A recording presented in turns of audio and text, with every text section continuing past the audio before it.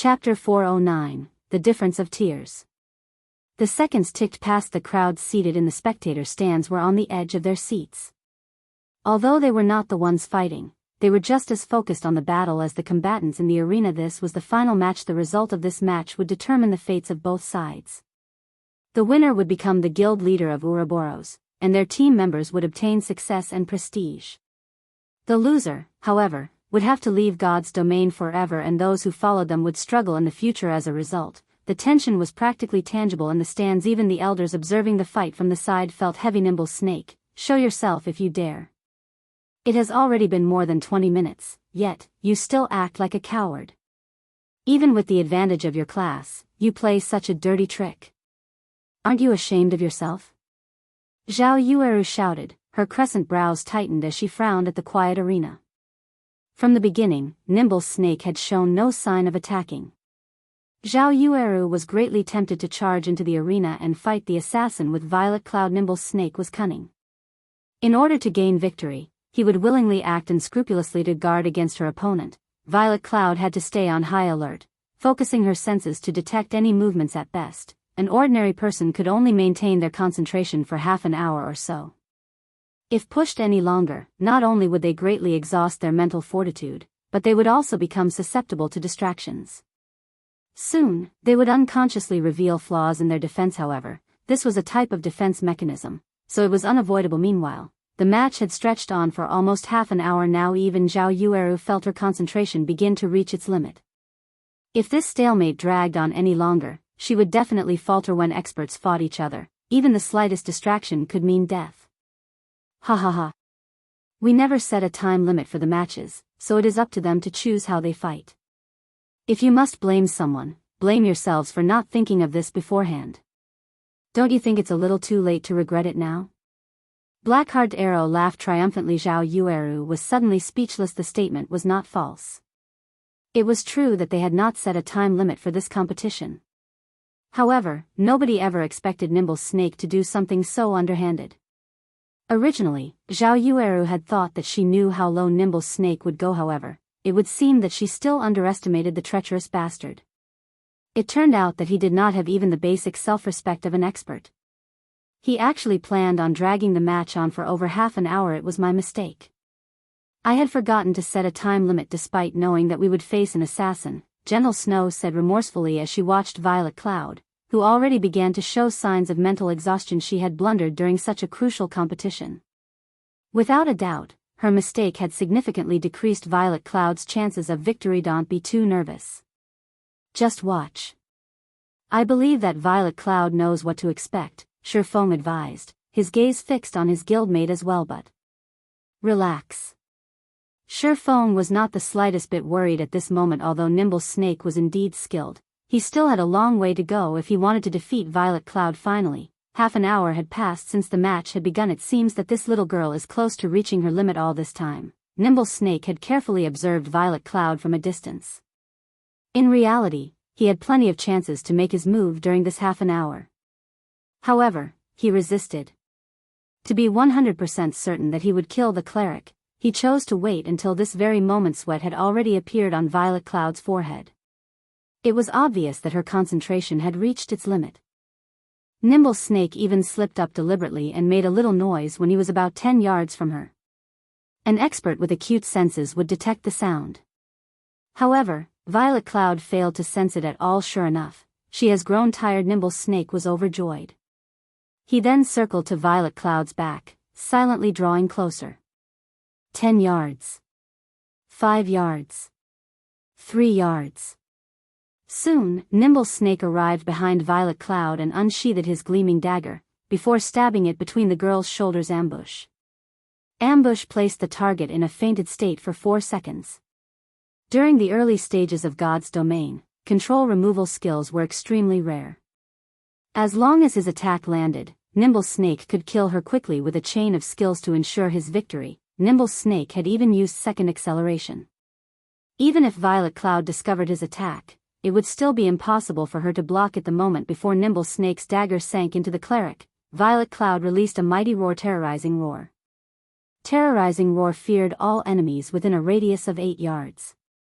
Feared players would lose all control over their bodies suddenly. Ambush struck Violet Cloud, and she entered a fainted state, while Nimble Snake had been feared by terrorizing Roar. Violet is amazing.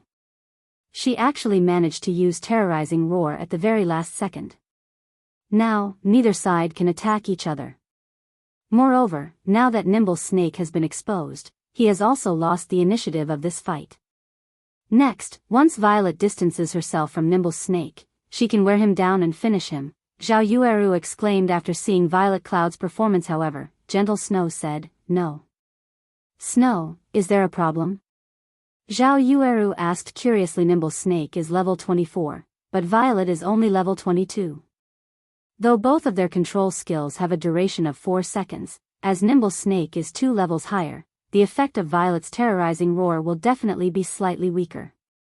It is highly possible that the skill's effect will only last 3-5 seconds. However, Violet will remain incapacitated for a full 4 seconds. Nimble Snake can do a lot of things during that 0.5 second gap, Gentle Snow said with a grim expression. Although Violet Cloud's counterattack was marvelous, there was a small level gap between them. Does that mean we've lost? Zhao Yueru's expression suddenly became melancholic. Xiao Qinghua had also revealed a victorious smile as soon as the control effect on Nimble Snake ended. The result of this match would be set in stone. However, Shifeng suddenly smiled and said, "No, we've won." "Won?" Zhao Yueru turned to look at Shifeng. Whispering, she said, "But Violet's fainted duration is longer than Nimble Snake's. How is she going to win?" "You'll find out," Shifeng laughed. "What?" Shifeng confused every spectator. However, since an expert like Shifeng had said such a thing, he had his own reasons. "What nonsense," Blackheart Arrow scoffed as he glanced at the distant Shifeng. Ridiculing, he said, "It is common sense that the level suppression in God's domain is severe. One will only suffer if there is a difference of 3 levels. Although Nimble Snake is only 2 levels higher, it is enough to weaken a skill's effect significantly." What an ignorant fool. However, before Blackheart Arrow could finish, inside the arena, Violet Cloud suddenly recovered ahead of Nimble Snake. "No. How is this possible? It hasn't even been 3 seconds. Blackheart Arrow's eyes nearly popped out of their sockets. Shifeng was the only player who was not surprised. None of them could understand how Violet Cloud recovered first. "What a pity. You might be 2 levels above me, but I am 1 tier above you." Violet Cloud looked at Nimble Snake, who currently shivered uncontrollably on the spot, smiling faintly as she waved her staff. A black magic array then formed beneath Nimble Snake's feet. "Good. I still have a chance." Nimble Snake, who had originally begun to despair, suddenly saw hope. Violet Cloud had foolishly chosen a spell with a long casting time. Although Nimble Snake still had no control over his body, he could see and hear without any issues. The magic array forming beneath him needed 1 second to complete. Meanwhile, he was less than 1 second from reaching the 3-5 second duration of his feared state. At that time, he could simply use Vanish to avoid Violet Cloud's spell. However, as if ignorant of this fact, Violet Cloud continued chanting her incantation just as the 3-5 seconds were almost up, and Nimble Snake was about to use Vanish. What's going on? Nimble Snake suddenly noticed that he still had no control over his own body. Meanwhile, the magic array Violet Cloud summoned began to activate Tier 1 advanced spell, Black Coffin. Chapter 410, Unpredictable Astromancer. What's going on with Nimble Snake? Qiao Qinghua asked, having paid attention to the system clock all this time. Isn't he 2 levels higher than that cleric girl? Nimble Snake had clearly been incapacitated for over 3-5 seconds now, yet, he was still feared. Meanwhile, Violet Cloud had long since regained her freedom. This series of events had shattered Qiao Qinghua's understanding of God's domain completely. Even Zhao Yueru, who had thought that they had lost, was dumbfounded by what she saw. Gentle Snow's gaze also held doubt as she watched the battle inside the arena. The scene happening before her made no sense among the crowd. Only Shifeng knew that Nimble Snake had fallen into a trap. Compared to level suppression, tier suppression was far more powerful. It was like comparing the fist of an infant and a fist of an adult. The combatants were on completely different levels. As a Tier 1 player, even if Violet Cloud fought a Tier 0 player who was 10 levels above her, her control skills would be 100% effective or more. On the other hand, when a Tier 0 player used a control skill against a Tier 1 player 10 levels below them, the effect of their control skills would weaken by at least 30%. This was the harsh reality of gap in tiers. This was why high-tiered players were so valuable and so overwhelmingly strong. Before anyone in the spectator stands could properly analyze the situation, Violet Cloud sealed her opponent inside a dark and silent barrier. Nimble Snake felt as if he were locked inside a huge coffin. This barrier stunned the watching crowd. Except for Sherfone, of course. Nobody knew how powerful this black coffin was, and they did not know what was special about it. However, every player present was an expert, and when the crowd looked at the pitch-black barrier, they felt their souls tremble with fear. The black coffin was like a giant beast, and only death awaited those who were devoured. After trapping Nimble Snake inside the black coffin, Violet Cloud immediately distanced herself from it. The black coffin would gradually dissipate after 3 seconds. By the time it vanished, Violet Cloud was already more than 20 yards away from Nimble Snake. Even if Nimble Snake wanted to launch a counterattack, he would find it extremely difficult to do so from such a distance. What's going on? Why didn't I receive any damage? Nimble Snake had originally thought he was dead for sure. After all, an advanced spell that took an entire second to cast must be frighteningly powerful. However, he was actually unharmed. Is it because of my level that the spell's damage was nullified? Or maybe this is only a control spell? Nimble Snake relaxed. He then focused his gaze on the distant Violet Cloud. Although this distance was slightly disadvantageous to him, he had many ways to resolve this minor problem. Suddenly, Violet Cloud waved her staff, and sacred sanctions descended from the sky, falling towards the assassin. In response, Nimble Snake sneered as he started moving. With little effort, he dodged the attack and charged at Violet Cloud. However, Nimble Snake quickly discovered that something was amiss. Somehow, his HP suddenly fell by 500 points, and a moment later, it had fallen by another 500 points. Nimble Snake only had slightly more than 3,100 HP. Now that he had suddenly lost 1,000 HP, he only had around 2,100 HP left. But nothing hit me. Nimble Snake was 100% certain that he had dodged the several sacred sanctions. Before Nimble Snake could figure out what had happened, Violet Cloud sent another barrage of sacred sanctions towards him. Nimble Snake advanced once more to dodge the attacks. However, he lost another 500 HP the moment he moved. Violet Cloud sent an attack once more. Knowing that he could no longer afford to lose HP, Nimble Snake started using his daggers to fend off the sacred sanctions.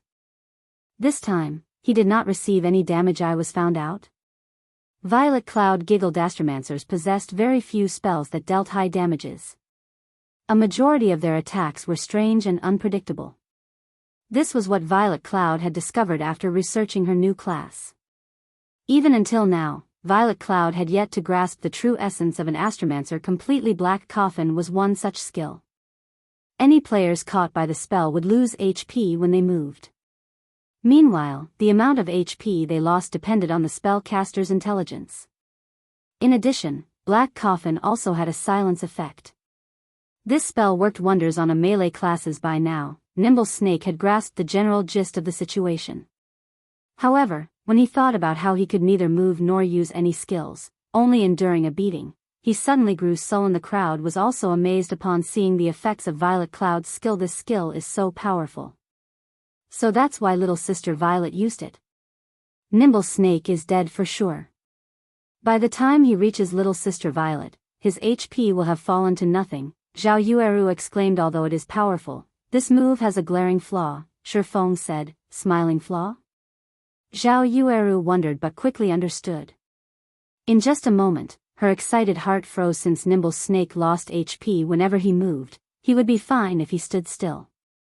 With Nimble Snake's capabilities, he could easily block the cleric's attacks. Unless Violet Cloud could suddenly become an elementalist. Moreover, since it was a spell's effect, it had a duration. When the spell's duration ended, Nimble Snake could move freely once again. Since Zhao Yueru could figure out this simple solution, Nimble Snake could certainly figure it out as well.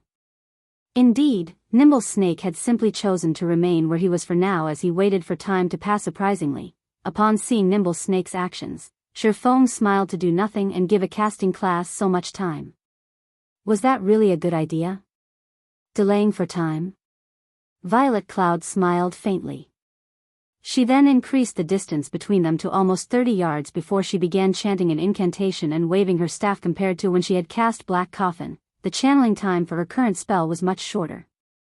It was clear that she was not using an advanced spell as she had before. Although Nimble Snake had revealed a throwing weapon, Violet Cloud had long since prepared for it as she cast a sacred shield on herself, the spell capable of absorbing a significant amount of damage. In addition, Violet Cloud could physically dodge the attacks sent at her. After all, an assassin was not a specialized ranged class, so Violet Cloud effortlessly defended against all attacks thrown at her. As a result, Nimble Snake could only stare at Violet Cloud helplessly. When the cleric finished channeling her spell, she pointed her jade-like finger at Nimble Snake, who stood 30 yards away from her. Suddenly, her opponent felt a powerful suction, pulling him towards Violet Cloud. Although he tried to resist, his efforts were futile as he moved closer to Violet Cloud. Moreover, the speed at which he approached her increased as he grew nearer. The moment Nimble Snake arrived before Violet Cloud, multiple damages of -500 appeared above his head, and his HP decreased rapidly. Nimble Snake knew that he was finished. A distance of 30 yards was sufficient to deplete his remaining 2,100 HP. To hell with it. A hint of madness surfaced in Nimble Snake's eyes. Now that the two were in such proximity, his daggers could reach Violet Cloud easily. In a flash, Nimble Snake tightened his grip on his daggers and sent over half a dozen blades of silver light flying towards Violet Cloud. In response, Violet Cloud simply flicked her finger. All of a sudden, an incomparably strong pressure slammed down on Nimble Snake, holding him in place. Even the two daggers he brandished froze centimeters away from Violet Cloud. In the next moment, the assassin abruptly shot backward. Flying over 20 yards away, his body smashed into the wall of the arena. Victor of the fifth match, Violet Cloud. Chapter 411, Victory and Defeat. Violet Cloud's easy victory had rendered everyone speechless. Nimble Snake, one of the 12 apostles of Ouroboros, had been effortlessly manipulated, so much so that he failed to inflict even a single point of damage to a cleric. If this matter reached the public, nobody would believe it. We won. Although Zhao Yueru had prayed that Violet Cloud could win, she had not expected that the girl could so easily. However, Violet Cloud's skills were peculiar. It was especially true for her final skill. It had complemented Black Coffin perfectly, allowing the skill to display its full potential. Violet Cloud's and Yifeng's combat styles were clearly different. Violet Cloud had not used any stunning attacks like Shifeng. Instead, she utilized her skills to their very limits. From beginning to end, Nimble Snake had no chance to employ his advantage of techniques. Violet Cloud practically had him in the palm of her hand this entire match. Regarding combat techniques, Zhao Yueru did not think that Violet Cloud was much stronger herself. Unlike Yifeng and War Wolf, Violet Cloud's techniques were not at an unreachable level. Only, the skills Violet Cloud possessed were simply too powerful. Despite Nimble Snake's techniques being far superior, he still lost in the end. Yifeng, is she really a cleric? Although Gentle Snow rejoiced, she was also incredibly curious. She refused to believe that a cleric could possess such powerful skills. Moreover, from the looks of it, Violet Cloud's basic attributes were significantly higher than Zhao Yueru's. Yes and no, Shifeng said, smiling. He could guess what was going through Gentle Snow's mind right now. What do you mean? Zhao Yueru piped in. Violet has already class changed from a Tier 0 cleric to the Tier 1 hidden class, Astromancer. Not only does she possess the inherent skills of a cleric, but she also possesses the skills of an Astromancer, Shifeng explained slowly. Meanwhile, she defeated Nimble Snake just now using the Tier 1 legacy skills of an Astromancer. As for the might of those skills, you've seen them for yourselves. Tier 1 class? You're saying that Violet has already obtained her Tier 1 class? Zhao Yueru's little mouth gaped, her eyes filled with disbelief as she looked at the girl smiling happily beside Shifeng. Tier 1 class. This was a completely unknown concept to God's Domain's current players. Though, as an expert, she knew that a Tier 1 class was stronger than a Tier 0 class. However, the class change quest was cumbersome. Not only would it be time-consuming, but the quest also quite difficult. As a result, she had chosen to focus on her level first. However, she never imagined that there would be such a huge gap between a Tier 0 and a Tier 1 class. So this is the gap between a Tier 0 player and a Tier 1 player? When Zhao Yueru thought back to how effortlessly Violet Cloud had defeated Nimble Snake, her heart was suddenly eager to challenge her class change quest. Meanwhile, after listening to Shifeng's explanation, Gentle Snow had also come to a realization. It was no wonder the two of them were only level 22. It turned out that they had taken the time to complete their class change quest. Zero Wing is indeed filled with crouching tigers and hidden dragons. Gentle Snow inwardly sighed as she looked at Violet Cloud. It seems that Ouroboros needs to challenge the class change quests as well. A tier 1 class was actually so powerful. If Zero Wing had a large number of tier 1 players, could Zero Wing even find a dungeon they could not raid? With such strength, leveling up would also be much easier in comparison. They had only been wasting their time and efforts by leveling up and raiding dungeons at this time. The 5 matches of the competition had come to a close. Naturally, Gentle Snow was the overall winner. As for Chao Qinghua, the loser, at this moment, his eyes were bloodshot. He glared at Nimble Snake as thoughts of strangling the assassin filtered through his mind. Despite all of his calculations and machinations, he had never expected that the 2 outsiders Gentle Snow had invited would be so powerful. However, his thoughts were meaningless now because the main god system had already begun enforcing the conditions of the contract. Chao Qinghua's body began to slowly fade out of existence as the main god system expelled him from God's domain permanently. Just like that, the acting guild leader of Ouroboros, a relatively influential character in the virtual gaming world, could not log into God's domain ever again without Chao Qinghua supporting them. Blackheart Arrow and the recently resurrected Nimble Snake were at a loss. From now on, Gentle Snow would be the guild leader of Ouroboros. It would be a piece of cake for her to deal with them. Regret turned Nimble Snake's stomach. Originally, he thought his future would be set if he followed Chao Qinghua. Yet, now, just as Nimble Snake and Blackheart Arrow began to panic, Warwolf, the outsider invited by Chao Qinghua, stood and walked up to Gentle Snow. Miss Snow, we meet again, Warwolf greeted, a faint smile on his face. Do you have any business with me? Gentle Snow asked, somewhat surprised. In the past, Warwolf had felt only disdain towards guild players like her, refusing to even speak with her. Now, however, he had actually initiated a conversation. It was beyond unusual. Even Shifeng was curious as to what Warwolf had to say. I only wish to congratulate Miss Snow for becoming the guild leader of Ouroboros. Warwolf spoke softly. Thank you, Gentle Snow answered politely. In regards to the man named Warwolf, Gentle Snow could not see through him in the least. Moreover, the shield warrior gave her a sense of extreme danger, and she was quite uncomfortable following which, Warwolf shifted his gaze to Shifeng, saying, I truly did not expect to meet a fellow martial arts practitioner here. Although I wish to exchange a few moves with you, unfortunately, I am only a tier 0 class right now. I can only seek you out once I receive my tier 1 promotion. However, before I leave, I have something I need to say to Brother Yifeng. It is best if you leave Zero Wing quickly and look for a better guild to develop yourself. Brother Warwolf, what are you trying to say? Shifeng did not think that Warwolf was someone who would speak nonsense. It could be dangerous for me to go into detail, but recently, Zero Wing has attracted too much attention in God's domain. Some people can no longer sit by and have begun to take action. Are you referring to Underworld? No. Even I get a headache just thinking about dealing with those people. If you can hide from them, then hide. In the off chance that Zero Wing provokes them, the consequences would be unimaginable. Warwolf simply smiled and shook his head before departing from the room. Watching Warwolf's departing figure, Shifeng grew confused. He could not figure out who else had targeted Zero Wing. Even an expert like Warwolf feared of them. Forget it. There is no point overthinking things. Let's just take things as they come. Since he could not figure it out, Shifeng no longer bothered thinking about it. Why worry about trouble that might not even come?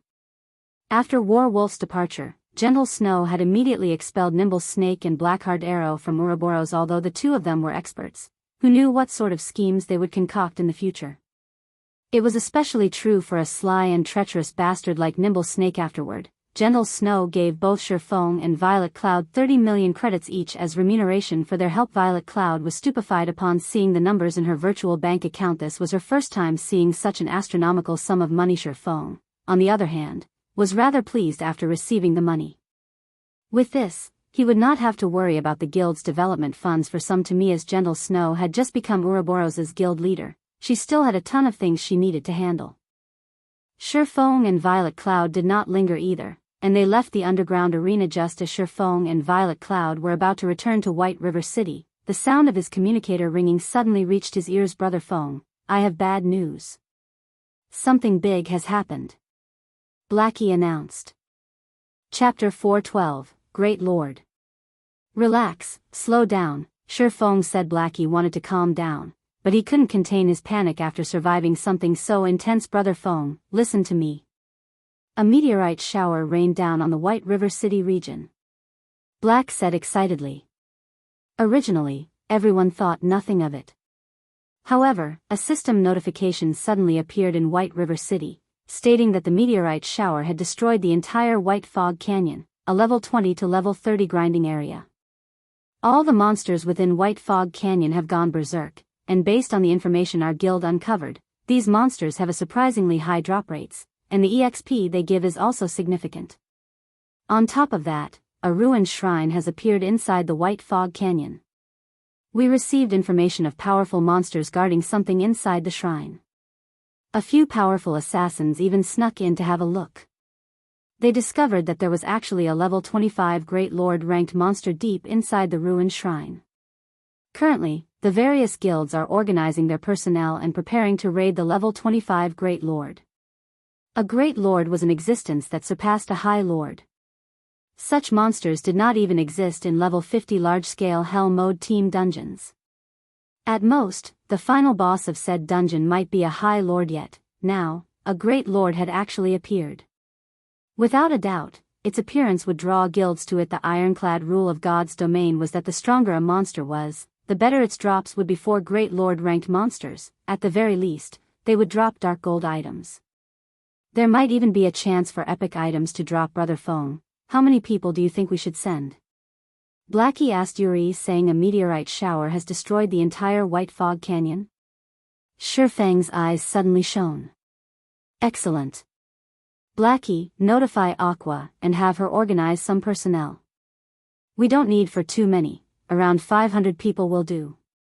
However, they must all be strong. We'll meet up in White Fog Canyon later. The matter regarding White River City's meteorite shower incident in the past was still deeply engraved in Shifeng's mind. Because of this incident, players engaged each other in a long-standing war. Whether it was the independent players or the various guilds, if one set foot into White Fog Canyon, they would become entangled in this war. However, what player could resist the temptation of the items inside White Fog Canyon? In the past, even Shifeng died no less than a dozen times for that particular treasure. That's right. He died half a dozen times. That was equivalent to losing half a dozen levels, yet Shifeng had still thrown himself into the fray. Everything he had done was for equipment and money. Okay. I'll contact Sister Aqua immediately. Blackie disconnected the call and did as he promised. Sure enough, history has changed significantly. The meteorite shower has happened so early. I must take full advantage of it this time. When Shifeng thought about how he could enter the White Fog Canyon so soon after the meteorite shower's appearance in this life, excitement filled his heart. Shifeng sorely lacked money right now. Currently, the Starstreak trading firm granted him a daily income of over 1,000 gold. In addition, he received a dozen or so gold when guild members completed quests from the guild residents. Overall, it was a hefty income. However, the Starstreak trading firm did not belong to Shifeng. Moreover, his quest still demanded 30,000 gold. Right now, he had not even accumulated half that amount of money. On another note, there was not much time left before the great demon's curse that afflicted Shifeng would take effect. If he failed to gather the 30,000 gold and obtain the Tier 4 position teleportation scroll, he could not locate the Bible of Darkness and remove the curse. If he failed, Shifeng would only have one end waiting for him: death. Originally, Shifeng had planned to exploit the market and increase his income through the strengthened armor kits Melancholic Smile and the others produced. Now, however, there was no need. His problems would be solved as long as he had the White Fog Canyon. Although the meteorite shower had caused the appearance of the ruined shrine and had driven the monsters in White Fog Canyon berserk, greatly increasing their drop rate and EXP, neither aspect was really important. What mattered the most was the Starfire ore. After White Fog Canyon was destroyed, starfire ore had been found all over the area. Starfire ore was incredibly rare, and it could only be found around the crash sites of meteorites. Starfire essence could be extracted from refined starfire ore and could increase the success rate of forging. The more starfire essence one used, the higher their success rate would be. Although starfire essence was ineffective when forging dark gold ranked items and above, it could still allow forgers to produce various secret silver and fine gold equipment. Hence, starfire essence was very valuable in the past. A piece of starfire ore could sell for 1 silver coin, whereas a piece of starfire essence could sell for 4 silver coins. Even the independent players of White River City had hungered for starfire ore in this life. Sherfong would not let this opportunity pass him by for the moment. Everyone was still focused on the Great Lord of the Ruined Shrine. Nobody had discovered starfire ore or realized that it littered the demolished White Fog Canyon, let alone its value. Hence, this was the perfect chance for Sherfong. Half an hour later, Sherfong and Violet Cloud arrived in White Fog Canyon. The layer that previously hid the canyon had dissipated. Instead, craters and flames filled the area. A dilapidated shrine loomed in White Fog Canyon's center. Plenty of monsters also patrolled the surroundings of said shrine. After Sherfong arrived, he discovered that players crowded around the entrance to White Fog Canyon. There were tens of thousands of players.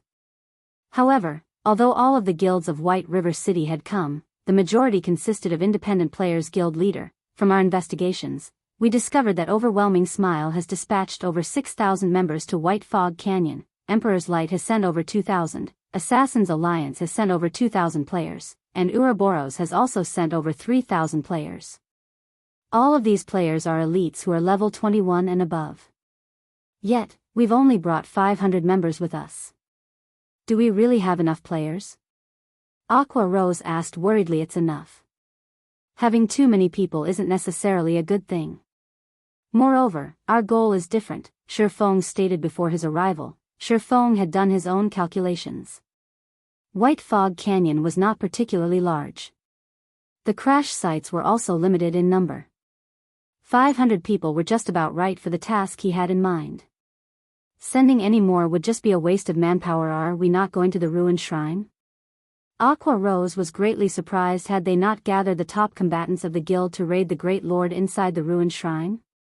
It would not benefit Zero Wing if Overwhelming Smile managed to raid the Great Lord successfully first. Currently, their guild also had quite a number of Tier 1 players compared to Overwhelming Smile. They would have a much easier time raiding the Great Lord. Yet, that wasn't their goal. How could a Great Lord be defeated that easily? We are here simply to level up. Even if we want to defeat a level 25 Great Lord, at the very least, everyone must be at 25 or above. Since they wish to raid it, just let them raid it. Sherfong laughed. What was a Great Lord? A Great Lord was a monster would only appear as the final boss of a 100-man Hell Mode team dungeon. With only a group of Tier 0 players, what could they possibly hope to achieve? Even if they drowned the Great Lord with corpses, the price they would pay would be unimaginable. In the past, many guilds had attempted to raid the level 25 Great Lord inside the ruined shrine. However, after the death of several thousand players, they submitted and gave up the hope of defeating the monster. Moreover, the various guilds back then even had Tier 1 players in their midst. But what about now? The meteorite shower had appeared a lot earlier in this life. Currently, aside from Zero Wing, none of the guilds had even a single Tier 1 player. How were they supposed to defeat the Great Lord? Chapter 413, White Fog Canyon. As Sherfong marked locations on the system map, more players continued to arrive at White Fog Canyon. When Sherfong had arrived, he had changed his appearance to Black Flame. As a result, he received an extraordinary amount of attention. Wow! Isn't that guild leader Black Flame? He's so powerful. Just looking at him makes my heart pound. It would be great if I could become friends with him. Why don't you look in the mirror first? Guild leader Black Flame is the #1 expert in Starmoon Kingdom. Meeting him alone is a rare chance, much less becoming friends with him. Sure enough, One Hit Azura is here as well. Things in the White Fog Canyon will be more interesting now. No duh. Overwhelming Smile's influence in White River City continues to grow.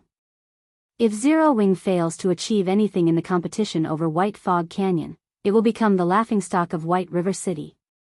However, Overwhelming Smile has dispatched an impressive army of players. Look, even Overwhelming Smile's branch leader, Lone Tyrant, has shown up. A huge war is going to break out over the canyon. I hurried here specifically to watch this war unfold. Upon seeing Shurfeng, many players began to discuss Zero Wing and Overwhelming Smile currently. The atmosphere surrounding White River City grew increasingly tense with each passing day. Despite Overwhelming Smile's clear attempts to suppress Zero Wing, it had not acted directly. Thus far, it had only employed various plots to poach the members of Zero Wing. It was as if Overwhelming Smile was dead set on stealing every single member from Zero Wing. Meanwhile, Shurfeng's guild showed no signs of taking action. The guild had only declared that all members who withdrew from Zero Wing were permanently barred from joining the guild again in the future. At the same time, Zero Wing also lowered their recruitment criteria. Both sides appeared strangely calm as they maintained a delicate balance. No one knew what these guilds were thinking. There was a faint feeling of a storm brewing behind the scenes now that these guilds had gathered in the White Fog Canyon. They were both on high alert for each other when Lone Tyrant saw Shurfeng. His eyes turned bloodshot as killing intent radiated from his body. He glared at Shurfeng as if the man was his greatest enemy. Any expert could feel Lone Tyrant's killing intent. Naturally, Shurfeng was no exception. Guild leader, it seems that Lone Tyrant's hatred for you is quite intense. Despite the fact that you've killed him several times, he refuses to learn his lesson. Aqua Rose giggled. He can only act this rampant because he has Overwhelming Smile backing him. Why don't we head over and kill him again? We can use this chance to massacre Overwhelming Smile and relieve some stress. Blackie snarled. Fire Dance stepped forward and said, I alone will be enough to kill him. Shurfeng, who had busied himself with the system map all this time, simply smiled and said, ignore him. We have more important matters to tend to. Fire Dance, you, especially, have much to do. Shurfeng thought little of Lone Tyrant. The one Shurfeng was truly worried about was the Overwhelming Smile branch based in Maple City and the several surrounding cities controlled by Underworld. At this moment, a graceful and quiet woman standing beside Lone Tyrant softly reminded him, Brother Tyrant, we have not come here to wage war with Zero Wing. Don't forget our goal. Listening to this woman's words, Lone Tyrant shot Shurfeng a glare before turning to enter the White Fog Canyon. The graceful woman then looked at Shurfeng and the others, sending them a faint smile before she followed after Lone Tyrant and led the army of over 6,000 players into the White Fog Canyon. I remember seeing that woman the last time I killed South Wolf. I think she was called Yulan. For Lone Tyrant act so subserviently, it seems that her status is quite high.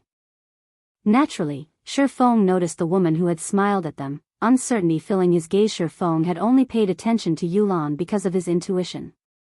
He could feel an indescribable sense of danger from the woman, yet, after using omniscient eyes to inspect Yulan, Shurfeng discovered that the woman was merely a level 24 tier 0 summoner. There was nothing special about her at all.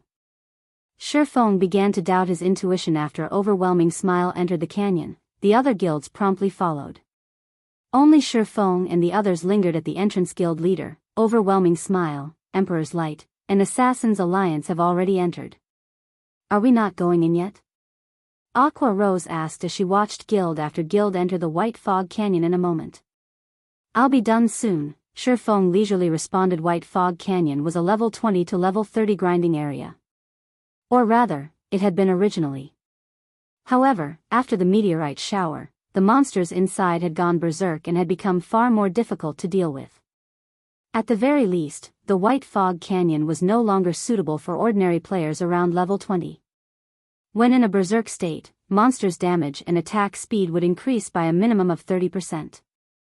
With this increase, a common monster would possess the combat power of an elite monster and so on. However, this was only the beginning. As time passed, the monsters within White Fog Canyon would also grow stronger and more numerous. Soon, even the weakest monsters inside the canyon would become elites, while a majority of the monsters would be special elites. There would also be quite a number of chieftains and lords. Moreover, all these monsters would have also entered a berserk state. Just thinking about this gave one goosebumps. Based on how long it had been since the meteorite shower, Shurfeng could say with certainty that there were no longer any common monsters inside White Fog Canyon. At the very minimum, the monsters inside the canyon would be elites. Moreover, the monsters would move in groups and respawn very quickly. There would also be many danger spots inside the canyon. Meanwhile, the core area of the White Fog Canyon spoke for itself. The results of rushing in unprepared were obvious currently. The baseline for entering White Fog Canyon was level 20 tier 1 or around level 30 tier 0. Although players could improve their chances by going in with larger numbers, this canyon was still significantly dangerous. Therefore, Shifeng had sketched out a new map of the White Fog Canyon based on his memories of the past. On the new map, he had made sure to indicate locations that they needed to avoid.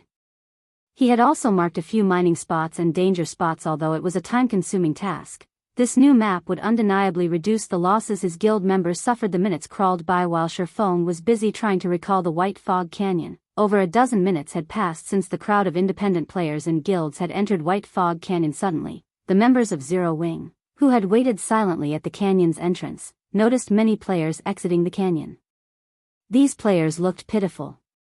They left in parties of 2s and 3s. Not a single complete party passed the watching Zero Wing players. Unable to contain his curiosity, Blackie walked over and asked, "What happened to you guys? It's only been around 10 minutes since you went in. How did you guys end up in such sorry states so quickly?" These players had relatively powerful equipment. They were fully geared in bronze equipment at the very minimum. Logically, a party of such caliber should not have any issues dealing with a level 22 or 23 special elite.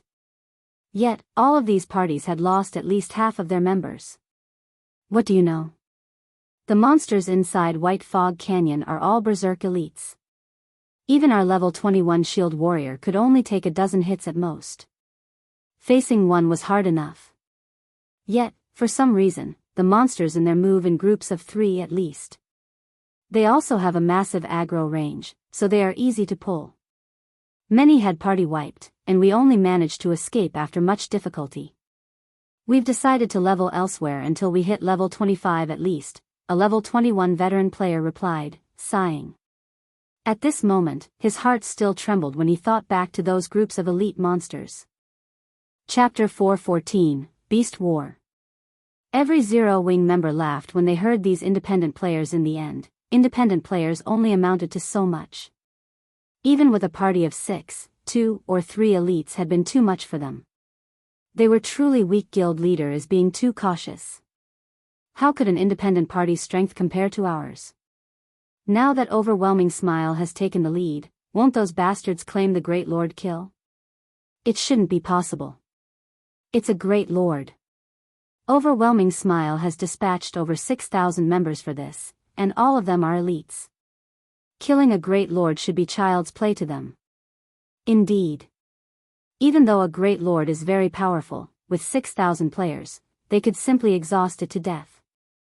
I really don't understand what the guild leader is thinking. Everyone has already arrived, yet, we're just standing here. By the time we enter, who knows how many elite monsters the other guilds will have killed already. Why are we here anyway? While the members of Zero Wing grumbled about Shifeng's approach, a team of several hundred players left the White Fog Canyon. These players' equipment looked uniform, and they all wore the same guild emblem on their chests. They were clearly a guild team. What's up with these people? The crowd from Zero Wing grew curious as they watched the members of this guild team, disgrace haunting these players' expressions, following which, another large wave of players came out of White Fog Canyon, these players also belonging to a guild. However, the second guild team had far more members than the first. Moreover, instead of slowly walking out of the canyon, these players ran in a panic. This scene thoroughly confused the Zero Wing members waiting by the canyon's entrance. Had these people gone insane? Wait. There's something behind them. One of Zero Wing's level 22 rangers with the eagle eyes skill set. Everyone from Zero Wing then shifted their gazes and were immediately dumbfounded by what they saw previously. They had not been able to get a clear view due to being too far away. Now that it had come to them, they could finally see it. Behind the frantically running players, thousands of crimson-eyed battle monkeys stormed after them. These bloodthirsty monkeys released frenzied roars as they charged at the escaping players like a tsunami, devouring everything in their path. Crimson-eyed battle monkeys, elite rank. Level 22. HP 16,000/16,000. Although these crimson-eyed battle monkeys did not have a lot of HP, compared to players, their bodies were half a size larger. Not only were they nimble and powerful, but they also possessed naturally long arms. In addition, they wielded weapons and were also capable of using these weapons as proficient as players. Defeating these monsters would not be easy. Meanwhile, among these thousands of crimson-eyed battle monkeys, there were also a few larger armored battle monkeys squeezed in. These armored battle monkeys were covered in scars, a testament to the many battles they had fought. Compared to the elite-ranked crimson-eyed battle monkeys, the armored battle monkeys were much stronger. It was not just because of their ranks as special elites, but more so because of their combat techniques, which were far superior than ordinary players' armored battle monkeys, special elite. Level 24. HP 54,000/54,000. Moreover, whenever the tide of battle monkeys caught up to some of the escaping players, they would only tackle and hack said players to death in groups of 3 to 5. Not every battle monkey would stop to attack. Although frenzied, these battle monkeys fought with intelligence and organization. More players continued to die. Save me. Save me, please. I don't want to die. Many players screamed as the battle monkeys caught up to them. As for resisting, most of them had forgotten how to do that. The players of God's domain had never experienced such horrific slaughter before, and their legs had long since gone limp with fear.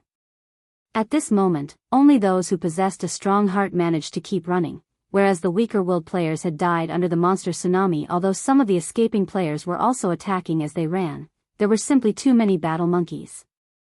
Retaliation was no different than pouring a cup of water into a raging inferno. After a short moment, over 100 players had died in the end. The players who escaped the White Fog Canyon numbered less than 500. These players had even implicated the guild team that had escaped before them, causing the latter to suffer another loss of over 100 players. After watching the massacre, the idle members of Zero Wing were stupefied. These battle monkeys were terrifying. Are these really monsters? This question lingered in everyone's hearts. The battle monkeys had behaved completely different from the monsters they had seen and fought before. Fighting these monsters was no longer grinding.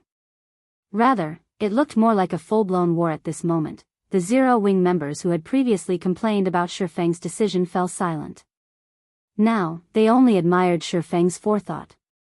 If they had not witnessed this scene and had foolishly charged into White Fog Canyon, it was highly possible that they would have suffered a similar fate to those players. As for the other guild members, they looked at Shifeng with even greater reverence now. While the crowd from Zero Wing continued to linger around the entrance, one guild team after another fled the canyon.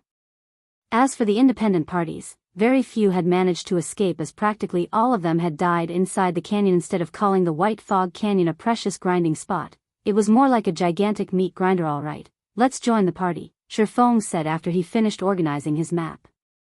He then said in the team chat, "You've seen for yourselves the various guild teams that have escaped. Most of those guild teams have more members than we do. However, as you can see, only half of them made it out alive. You can imagine for yourselves just how dangerous White Fog Canyon is, so I hope that everyone will obey the commands given to you.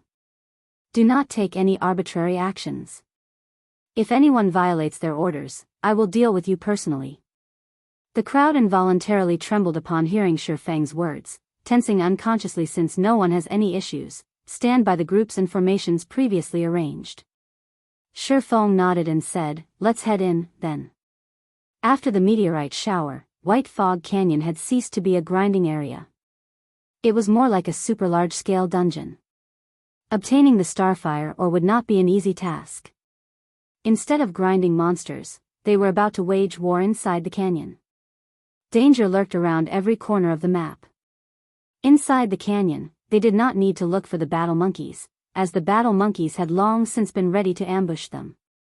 Hence, they needed to stay vigilant inside the canyon. The formation Shifeng had organized scattered the MTs around the team, whereas healers and ranged classes were safer in the center of the group. As for the assassins, they were sent to scout ahead, reporting back any activities they discovered so as to avoid an ambush. Under Shifeng's lead, the Zero Wing team quickly arrived at the inner region of the White Fog Canyon. During this period, everyone had experienced several battles, and the battle monkeys they killed numbered over 1,000. Everyone's experience bars rose significantly as a result. They had also obtained plenty of level 20 and above bronze equipment and materials. Most importantly, the team had suffered 0 casualties throughout the journey. This situation caused everyone's reverence toward Shifeng to soar once more. Previously, everyone had simply thought of Shifeng as someone with impressive strength. They had never expected him to be a superior leader as well. Suddenly, Fire Dance, who was in stealth in a nearby tree, reported in the team chat, "Guild leader, a group of nearly 300 battle monkeys currently approaches from the left side of the team. Contact in roughly 30 seconds. Guild leader, a group of close to 400 crimson-eyed battle monkeys approaches from the rear. There are also a dozen or so armored battle monkeys with them. They will reach the team's current location in roughly 1 minute." Flying Shadow, one of the 5 demon generals, reported. Everyone's hearts trembled upon receiving these 2 reports. The previous ambushes they had encountered had only come from a single direction. Now, these battle monkeys were initiating a pincer attack. Moreover, their numbers were far greater than before. The previous ambushes had only consisted of 100 or so battle monkeys. Now, they had to face a total of nearly 700.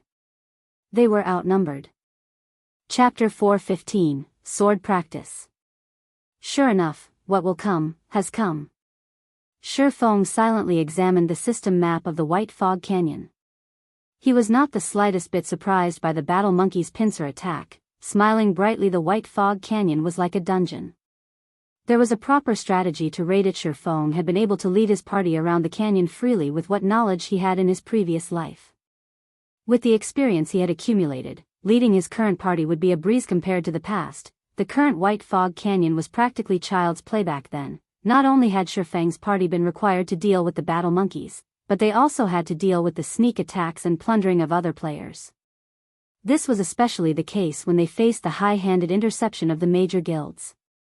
These opponents were far more difficult to deal with than the battle monkeys currently. Other than Shifeng, nobody else in White River City knew that the Starfire ore was the most valuable item in White Fog Canyon. Hence, this was the perfect chance for Shifeng to make a fortune. Nobody would bother mining the Starfire ore, so his chances of encounter competition were nil. All of the Starfire ore throughout the White Fog Canyon was free for Shifeng's taking. If this were in the past, he would only have encountered such an opportunity in his dreams. Everyone, run towards the narrow gorge ahead, Shifeng commanded through the team chat. Kola, your MT group will be responsible for blocking the entrance of the gorge. The other MTs, get ready to replace them at any given moment. Shifeng had already considered every situation they could possibly encounter on their way here. Shifeng also knew the topography of the White Fog Canyon like the back of his hand. A moment later, Zero Wing's team of 500 entered the gorge. Meanwhile, the Guardian Knight Kola, along with 14 other MTs, walled off the entrance into White Fog Canyon's inner region. Anyone or anything that wanted through would have to break through these 15 MTs first. At first, the Zero Wing members still worried about the army of battle monkeys. However, after seeing Shifeng maneuver his troops, they sighed with relief. They had never expected that this canyon would contain such strategic terrain in such a narrow area. The battle monkeys could not take advantage of their numbers. Moreover, with this setup, they did not have to worry about a pincer attack. They only needed to focus on a single location. Shortly after everyone prepared their defenses, the first wave of close to 300 crimson-eyed battle monkeys slammed into their MT wall. Like the cavalry charge on ancient battlefields, the enemy stampede shook even the land. The sound of the monkeys' bloodthirsty roars that echoed throughout the gorge sent tremors through everyone's hearts. Despite having already experienced over a dozen battles, Zero Wing's elites still panicked compared to the previous battles. This was on an entirely different level. The crimson-eyed battle monkeys appeared to be more organized than the foes they had faced before. These battle monkeys also seemed much fiercer, resembling the battle monkeys they had seen back at the entrance of the White Fog Canyon. Guild leader, these crimson-eyed battle monkeys look strange. I feel that not only have they become more organized, but they are also stronger than before. Aqua Rose frowned slightly. Inwardly, she worried that Kola and the others might not be able to hold off this wave of monsters. Of course, the crimson-eyed battle monkeys we fought before were merely washouts. Meanwhile, the ones we are about to face right now are the victors, so, naturally, they are much stronger, Shifeng explained as he nodded. Moreover, these crimson-eyed battle monkeys have a war chief at their backs. Look over there. As he said so, Shifeng pointed towards a large tree outside of the gorge. Standing in the large tree was a slightly smaller battle monkey covered in fine black leather armor. Battle monkey war chief, chieftain rank. Level 25.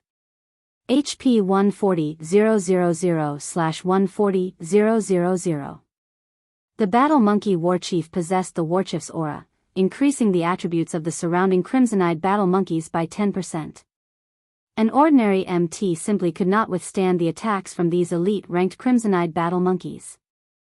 It was simply impossible for a Tier 0 metric tons around level 21 to survive. Hence, the various guilds had been massacred upon meeting such monster armies. Watching the crimson-eyed battle monkeys charge towards them, Shifeng hurriedly said, "All clerics, cast sacred shields on the MTs. Oracles, use prayer barrier. Kola, activate guardian aura." Immediately, the guardian knights and shield warriors on the front line each received a sacred shield from the clerics, the shield being capable of absorbing a large amount of damage. In addition, there were also prayer barriers cast in front of them. These barriers could similarly absorb a certain amount of damage from the front. Finally, Kola's guardian aura increased everyone's defense. Faced with the physical attacks of the crimson-eyed battle monkeys, the guardian aura would be particularly beneficial. Zero Wings members' levels were, on average, higher than those in other guilds. For this operation, the guardian knights and shield warriors dispatched were all level 22 and above, and each one had at least 4,300 HP. Among them, Kola, who was a level 23 Tier 1 guardian knight, possessed over 5,300 HP. There was also Yi Wumian, a level 22 Tier 1 shield warrior with over 4,900 HP. Just as the wave of battle monkeys arrived before Kola and the others, Kola suddenly shouted, "Aegis protection." In the blink of an eye, a faint golden glow covered every MT. Aegis protection. Tier 1. Reduces damage taken for all allies within a 30-yard radius by 30% for 12 seconds cooldown, 1 minute 30 seconds. Simultaneously, everyone readied their shields to defend against the crimson-eyed battle monkeys' attacks. Bang. Bang. Bang. The instant both sides collided, the prayer barrier shattered.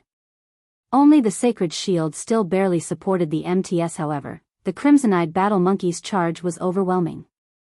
Kola and the others were forced to retreat several steps before they could stabilize themselves. In the next moment, the crimson-eyed battle monkeys, which had stopped their charge, brandished their swords and sabers at the MTs.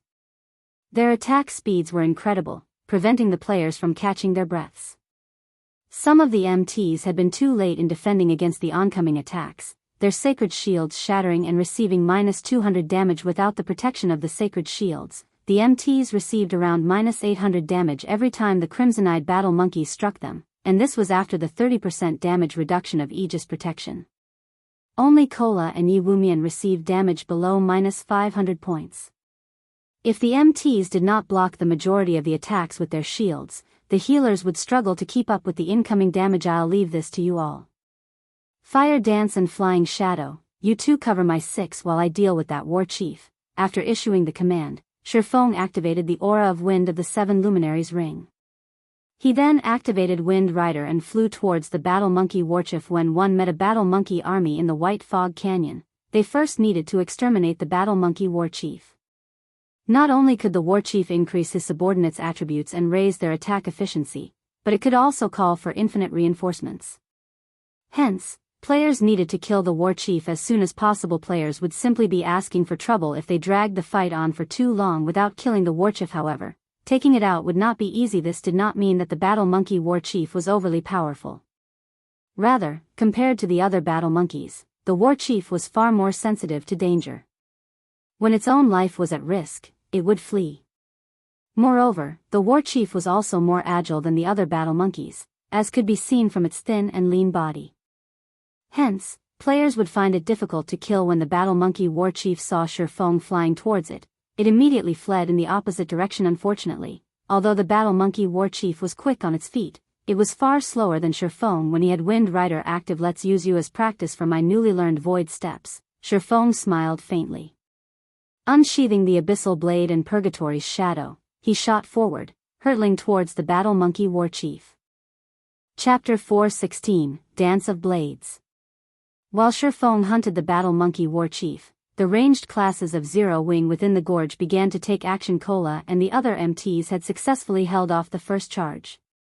The healers in the back had also stabilized the 15 MT's HP. The only thing left to do was to clean up the assaulting battle monkeys standing in the rear. Blackie had begun to chant an incantation, waving his staff. After becoming a Tier 1 Cursemancer, Blackie's damage had increased significantly.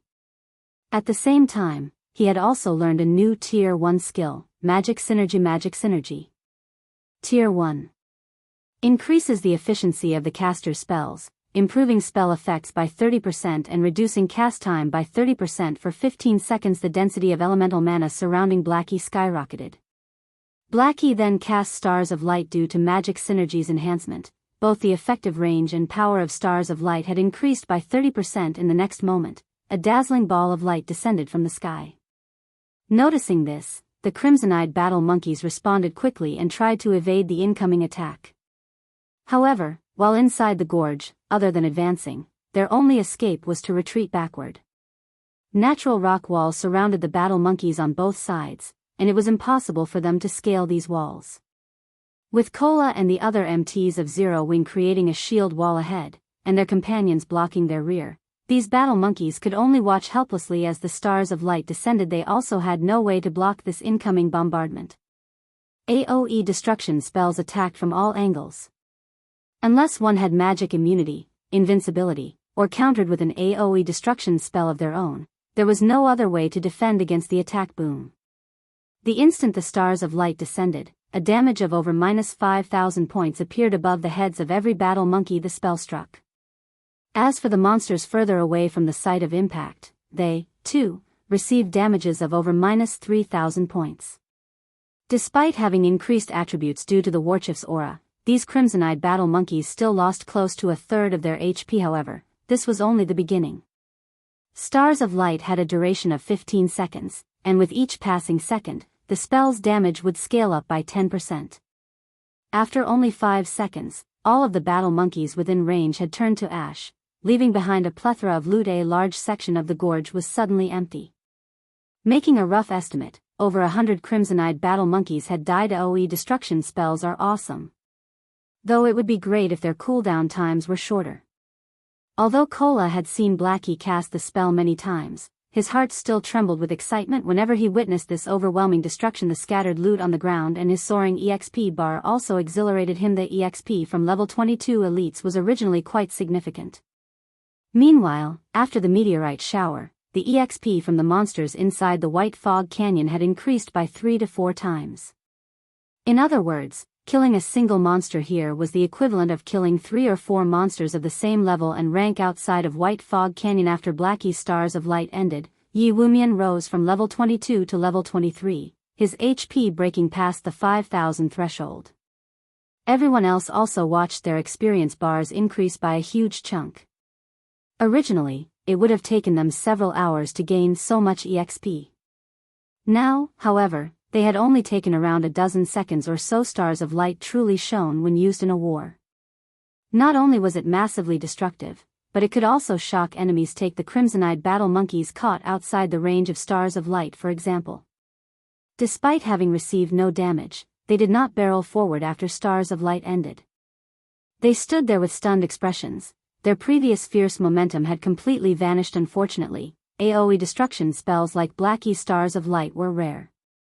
Moreover, these spells possessed long cooldowns, needing a full half an hour. In a battle, such spells could be used once at most. Stop daydreaming. All ranged classes, attack those dazed battle monkeys. Aqua Rose commanded suddenly. Spells and arrows bombarded the dazed monsters. Momentarily, the crimson-eyed battle monkeys were at a loss of what to do. They had even forgotten to dodge or use their weapons to fend off the incoming attacks. In the blink of an eye, over a dozen more battle monkeys died. However, one would be sorely mistaken if they thought they could get rid of these crimson-eyed battle monkeys so easily.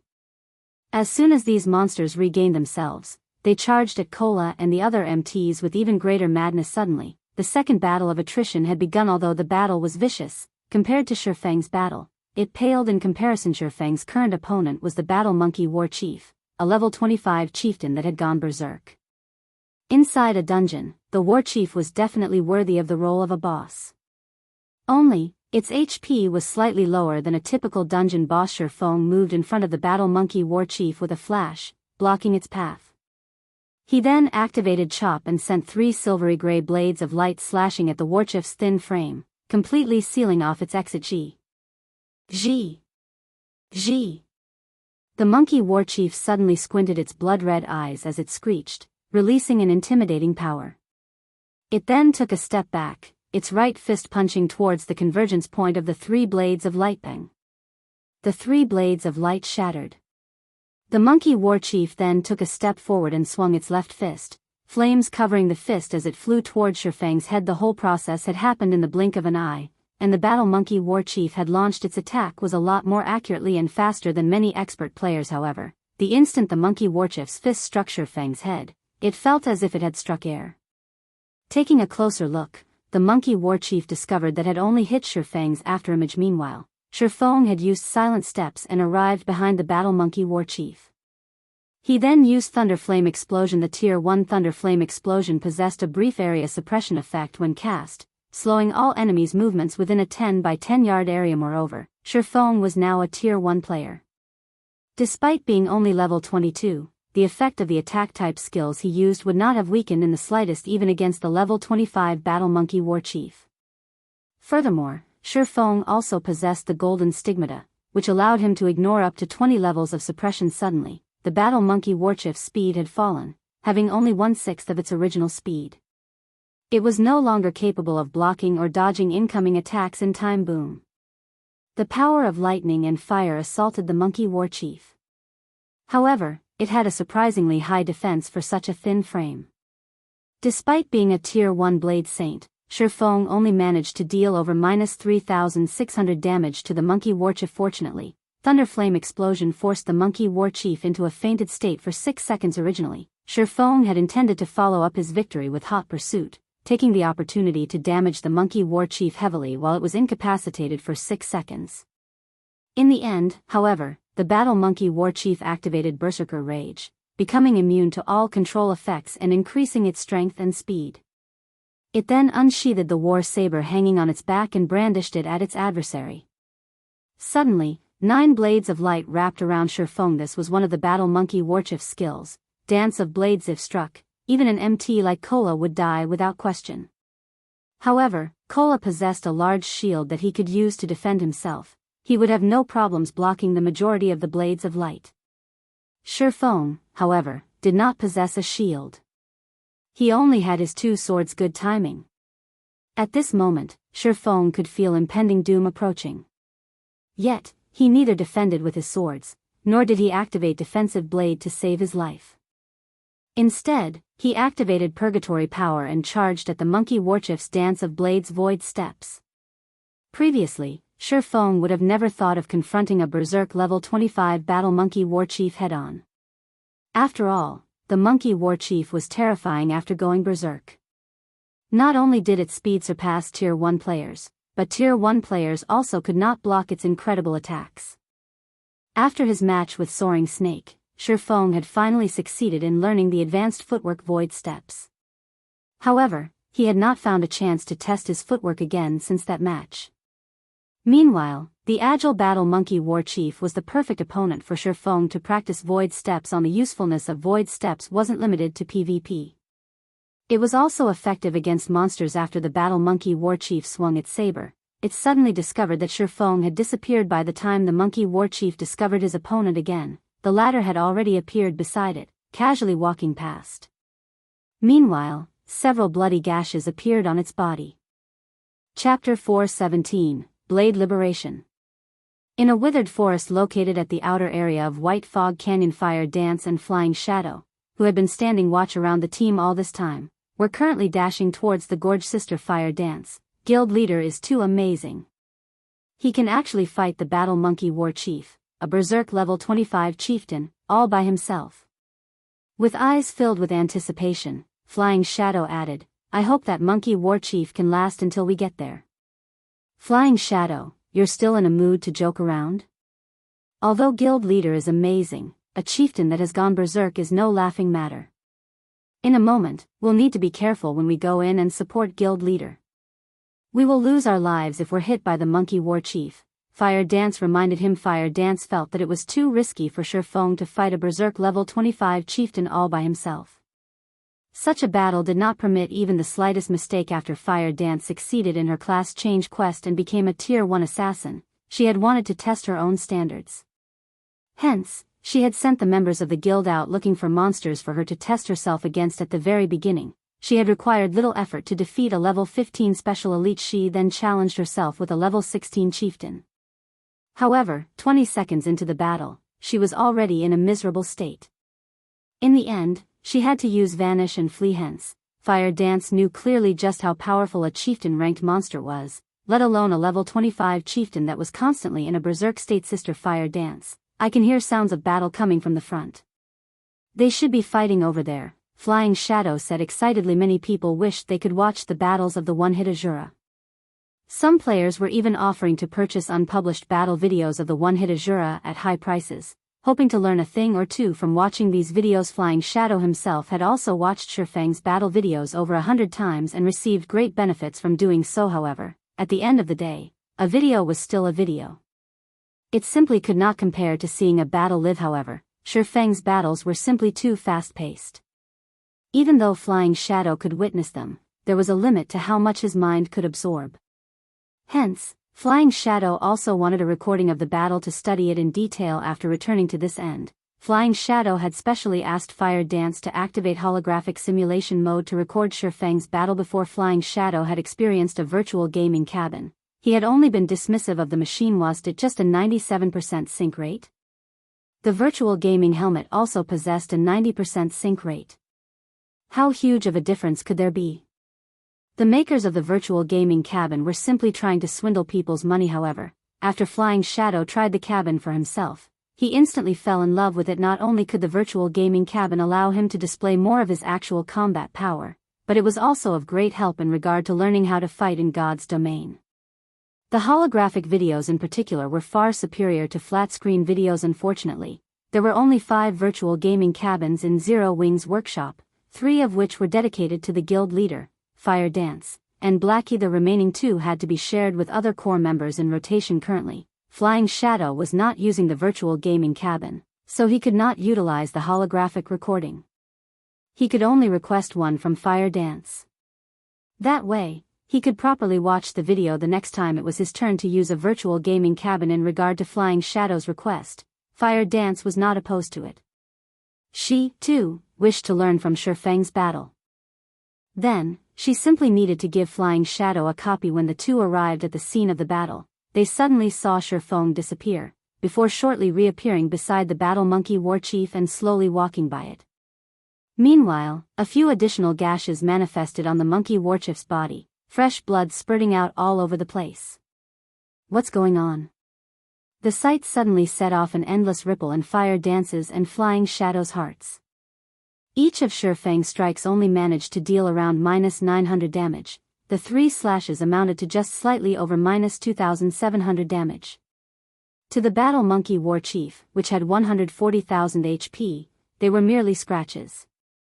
However, the monkey war chief appeared even more furious after it was struck suddenly. The battle monkey war chief sent a barrage of attacks raining down on Shurfeng. The monkey war chief started using Dance of Blades with greater frequency, sealing Shurfeng's path of retreat every time it did so.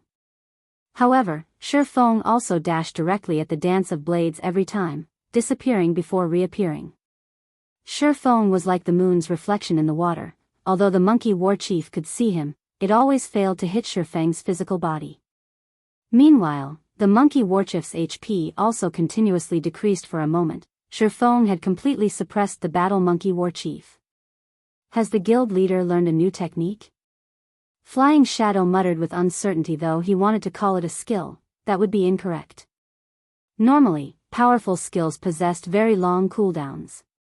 How could a skill that allowed one to disappear and reappear shortly after be frequently usable? It shouldn't be a skill.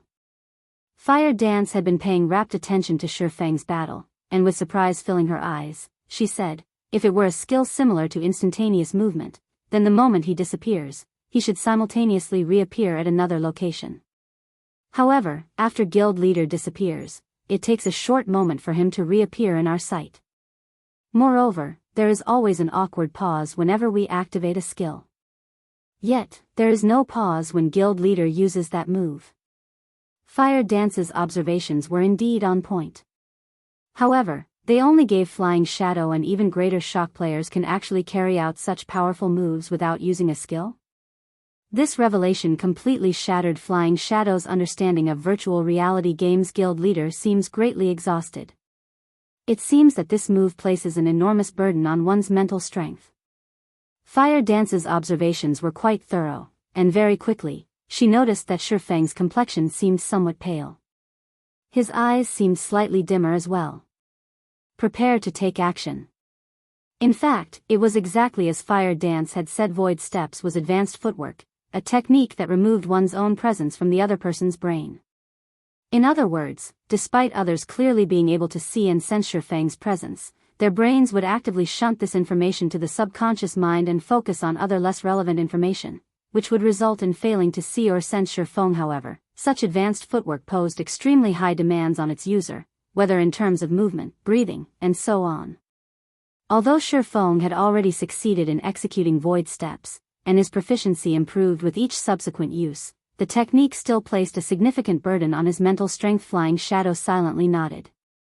At this moment, he had already focused all his concentration on Shifeng, hero worship filling his eyes. Even though such a powerful move greatly exhausted one's mental strength, it was still very impressive. When the Battle Monkey War Chief had only half its HP remaining, Shifeng was already beyond exhaustion. I guess using Void Steps to deal with a Berserk Chieftain is really pushing things too far.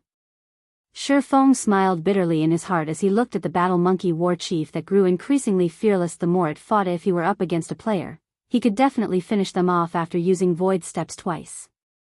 The battle would not drag on for such a long time. However, this battle against the Monkey War Chief was greatly beneficial to Shifeng, as he honed his mastery of Void Steps with each subsequent use of the footwork. Meanwhile, when the Battle Monkey War Chief noticed that its opponent looked no different from a tired dog, it squinted its eyes as it revealed a cold smile. It then brandished its saber, using Dance of Blades once more. At this moment, Shifeng was quickly reaching his limit. If he used Void Steps one more time, it was highly possible that he would faint on the spot. Faced with the 9 saber images that completely sealed his movements, Shifeng suddenly erupted with Power Blade Liberation. This was the Tier 1 Super Berserk skill Shifeng had spent 20 legacy skill points to learn. The skill's duration was only 20 seconds, and after that period, he would enter a weakened state, with all his attributes decreased by 80% for 3 minutes. If he could not finish off his enemy in 20 seconds, then only death awaited him. Meanwhile, the weapon Shifeng used Blade Liberation on was the level 20 Dark Gold ranked Purgatory's Shadow. Suddenly, the power of the Purgatory's Shadow flowed into Shifeng. His body started glowing a faint red. Shifeng then tightened his grip around the abyssal blade and slashed at the incoming blades of light. Chapter 418, Clean Break.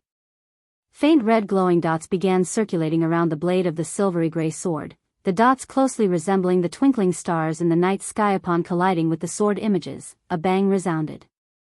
Strong winds then blew outwards into the surroundings, sweeping the leaves scattered across the ground into the air. The Battle Monkey Warchief's Dance of Blades suddenly vanished. The Monkey War Chief was forced back by 4 steps, and a hint of fear suddenly appeared on its sneering face. The man who was at the brink of collapse a second before suddenly possessed strength that could make others tremble in the next second.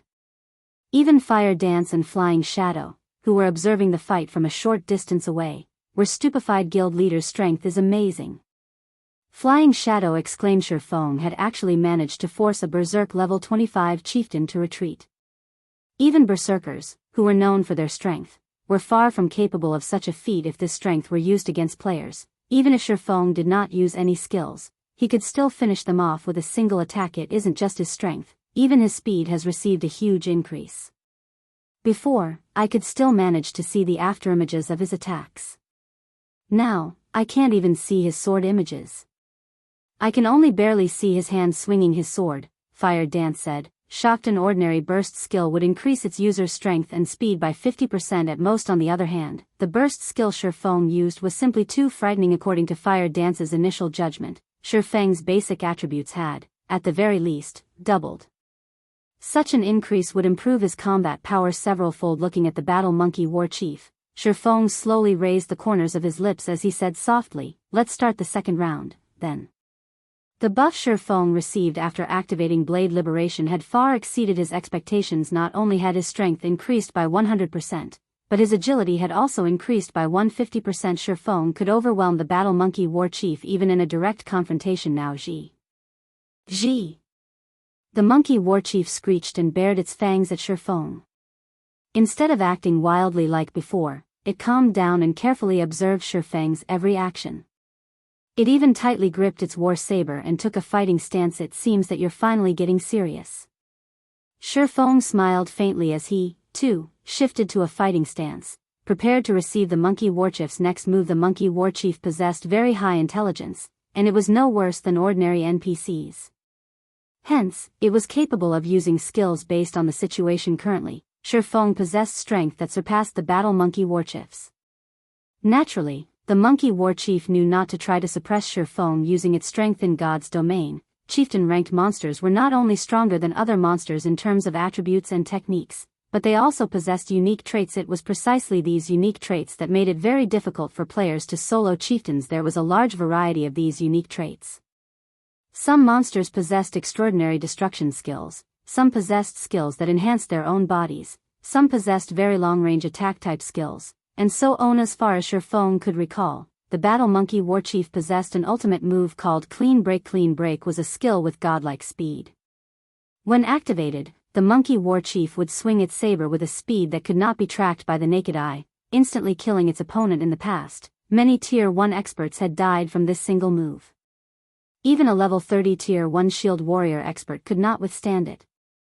As for Tier 1 assassins, a class known for its speed, they would be killed before they could even use block with their weapons. Even now, when Shifeng possessed speed superior to the monkey warchief's, he still dared not take the risk and had directly activated defensive blade. Why did guild leader go on the defensive? He clearly possesses strength and speed superior to the monkey warchief's. He should be able to kill it with ease. Flying Shadow said, surprised. Standing beside him, Fire Dance was silent. She had challenged a chieftain before, so she knew how powerful a monster of that rank was. She, too, could sense that the battle monkey war chief was about to display its true power, which was why she silently focused her attention on Shifeng. She wanted to see just how Shifeng was going to deal with this situation. However, something surprising happened. Although Shifeng had readied his stance and taken defensive measures, he did not wait for the monkey warchief's attack to look for an opening to exploit. Instead, he took the initiative to attack first. Earth Splitter.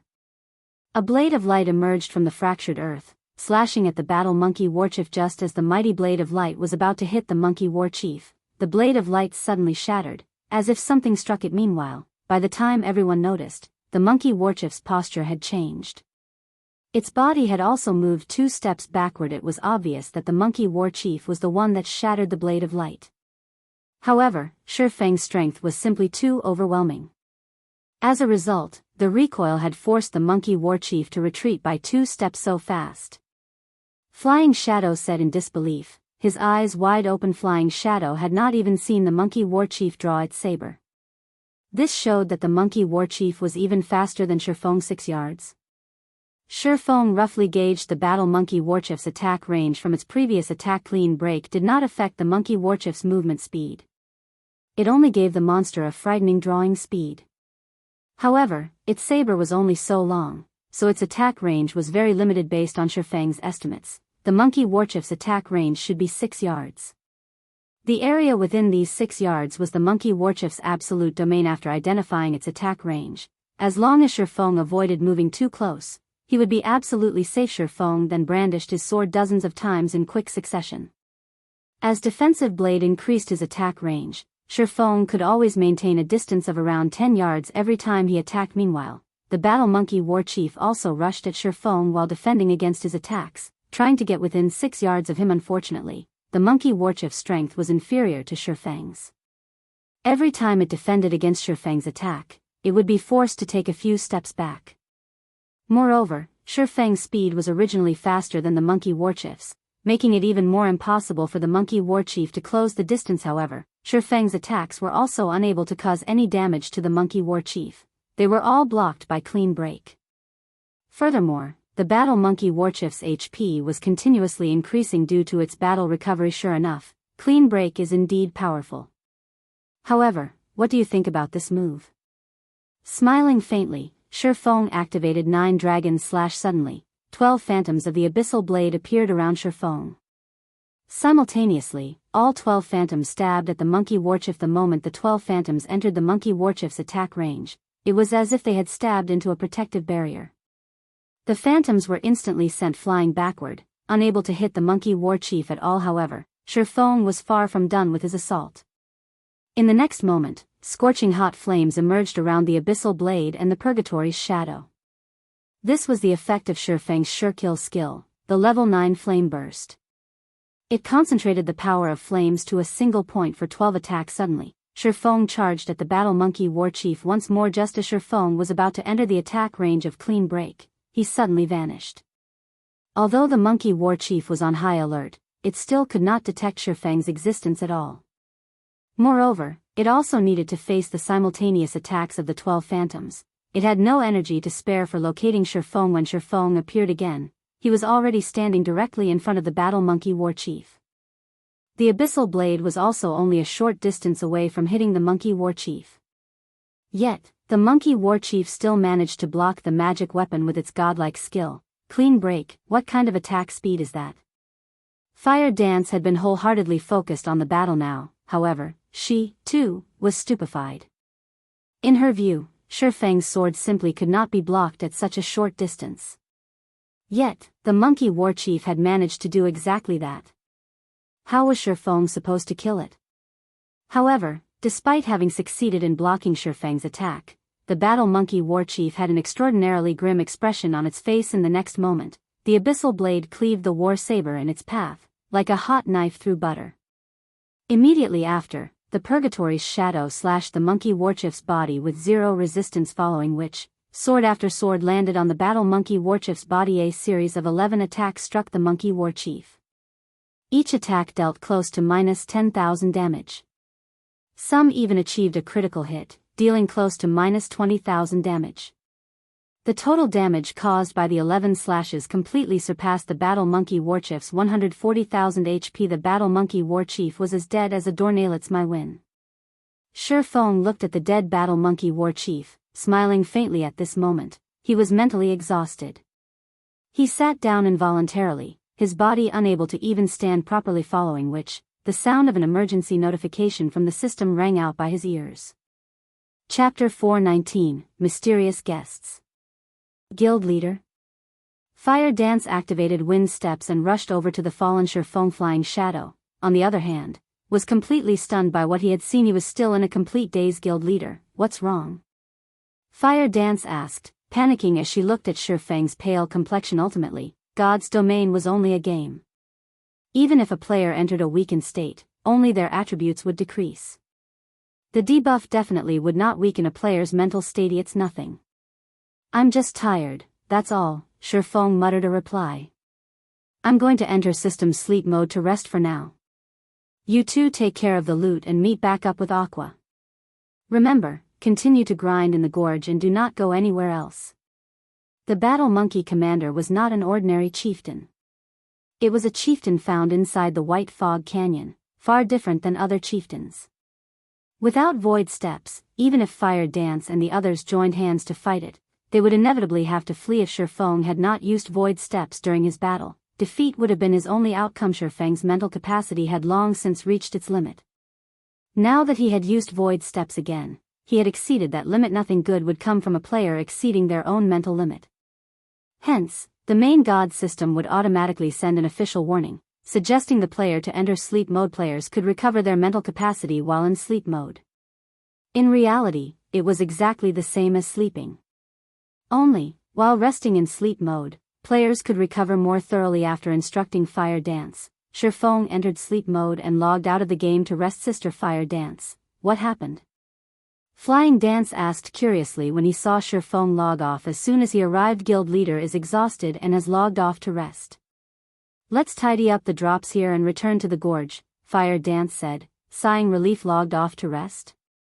Flying Dance was surprised, his mind riddled with questions. This was the first time he had heard of a player needing to log off to rest due to a battle. Flying Shadow had once tried to grind continuously for over 10 hours. Although he was tired after his endeavor, he was fine after he ate some food and went to the hotel to rest. Now, Shifeng actually needed to log off and rest. However, after giving it some thought, Flying Shadow found nothing strange about this situation after all. Despite the Battle Monkey War Chief being such a powerful monster, Shifeng had soloed it with that mystifying move. It was unbelievable. Hence, it was not at all strange that it would take such a toll on his guild leader. On the contrary, it was perfectly reasonable. It would be awesome if I could learn that move. Flying Dance was still fascinated when he thought back to Shifeng's battle. But I think it will be very difficult to convince guild leader to teach me such a powerful move. No. I cannot give up. As long as I contribute more to Zero Wing, guild leader might agree to teach me if I ask. Flying Shadow's loyalty towards Zero Wing soared once more. He inwardly vowed to contribute his all to Zero Wing. After swiftly collecting the loot of the Battle Monkey War Chief, Fire Dance noticed Flying Shadow's dazed expression. At this sight, she could not help but chuckle, saying, "Flying Shadow, stop daydreaming. We're going back to the gorge."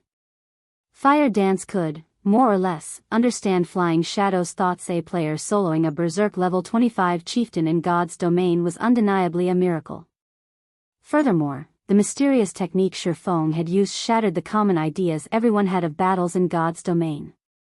Hence, how could she blame him for being mystified?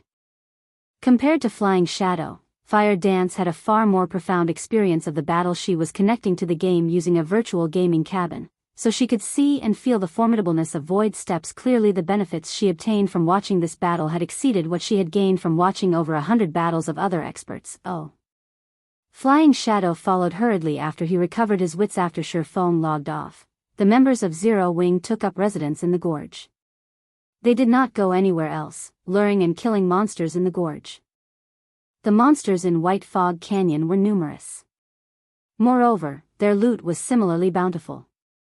With a strategic location like the gorge, Zero Wing's players had nothing to worry about. Even if they faced an army of battle monkeys, their leveling speed here was several times faster than grinding elsewhere. Moreover, they also obtained plenty of equipment and various materials. However, while Zero Wing peacefully leveled, White River City had exploded with commotion.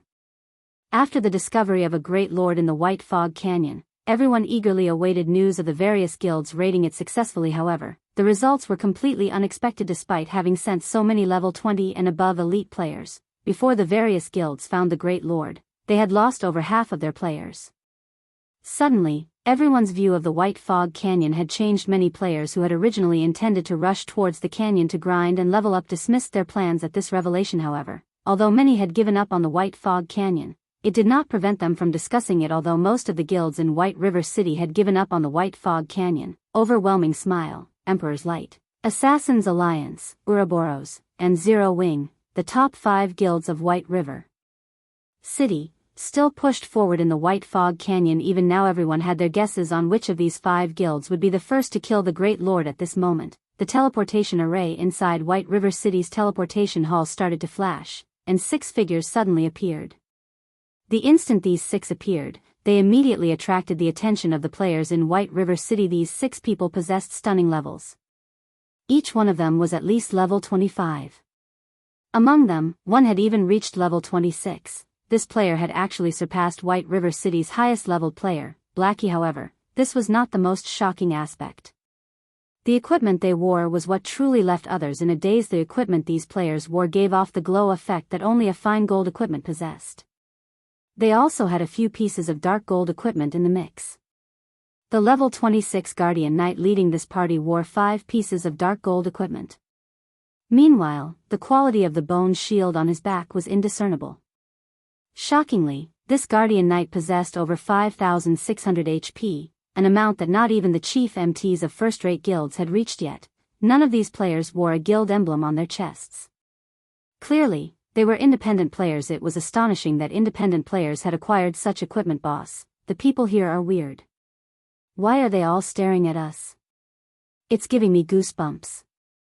The country bumpkins here are just envious after seeing our equipment. This place isn't that bad after all. The average players here are around level 18 or 19. It's just slightly lower than ours. Alright, enough. We're here on official business. First, ask around for information on that one-hit Azura. Having their objective, the party of 6 exited the teleportation hall on the street. Any players who encountered this party of 6 would unconsciously move aside and look away in fear. Unexpectedly, Feng had slept for more than a day inside the virtual gaming cabin. What's going on? Why did I sleep for so long? Feng was stunned when he exited the gaming cabin and saw the time. Feng had several years of experience using the virtual gaming cabin, and this was not his first time exceeding his limit. In the past, he had only slept around half a dozen hours or so. Now, he had actually slept over 30 hours. This was the first time Feng had encountered such a situation. What? Even the nutrient solution that's supposed to last me half a month has bottomed out already? Before Feng could make sense of the situation, he suddenly heard the virtual gaming cabin launch a warning, notifying him that the cabin's supply of nutrient solution was quickly running out. Chapter 420, Conditions for Cooperation. Although Feng wasn't sure what had happened, he felt better than ever after leaving the virtual gaming cabin. Even his body felt relaxed. Feng exercised lightly, throwing a few dozen punches at the empty air in front of him. Every time he punched, he could faintly feel his fists piercing the air. My body has become a lot more flexible. Even the speed of my punches has improved significantly. It seems that the best way to train is with moderation. Feng could immediately tell his body's current condition after his workout previously. Feng had trained relentlessly, constantly maintaining physical tension. Over time, he would become exhausted.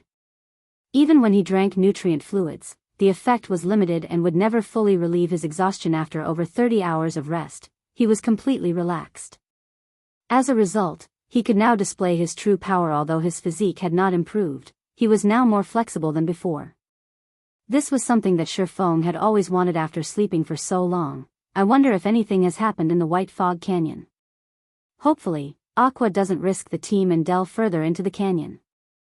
After Feng's brief moment of joy, his mind suddenly drifted to the dangers in the White Fog Canyon, and he began to worry. The White Fog Canyon consisted of 2 regions, the outer and inner region.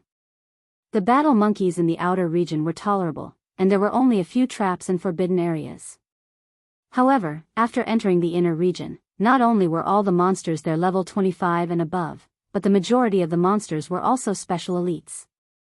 The danger in the inner region was many times higher than the canyon's edges. With only Zero Wing's 500 members, even if they had a few dozen Tier 1 players in their midst, they would suffer terrible losses should they venture into the inner canyon. Most of Zero Wing's experts were on the team of 500.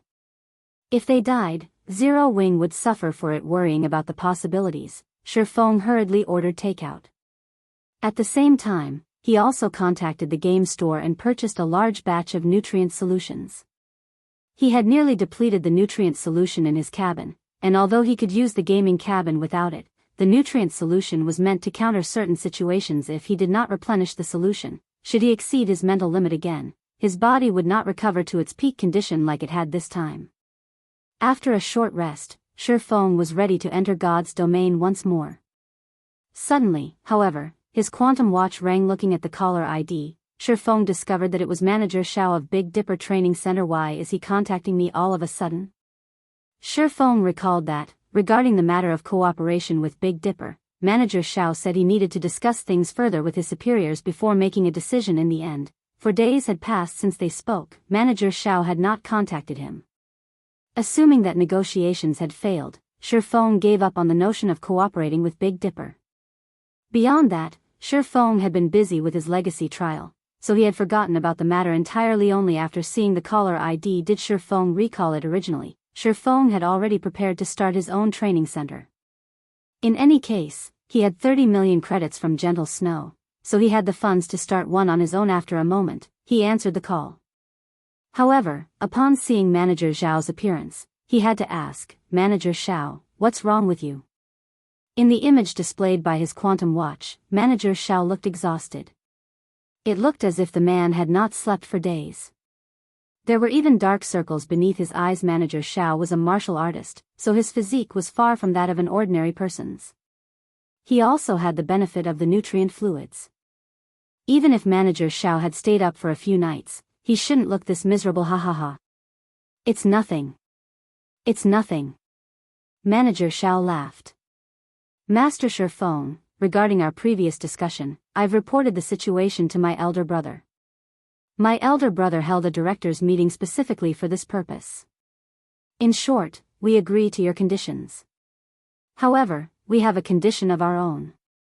A condition? Shifeng chuckled before continuing, what condition? Although Shifeng was physically only 22 years old, he was mentally over 30. He had experienced many negotiations before, so he could instantly tell that Manager Xiao was hiding something currently. God's domain's popularity had exploded. An increasing number of people had become addicted to the battles in God's domain, and many had lost interest in the fights in real life. Naturally, this would affect locations such as training centers and dojos based on Manager Xiao's appearance. Shifeng was sure of it. Big Dipper Training Center's business was declining rapidly, so much so that it had caused even those in power in Big Dipper to tremble. Hence, they needed someone that could revitalize Big Dipper. Although fighting competitions were becoming less popular, there was still a market for them. Only, other than possessing first-class facilities, Big Dipper had nothing else to offer. Compared to the dojo commanded by Jinhai City's champion fighter, Chen Wu, Big Dipper Training Center was significantly inferior. If they had a martial arts master to lead the training center, helping them forge a name for themselves and acting as a combat instructor, they could save themselves from their current decline. After all, the combat techniques displayed in God's domain were mostly evolutions of the combat techniques found in real life. We require Master Shifeng to compete against a well-known fighter. As long as Master Shifeng wins, we have no issues agreeing with all of the conditions you have previously stated, Manager Xiao explained. May I know your thoughts on this? Even a fool could tell that the big shots of Big Dipper wished to test Shifeng's strength and at the same time, increase Big Dipper's reputation.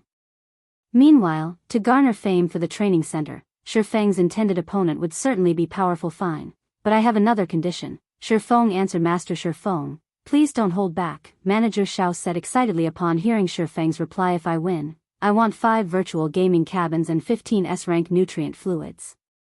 Shifeng coveted the S-rank nutrient fluids. It was something that he could not buy even if he had the money. The virtual gaming cabins were similarly in high demand. Currently, Zero Wing's workshop was still in its development phase. If he wanted to improve the workshop quickly, he needed a large number of experts. However, ordinary experts of God's domain would not do. He needed top-tier experts with the virtual gaming helmet's 90% sync rate. It was simply impossible to nurture a top-tier expert. However, until this day, Zero Wing only had a measly 5 virtual gaming cabins. Ignoring the ones dedicated to himself, Fire Dance, and Blackie, there were only 2 cabins available for the other core members of the workshop. If he could obtain another 5 virtual gaming cabins, although not every core member could have their personal cabin, rotating use should suffice. This, Manager Xiao felt cornered upon hearing Shifeng's request 15 bottles of S-rank nutrient fluids. With Big Dipper's connections, they could barely obtain so many. As for the 5 virtual gaming cabins, there were no problems on that end, either. However, these items together were worth around 30 million credits. Even to a successful corporation like Big Dipper, this was not a small sum of money. Normally, they could have afforded to agree to Shifeng's request. Now, however, Big Dipper's business was not doing too well. No good? Shifeng frowned slightly as he said, if you can't do it, I can only look elsewhere. His demands were not particularly extravagant. After all, as long as he won the match, Big Dipper would double their profits. Moreover, 30 million credits was spare change to Big Dipper. If they were unwilling to pay such a small price, Shifeng might as well start his own training center. Chapter 421, Did You Transmigrate? Live combat was not without danger. It was especially true in a fight between experts. Injuries were commonplace. Although the current medical facilities were top-notch, capable of healing a large majority of injuries very quickly, there were still some injuries that one could not fully recover from. Not even S-rank nutrient fluid could cure them. Moreover, martial arts masters were extremely rare. Finding one was like finding a needle in a haystack. Hence, it was incredibly costly to invite martial arts masters to face each other in the ring. Even a martial arts master who had recently become famous would charge an appearance fee of over 100 million credits. This was in the case of an exhibition match, let alone an official match. Moreover, martial arts masters normally fought using internal force. Internal force possessed great power. Even if an attack containing internal force did not strike a vital point, it could still cause significant damage to the opponent. Regardless of whether they would win or lose, martial arts masters would not agree to fight one another if they're without sufficient potential gain. Feng's grasp of internal force had already reached the standard of a martial arts master. Although he was not famous in any way, he would not undervalue himself. His price of 30 million credits was quite reasonable. Feng wouldn't have even considered the competition if it were not for his new flexibility. After all, injuries were no laughing matter.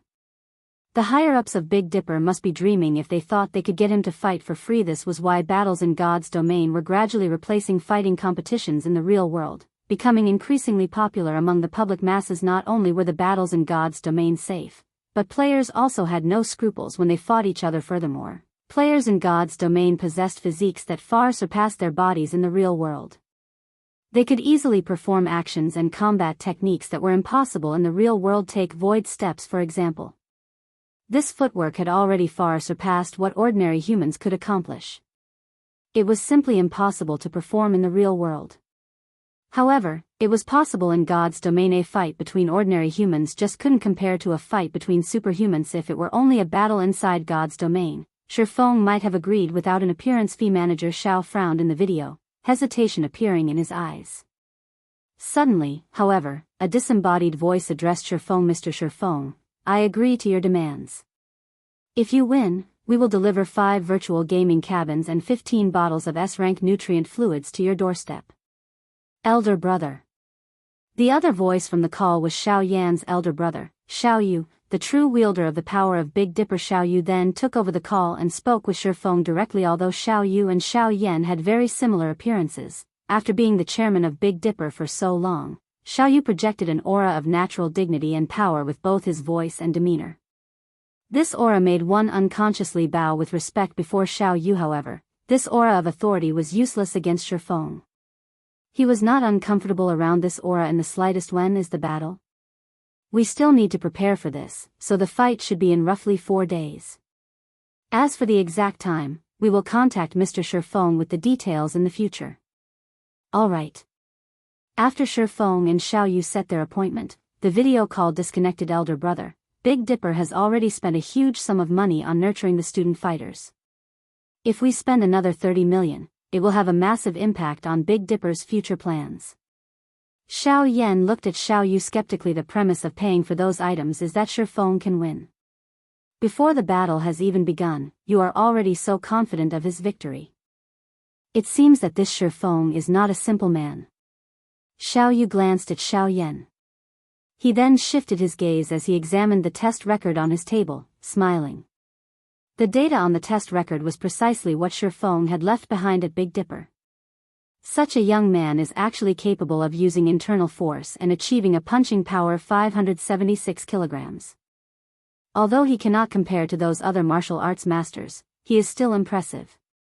This appearance fee is not expensive at all. If we deepen our relationship now, it will benefit future cooperation. I understand. Xiao Yan helplessly nodded. Back in his apartment, Feng logged into God's domain. What is going on here? Feng could not help his surprise when he saw the scene before him. As far as the eye could see, corpses of players and battle monkeys littered the ground. Some of these players were guild players, and others were independent. Overall, there were over 300 player corpses. Furthermore, there were even more players currently engaged in combat, with 5 to 6 players dealing with a single crimson-eyed battle monkey. The players fighting were all level 20 and above, and they all possessed significant strength. Many parties here were far more powerful than the elite parties of guilds. Originally, the White Fog Canyon had been a forbidden area for players. Now, however, it had become infested.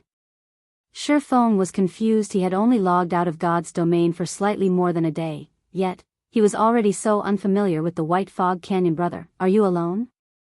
Seeing as you are level 22, you should have some decent skill. Why don't you join our party? If equipment drops, we'll split it equally. How about it? Before Shurfeng could digest the information before him, a party of 6 approached him. Leading the party was a red-haired beauty geared with light blue scale armor. The woman had a forthright appearance, and the body-fitting scale armor fully displayed her tall and slender figure. She was no less attractive than Zhao Yueru. This red-haired beauty was a level 22 shield warrior, and the shield and one-handed saber hanging on her back were both secret silver rank. The majority of her equipment was also secret silver rank. Moreover, there was no sign of a guild emblem on her chest, so she was clearly an independent player. As for the others in the woman's party, they were all at level 21. Their equipment was also mysterious iron rank and above. Overall, this independent party was stronger than even the elite parties from major guilds. Are you referring to me? Shurfeng asked strangely at this moment. He appeared as Black Flame. Although he kept his ID hidden, there was not a single soul in White River City who would not recognize him. However, this red-haired beauty had actually said to him, "You should have some decent skill," and had even invited him to join them. Shurfeng was speechless. "You're funny. Who else would we be speaking to?" The red-haired beauty laughed as she pointed to the surroundings. She then continued, "Are you worried that we will go back on our word once the loot drops? If you're worried, then we can sign a main god contract. You can relax with that, right?" At this moment, capable-looking male elementalist said, "Cloud, what's the point of wasting your time with this little brat? If he doesn't want to join us, then so be it. We are more than enough to deal with these crimson-eyed battle monkeys. We'll just earn less if we invite another person." Shurfeng could not help but laugh bitterly as he shook his head. He had guessed that none of them recognized him. Or, to be precise, none of them recognized the #1 expert of Star Moon Kingdom, Black Flame. As for matters like swindling equipment, Shurfeng was not worried whatsoever. In White River City, even an organization like Underworld would not get away with stealing loot. You guys are not local players of White River City, right? Why have you come to White Fog Canyon? Shurfeng asked curiously. You're right. We are not local players of White River City or Star Moon Kingdom. We came from Beacon City of the Black Dragon Empire. However, that's really not surprising though, right? Many of the parties here have also come from different cities and countries. Didn't you know that? You couldn't have transmigrated, right? Chapter 422, Warfire Set Equipment. Shurfeng was rendered speechless by the red-haired beauty. If possible, he really wanted to say that he had not transmigrated, but had reincarnated instead. Are there players from other countries as well? Shurfeng looked at the surrounding players. Confused, he asked, "The teleportation fees between countries are not cheap. With an elite player's income, it is simply impossible to accumulate enough unless they sold a majority of their equipment. However, if they did so, why would they come to White Fog Canyon?" Previously, Shurfeng had spent close to 300 gold to teleport Aqua Rose and her 100+ subordinates to White River City. On average, each person had spent over 2 gold. Of course, this was a little higher than average because the Storm Empire where Aqua Rose and the others had originally resided was very far away. However, even if a player came from the Black Dragon Empire, they would need to pay around 1 gold 40 silver to reach White River City. Only those powerful players might be able to afford such a fee.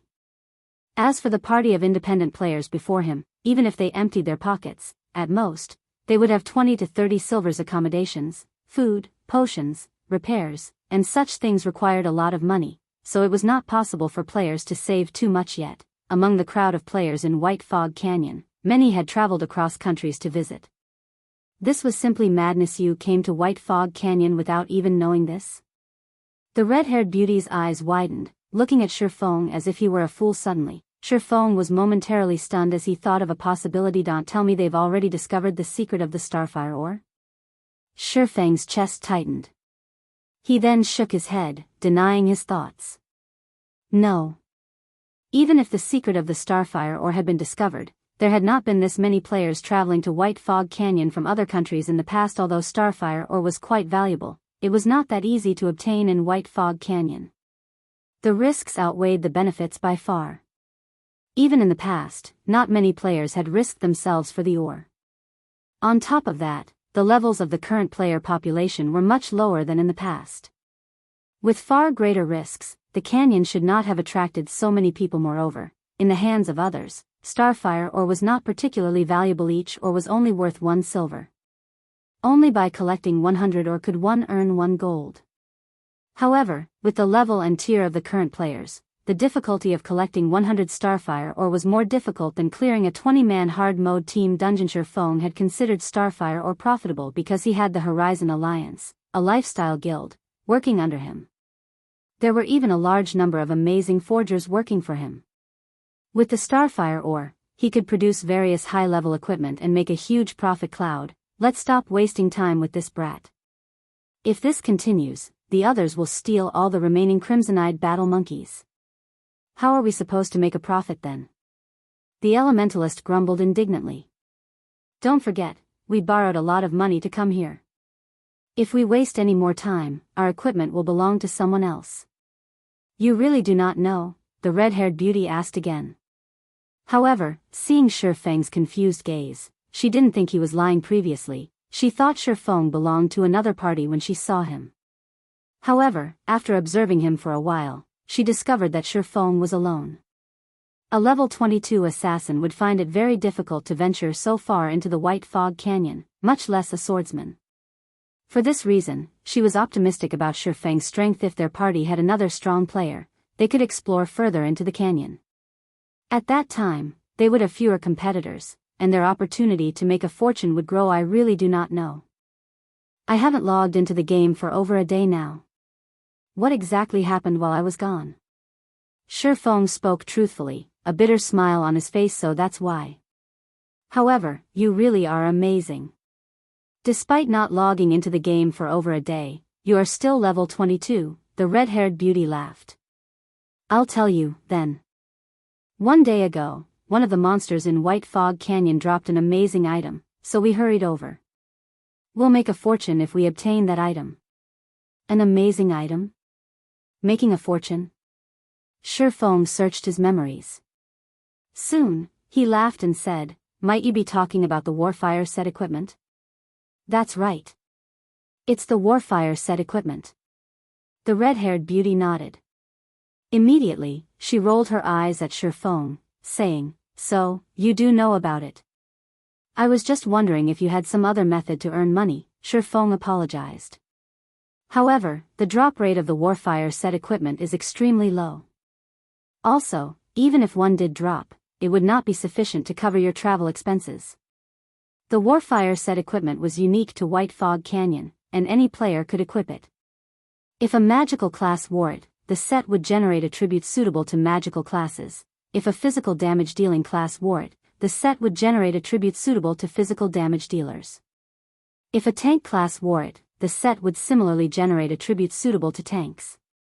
Overall, the Warfire set equipment was very special. In addition, the Warfire set equipment was evolvable. It started out as bronze rank, and if one was willing to sacrifice a sufficient amount of EXP, they could evolve the set to fine gold rank. Meanwhile, the Warfire set equipment's level ranged from 20 to 30. Similar to epic items, it would level up according to the player's level. The attributes of the equipment would similarly improve a level 30 fine gold set equipment. To the core team of any guild, equipment of such quality was extremely precious. It was incredibly hard to obtain even from a dungeon. Not to mention, dungeons had a cooldown time, making it far more difficult to obtain a complete set. Hence, in the past, the Warfire set equipment had been highly sought after by the various guilds. As long as they sacrificed sufficient manpower, time, and EXP, they could obtain a fine gold set equipment. The Warfire set equipment was the easiest fine gold set equipment to obtain. What do you know? The elementalist said disdainfully. Someone has already offered to purchase each set piece for 5 gold coins. If we collect all 7 set pieces, that person is willing to pay 80 gold. Moreover, this price was offered up 10 hours ago. Now, it's definitely higher than 80 gold. 80 gold? Shi Feng could not help but laugh. If they could really farm the full Warfire set equipment, Shi Feng was willing to spend even 180 gold, not to mention a level 30 fine gold set equipment. Even the fine gold ranked arclight shield Shi Feng previously made had sold for over 30 gold coins in the past. There were many players who had sought to make a fortune through grinding for the Warfire set equipment.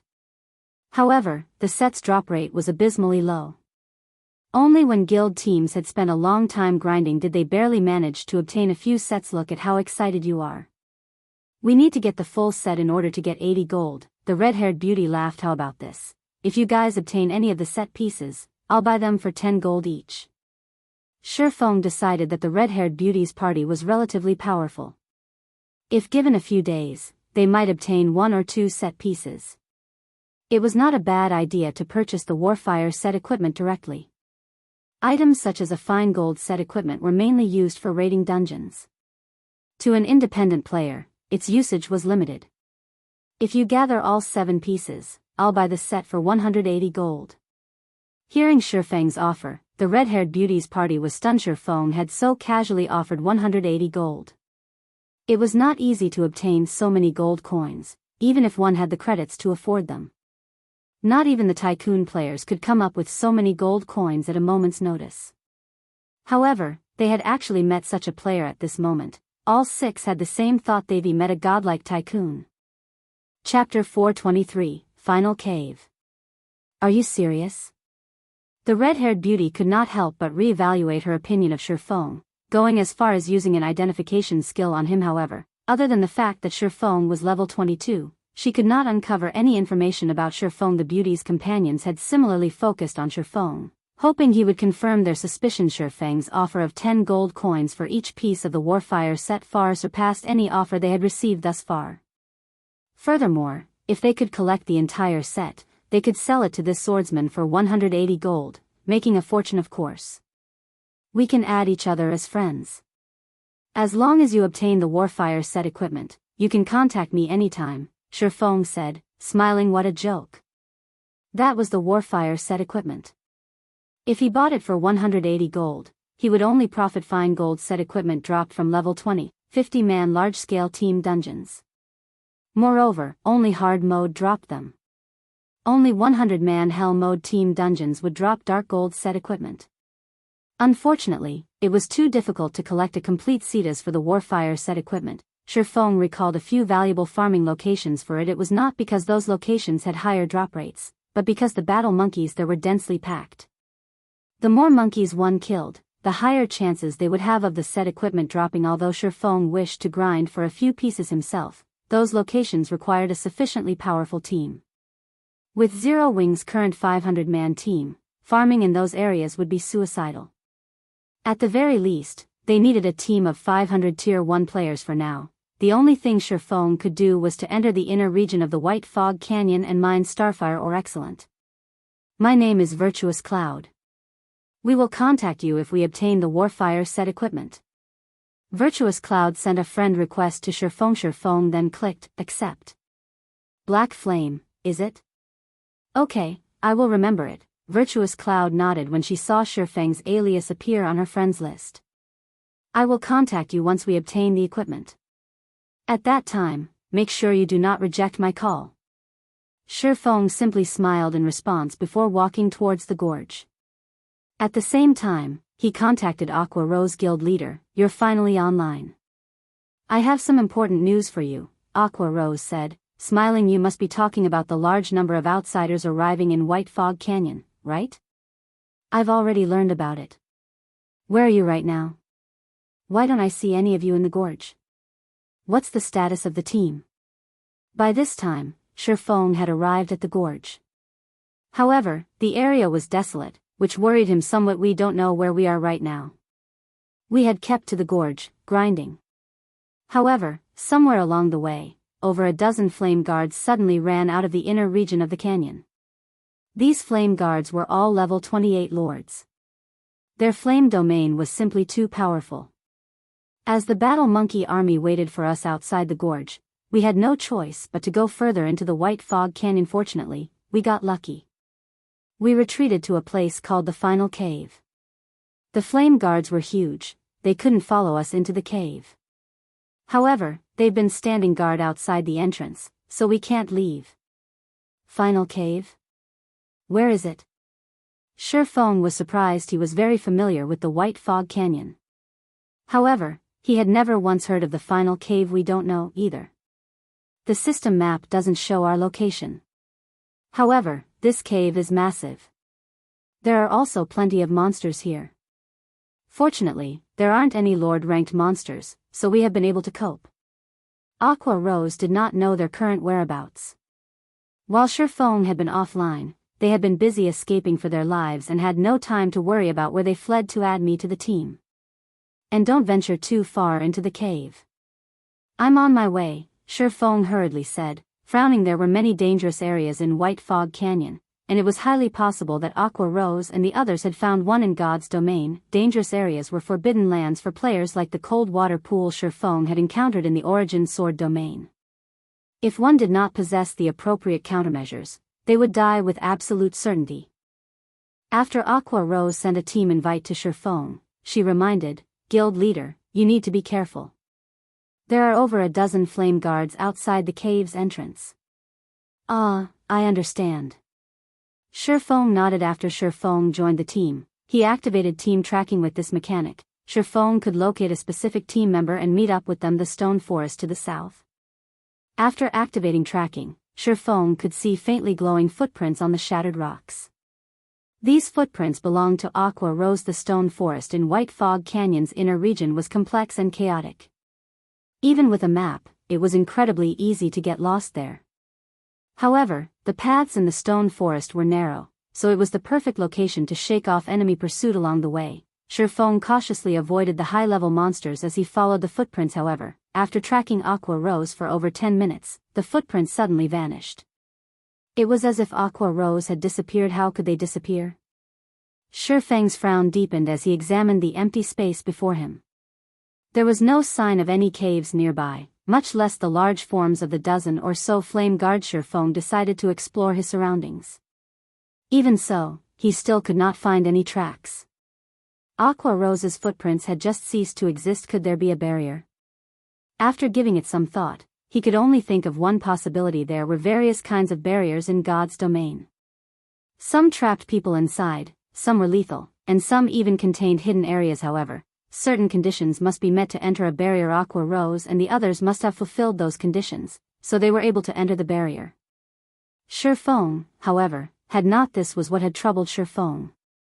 With a team of 500 players, who knew what they had triggered in order to enter the barrier? Who would even know what the conditions were?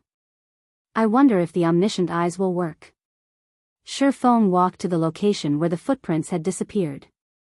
He then activated Omniscient Eyes. Omniscient Eyes could uncover all information within a 100-yard radius. Nothing could hide from it. After Sherfong activated Omniscient Eyes, his heart skipped a beat. A light blue wall loomed before him. Beyond the wall, there were over a dozen flame guards roaming around the entrance of a cave. However, due to their massive bodies, they could not fit inside. However, they would certainly make it difficult for a player to enter. Flame Guard, Lord rank. Level 28. HP 700,000/700,000. As these flame guards were in a berserk state at the moment, they were far more powerful than ordinary Lord-ranked monsters. A single flame guard could easily exterminate a 100-man team. With over a dozen gathered, even an army of several thousand elite players would be nothing more than ants to them. Originally, Sherfong had considered his options of breaking into the barrier. However, as if the flame guards outside the cave had detected him, they all suddenly turned to stare at Sherfong. Emitting low growls, they issued blazing flames from their hands that transformed into a sizable flame warhammers. One hit from this warhammer could instantly flatten a player, burning them to ash. No way. Sherfong gaped at the flame guards as they charged at him, stunned. Every one of them radiated malicious intent. Without hesitation, Sherfong immediately turned and ran. Before Sherfong could get too far, the faint blue barrier wall instantly shattered as the flame guard's hammer struck it. The lords then stormed toward Sherfong. Chapter 424, Locked Dark Gold Treasure Chest. The instant the flame guards broke out of the barrier, Sherfong felt a wave of heat wash over him, the surrounding temperature rising rapidly. This was the flame guard's flame domain. Any enemy within a 50-yard radius would receive a burning dot and lose 400 HP every 3 seconds. Currently, level 20 players only had around 2,600 to 2,700 HP on average, while plate armor classes only had around 3,000. On top of that, most players didn't have any fire resistance. Under the effects of the flame domain, most players would not last very long. Hence, compared to other lords, the flame guards were far deadlier to the current players of God's domain. Moreover, the flame guards had instantly shattered the powerful barrier that had hidden the cave. One could just imagine how powerful they were. Even if Shifeng activated Blade Liberation, he would not be a match for these guards faced with over a dozen level 28 Berserk Lords. Even as a Tier 1 Blade Saint, Shifeng's only option was to flee for his life. Fortunately, the flame guards were not very fast, and with the dense stone forest hindering their movements, they were even slower. Moreover, the most frightening aspect of the flame guards, the flame domain, was ineffective against Shifeng with 60 points of fire resistance. Shifeng was not even slightly uncomfortable inside the flame domain.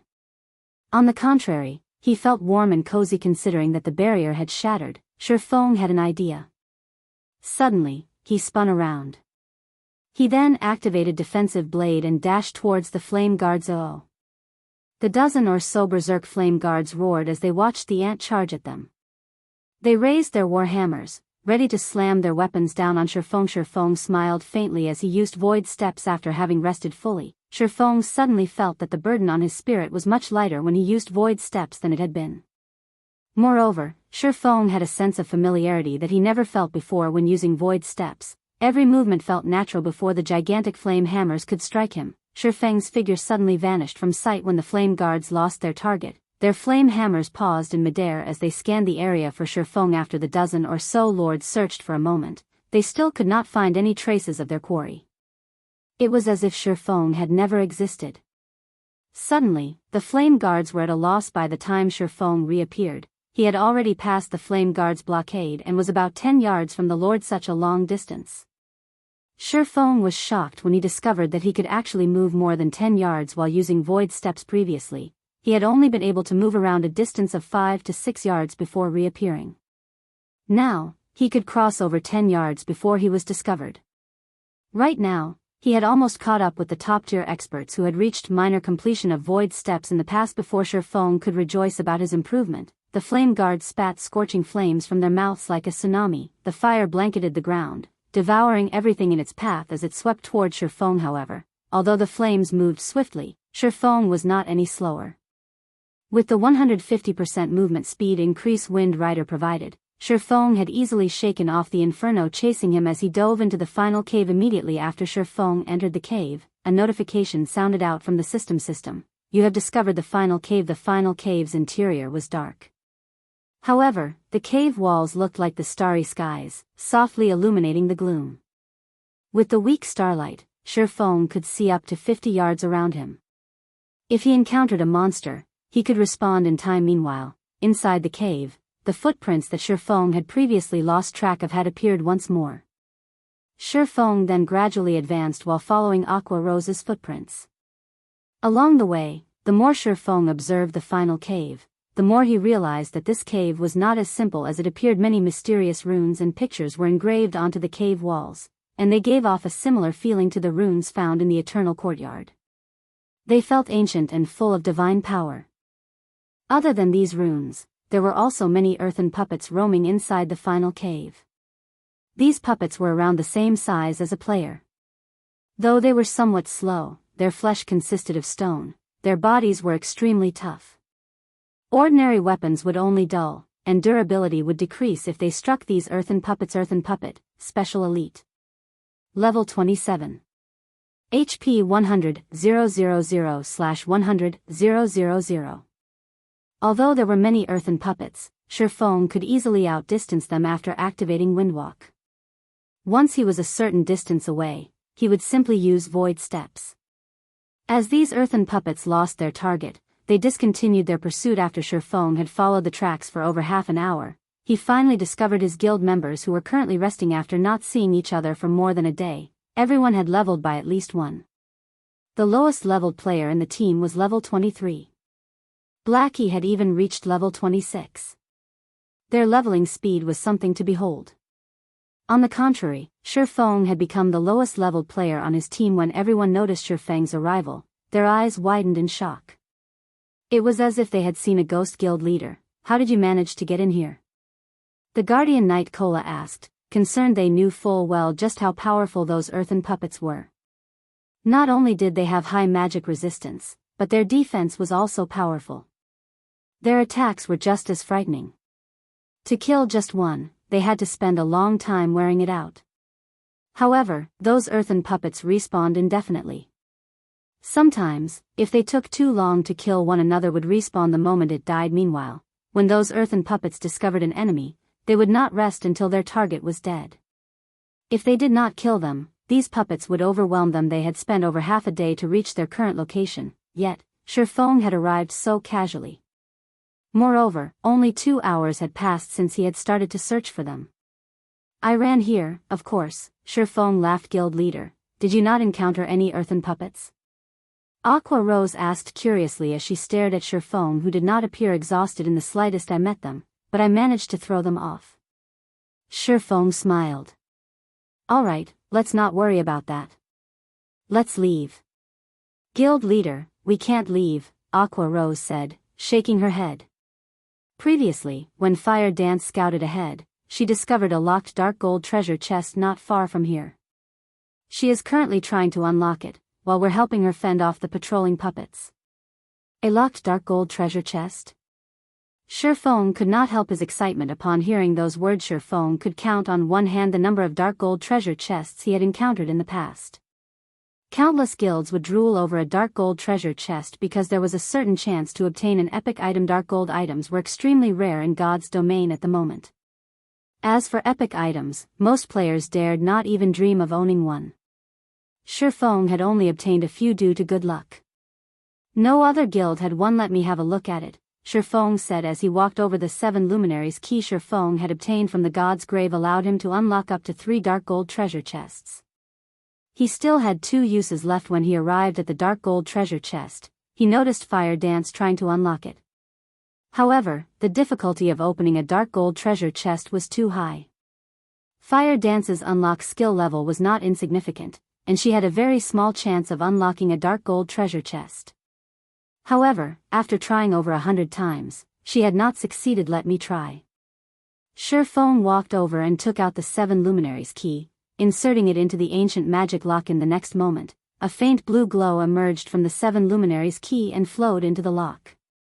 With a click, the chest unlocked. Chapter 425, Jack of All Trades. After the dark gold treasure chest unlocked, Shifeng immediately tried to open it. The instant Shifeng touched the treasure chest, however, a sudden sense of danger flooded his mind. He felt as if some poisonous snake stared at him, his body trembling involuntarily. Guild leader, what's wrong? Fire Dance, who stood to one side, asked curiously when she saw Shifeng free. Shifeng did not answer Fire Dance's question immediately. Instead, he frowned at the golden treasure chest in front of him. Before examining his surroundings suddenly, he discovered that the terrain here was somewhat unique. The ground 30 yards around the dark gold treasure chest was slightly indented. Although the ground around the treasure chest was 15 centimeters lower, the difference was indistinguishable due to the large area and the dim lighting in the cave. To Shifeng, whose 5 senses were extremely acute, he could even discover traces of spiderwebs while adventuring in the fields of God's domain. One would frequently stumble across traps. These traps were very powerful, and in the past, many players had given their lives to these traps.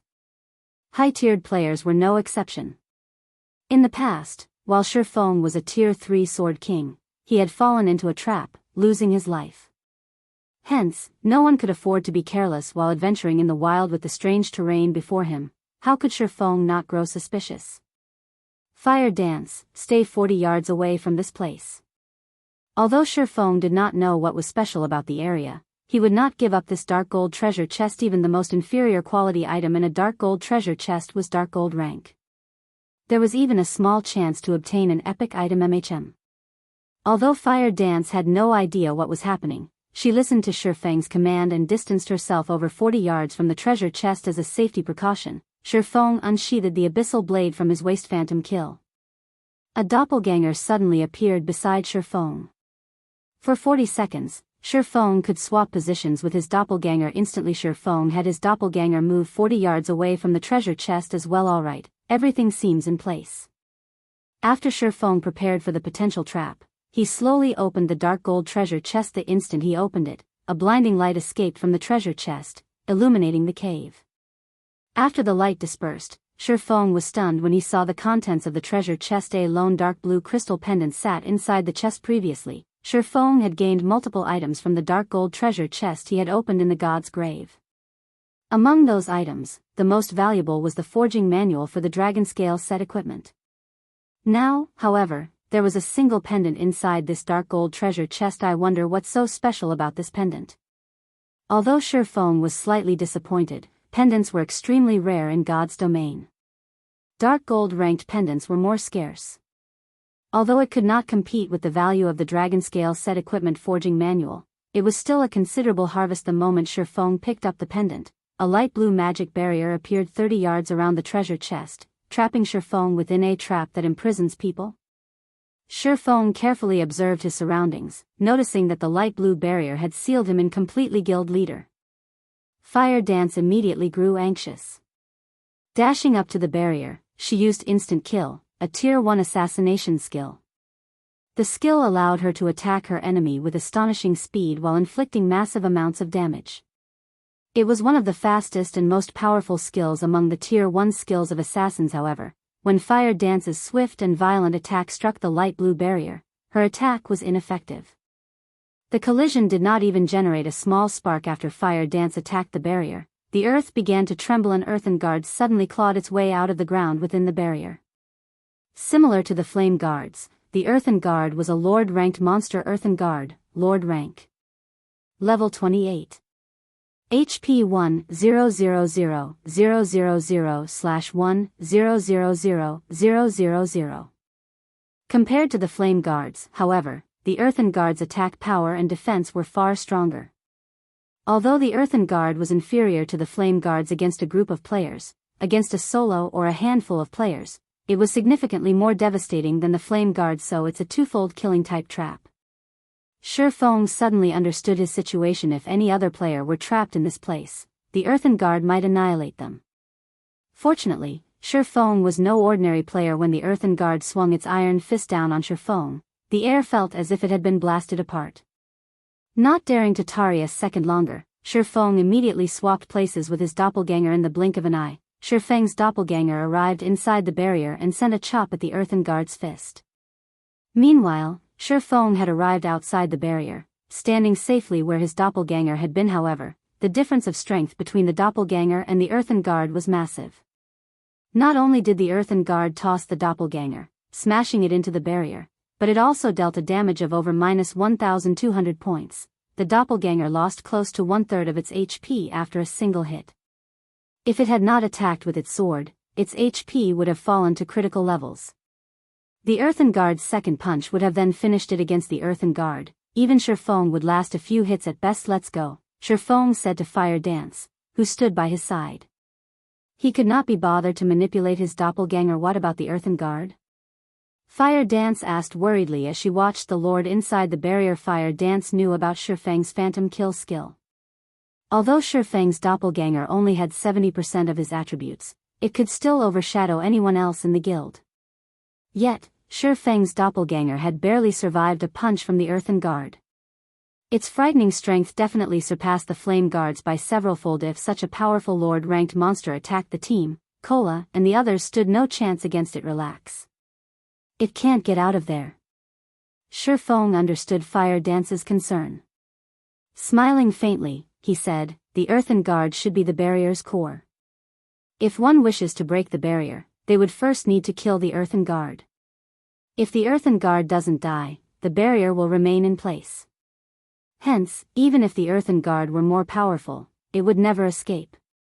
With Shifeng's assurance, Fire Dance relaxed.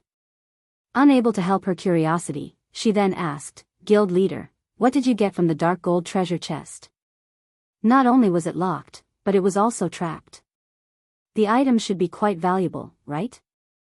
Right, I had almost forgotten about it.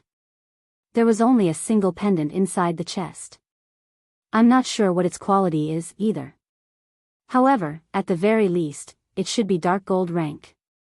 We will have truly lucked out if it is an epic item. Shifeng then took the deep blue crystal pendant from his bag.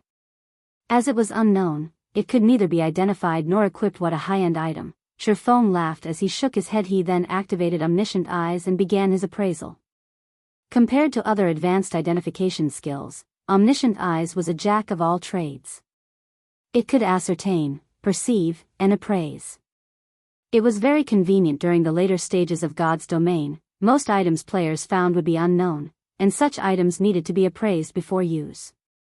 As a result, players had another thing they had to spend money on: appraisal fees. The more valuable an item was, the higher its appraisal fee would be. As a result, many players had chosen to take on Appraiser as a subclass. That way, they could earn an impressive income. Only, it was not easy to raise an appraiser's proficiency.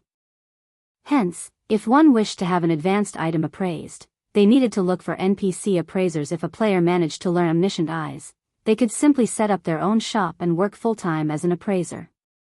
Their fees alone could grant them a life of luxury.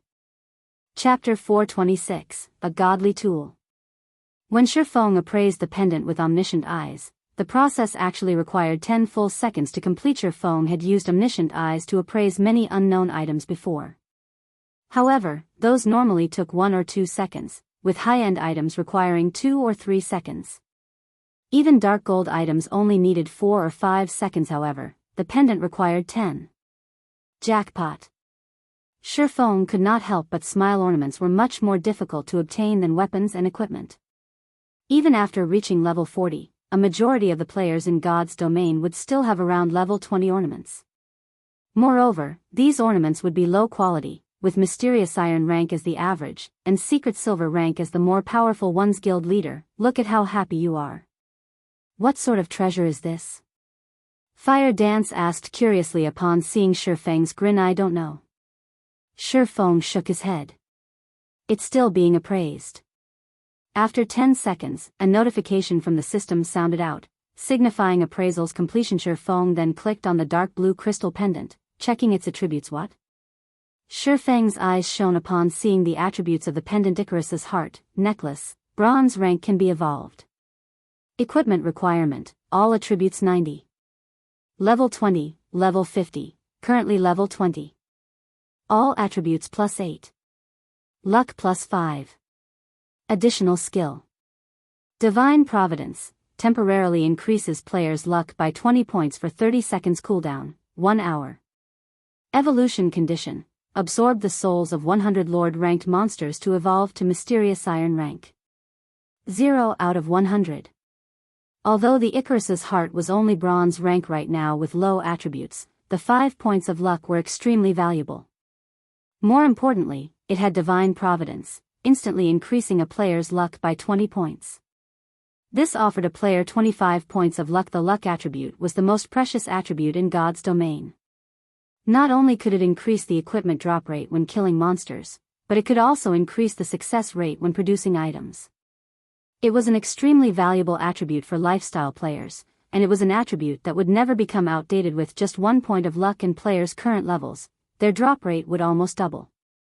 Although increased values of luck offered diminished returns, 25 points of luck could still increase the drop rate by 6 or 7 folds if Shifeng activated Divine Providence when killing a boss, skyrocketing his luck. His chances of obtaining a high-quality item would improve significantly. Previously, Shifeng had reaped massive harvests with only the 3 points of luck that Shadow's Blessing provided. Normally, Lord-ranked bosses would only drop Secret Silver items, fine gold items if one were lucky. With 25 luck, however, Shifeng could almost certainly obtain a fine gold item when he killed a Lord. If he killed a High Lord, it might drop a dark gold item. Icarus's heart was most likely even more valuable than an epic item. Unfortunately, the equipment requirements for Icarus's heart were quite high, requiring 90 points in all attributes. Throughout Zero Wing, only Shifeng could equip it. I need to kill 100 lords to evolve it. Its demand is quite high. After reading the attributes of Icarus's heart, many ideas flooded Shifeng's mind. The Warfire set equipment unique to White Fog Canyon, in particular, was the level 30 fine gold set equipment that countless guilds dreamed of obtaining. Currently, Icarus's heart was only bronze rank. If he evolved it to fine gold or dark gold rank, it would offer far more luck points. At that time, it would be a godly tool when raiding large-scale team dungeons. Zero Wing was already the center of attention right now. If other guilds knew that Zero Wing possessed an item like Icarus's heart, they would lose their patience with Shifeng's guild. It was highly possible that they would unite to attack Zero Wing. Hence, Shifeng had no intentions of letting others discover Icarus's heart. Moreover, he would only make a fortune if he kept quiet about it. He would be a fool to reveal his hidden cards. Fire dance, we're returning. Shifeng smiled faintly as he switched out the shadow's blessing around his neck for the Icarus's heart. He then said, let's go make a fortune. Guild leader, there might be more treasures deeper in the cave. Are we not going to search for them? The final cave intrigued Fire Dance. She had discovered a dark gold treasure chest just by exploring this far. If they searched the cave, they might stumble upon something greater. Shifeng shook his head, laughing bitterly. He said, our strength is still lacking. We will only find our deaths if we delve further. If you don't believe me, go down this passageway, and you'll reach a large, empty hall. Take a peek outside the hole, and you'll know. Previously, while Shifeng still had omniscient eyes activated, he had perceived everything within 100 yards of him. Roughly 70 yards away, there was a hole that led to a large hall. Inside the hall, there were 2 level 30 great lords guarding a tightly sealed stone door. However, as the path was dimly lit, players could only see around 40 to 50 yards ahead of them, so neither of them had noticed the hall before 2 level 30 great lords. One of such monsters could easily annihilate a team of several thousand level 30 elite players. With their team of 500, they would only die if they forged ahead. They wouldn't even be enough to fill in the gaps of the teeth of those 2 great lords initially. Fire Dance had not believed Shifeng and had chosen to advance. After walking for some distance, she suddenly froze. She had not stopped because she did not wish to continue forward. Rather, it was because she could faintly see the hole. However, Fire Dance could feel power and killing intent that gave her goosebumps radiating from the hole. She felt as if she would plunge into an abyss if she took another step. Fire Dance's intuition was undoubtedly correct. If she dared to enter the hall, the great lords inside would slaughter her mercilessly. Thus, Shifeng had told her only to take a peek from outside the hole. All right, let's head back. We shouldn't make Aqua and the others wait for us too long. Shifeng laughed as he saw the hesitant look on Fire Dance's face. Fire Dance obediently nodded. She then pouted at Shifeng, complaining, Guild leader, you're too evil. If Shifeng had told her there were such powerful monsters ahead, she would not have approached them. Fortunately, she had sensed them and stopped. Had she not, the consequences would have been dire. Relax. Those monsters are only guarding the door. As long as we don't go through the hole, they won't attack us, Shifeng said, laughing. However, after not seeing you for some time, it seems that your senses have grown sharper. You sensed the danger when you were halfway there. Upon hearing Shifeng's praise, a tinge of red appeared on Fire Dance's cheeks. Even so, she was still somewhat frustrated. Shifeng could sense danger from so far away, yet, she had to be so close. After rejoining the team, Shifeng led everyone to the path they had come from. Along the way, they continuously killed the patrolling level 28 earthen puppets. After Shifeng joined the team, the journey that would have originally taken the team the majority of the day was shortened to only a few hours. Everyone's experience bars had soared as they traveled. Shifeng had also risen to level 23 as a result. However, everyone was more shocked by the loot that dropped than they were by their EXP gain. Before Shifeng's return, the majority of the loot they had obtained after killing the earthen puppets consisted of level 25 bronze equipment. Very rarely did they obtain level 25 mysterious iron equipment. Now, however, more than half of the drops were mysterious iron equipment. Guild leader, we've tried fighting the flame guards outside. Unfortunately, we don't have any defense against their flame domain, Aqua Rose said, feeling a slight headache coming over her as she watched the flame guards outside the cave entrance. The flame domain is indeed a problem. However, we are not without solutions, Shifeng said, smiling as he looked at the surrounding environment. Originally, he had planned to lure the flame guards away from the cave. However, upon recalling that the Icarus's heart required him to kill 100 lords to evolve it, he was sorely tempted to take on the flame guards. Chapter 427, Raiding the Flame Guards. There's a way to deal with them? Although she did not voice it, Aqua Rose doubted her guild leader's declaration when she saw his confident smile with Shifeng's frightening damage and support. it would be a breeze to deal with an ordinary Lord-ranked monster. Aqua Rose had also witnessed this before personally. However, the level 28 flame guards were somewhat different. Due to White Fog Canyon's unique environment, they were constantly in a berserk state. Their attack power and attack speed were far superior to Lord-ranked monsters of the same level elsewhere. Their combat power could rival high lords of the same level outside the canyon. If they only had to kill one flame guard, they had a chance. However, there was a total of 16 flame guards waiting outside the entrance. In other words, they had to face 16 high lords simultaneously. On average, they could only send 31 players to deal with each level 28 high lord in God's domain. An ordinary high lord in the fields required a team of over 100 players to defeat. If it were a powerful high lord, then a team of over 500 players might be necessary. Furthermore, the flame guards outside the cave possessed a flame domain that covered a radius of 50 yards. Players who entered the flame domain would lose 400 HP every 3 seconds. Even with the healers going all out, it was impossible to keep everyone's HP from plummeting. If a team did not have high fire resistance, they would not survive in the flame domain. Aqua Rose really could not think of any solutions to their predicament. Without hesitation, Shifeng ventured roughly 30 yards from the cave entrance. He then wandered around, adjusting his position. However, the flame guards standing outside the entrance had long since discovered Shifeng. They all had squeezed against the cave opening, attempting to charge in and tear Shifeng apart. Fortunately, the hole was just too narrow, and none of the flame guards could fit through. Although these flame guards were unable to enter, the lords were no fools.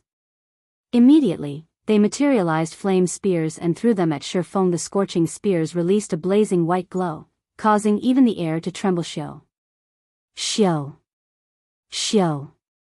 A series of 6 flame spears flew in from the cave entrance, heading straight for Shifeng. The spears were so fast that their flight sounded like explosions. The ground that the spears passed over also erupted in flames. However, although the flame spears were fast, Shifeng wasn't slow, either. As the flame spears entered the cave, Shifeng moved. By the time the spears arrived at Shifeng's position, the man had long since moved 2 yards away. As a result, all 6 flame spears struck empty air. This spot should be good. Shifeng ignored the flame guard's attacks. He focused on calculating the lord's attack range and angle, leisurely appearing as if the flame guards had never attacked him. Guild leader's dodge is so fast. He even avoided those supersonic attacks. If it were me, I would have no choice but to endure the attacks. Cola sighed with admiration as he watched Shifeng effortlessly dodge the flame guard spears. It would be awesome if I had just half of guild leader's dodging speed. If he had such a dodging speed, he might even become the #1 tank in Star Moon Kingdom, or at least in the top 10. Cola, you have many things you need to learn. Then, Fire Dance chuckled. Guild leader didn't just rely on his speed when he dodged the flame spears, but many other techniques such as his insight and judgment. Even if guild leader was just as fast as you are, he could still dodge those attacks easily. Linear attacks are monotonous. As long as one possesses sufficient insight, they can counter them easily. However, the flame guard's attacks are too fast, and we are definitely not fast enough. Hence, we will also need to rely on accurate judgment to defend ourselves. The moment the flame guards launch their attacks, we need to make the most appropriate decision immediately and use the smallest of movements to achieve the best results, but that is still not enough. Look at guild leader's position. As a precaution, he is standing precisely 40 yards away from the flame guards, a player's maximum range. With this distance, even if the flame spears were 20 times faster than our guild leader, the spears would still have to cover a distance of 40 yards to reach him. As they do, guild leader has enough time to move 2 yards away. However, one must also have an accurate grasp of the flame guard's attack timing. If one dodges too early, the flame spears will hit them. Although it looked like a simple dodging maneuver, it turned out that there were so many other techniques involved. The top 7 ranged damage dealers come to my position and give it a try. See if you can dodge the flame spears. Healers, focus on healing them. Guardian Knights, activate your fire resistance auras and give the 7 of them protection blessings. Don't let them die, Shifeng said in the team chat after confirming the positions. The flame domain of the flame guards was indeed a powerful team wipe skill. However, They were not without a fighting chance. Feng had already experimented with the cave's size and distance. With a distance of 40 yards, they could fit 8 players with each having 3 to 4 yards to dodge, allowing them to attack flame guards outside the entrance. The flame guard was a Lord-ranked monster that focused mainly on melee attacks, so its ranged attacks were limited and simple. It was certainly possible to avoid them. However, such a feat had a high requirement of a player's insight and judgment. As for speed, even if the fire spears were faster, they were not 20 times faster than Zero Wing's core members. This was even the case for the magical classes. Feng had even purposefully slowed down when dodging the flame spears. Yet, he still dodged the attacks effortlessly also, as the effects of the flame domain did not stack. With the protection of the fire resistance aura, each of the 7 ranged players would only lose 300 HP every 3 seconds. There were over 60 healers in the team, more than enough to keep the 7 of them alive. The healers could also take turns healing. They could afford to fight a battle of attrition, following which, the top 7 ranged damage dealers took turns attempting to dodge the spears. The 7 included Aqua Rose, Blackie, one of the 5 demon generals, the Ice Queen Su Qianlu, another 5 demon general, the Ranger Minor Wind, Violet Cloud, and 2 others. Although they struggled in the beginning, none of these 7 were ordinary players. They were all experts of Zero Wing. They quickly adapted to the Flame Guard's attacks, and soon, they could dodge the attacks effortlessly. After finishing with his experiments, Feng reformed the team once again. After repeating the process, they started raiding the level 28 Flame Guards. The moment the battle began, ice spells and arrows flew across the cave and bombarded one of the Flame Guards outside the entrance. However, the Flame Guard's magma armor possessed a frightening defense, and a majority of the team's attacks only dealt around -300 damage. Among them, Aqua Rose managed to deal over -500 damage, whereas Blackie dealt over -600 damage with his dark arrow. As for Violet Cloud, although she had already become an Astromancer, her instantaneous explosive power was still less than Aqua Rose's, a Tier 1 Elementalist, and Blackie's, who possessed an epic staff and was a Tier 1 Cursemancer. However, even though she only dealt slightly more than -400 damage, it was still impressive. The Flame Guard they struck bellowed with rage, growing more violent as it threw flame spears madly. Fortunately, they evaded each attack. The Flame Guard was different from the bosses in dungeons. It only possessed 700,000 HP, and its battle recovery only replenished 7,000 HP every 5 seconds. The total damage dealt by the 7 players far surpassed that, and they could gradually exhaust it to death. At this moment, standing in the furthest corner, Feng tossed the blazing meteor, striking the Flame Guard. Suddenly, a damage of over -1,000 points appeared above the Flame Guard's head. Immediately, the blazing meteor's quadruple phantom effect triggered, causing 4 consecutive damages of over -200 points. In an instant, Feng became the highest damage dealer among the 8 attackers. Everyone was stupefied. Feng was a swordsman, not a ranged class. Yet, his damage thoroughly overshadowed that of an elementalist, a class known as a glass cannon. Moreover, this elementalist was Aqua Rose. If Feng were not their guild leader, every team member would have cursed at him. How were ranged players like them even supposed to make a living now? Guild leader, you're shameless. Speak. What did you eat? Why is your damage so much higher than ours? Aqua Rose was speechless upon seeing the damages above the Flame Guard's head. Originally, she had intended to surpass Feng in terms of damage output, satisfying her own little vanity. Now, however, even that dream had shattered. Chapter 428, Divine Providence. Feng simply smiled at everyone's surprise, not bothering to explain his high damage was not only due to the blazing meteor being a pseudo-extraordinary item. He also had the 7 Luminaries' Ring's aura of fire effect, which increased his damage by 40% and reduced his target's defense by 40%. However, the 7 Luminaries' Ring needed to remain a secret. Moreover, Feng was also a Tier 1 Blade Saint.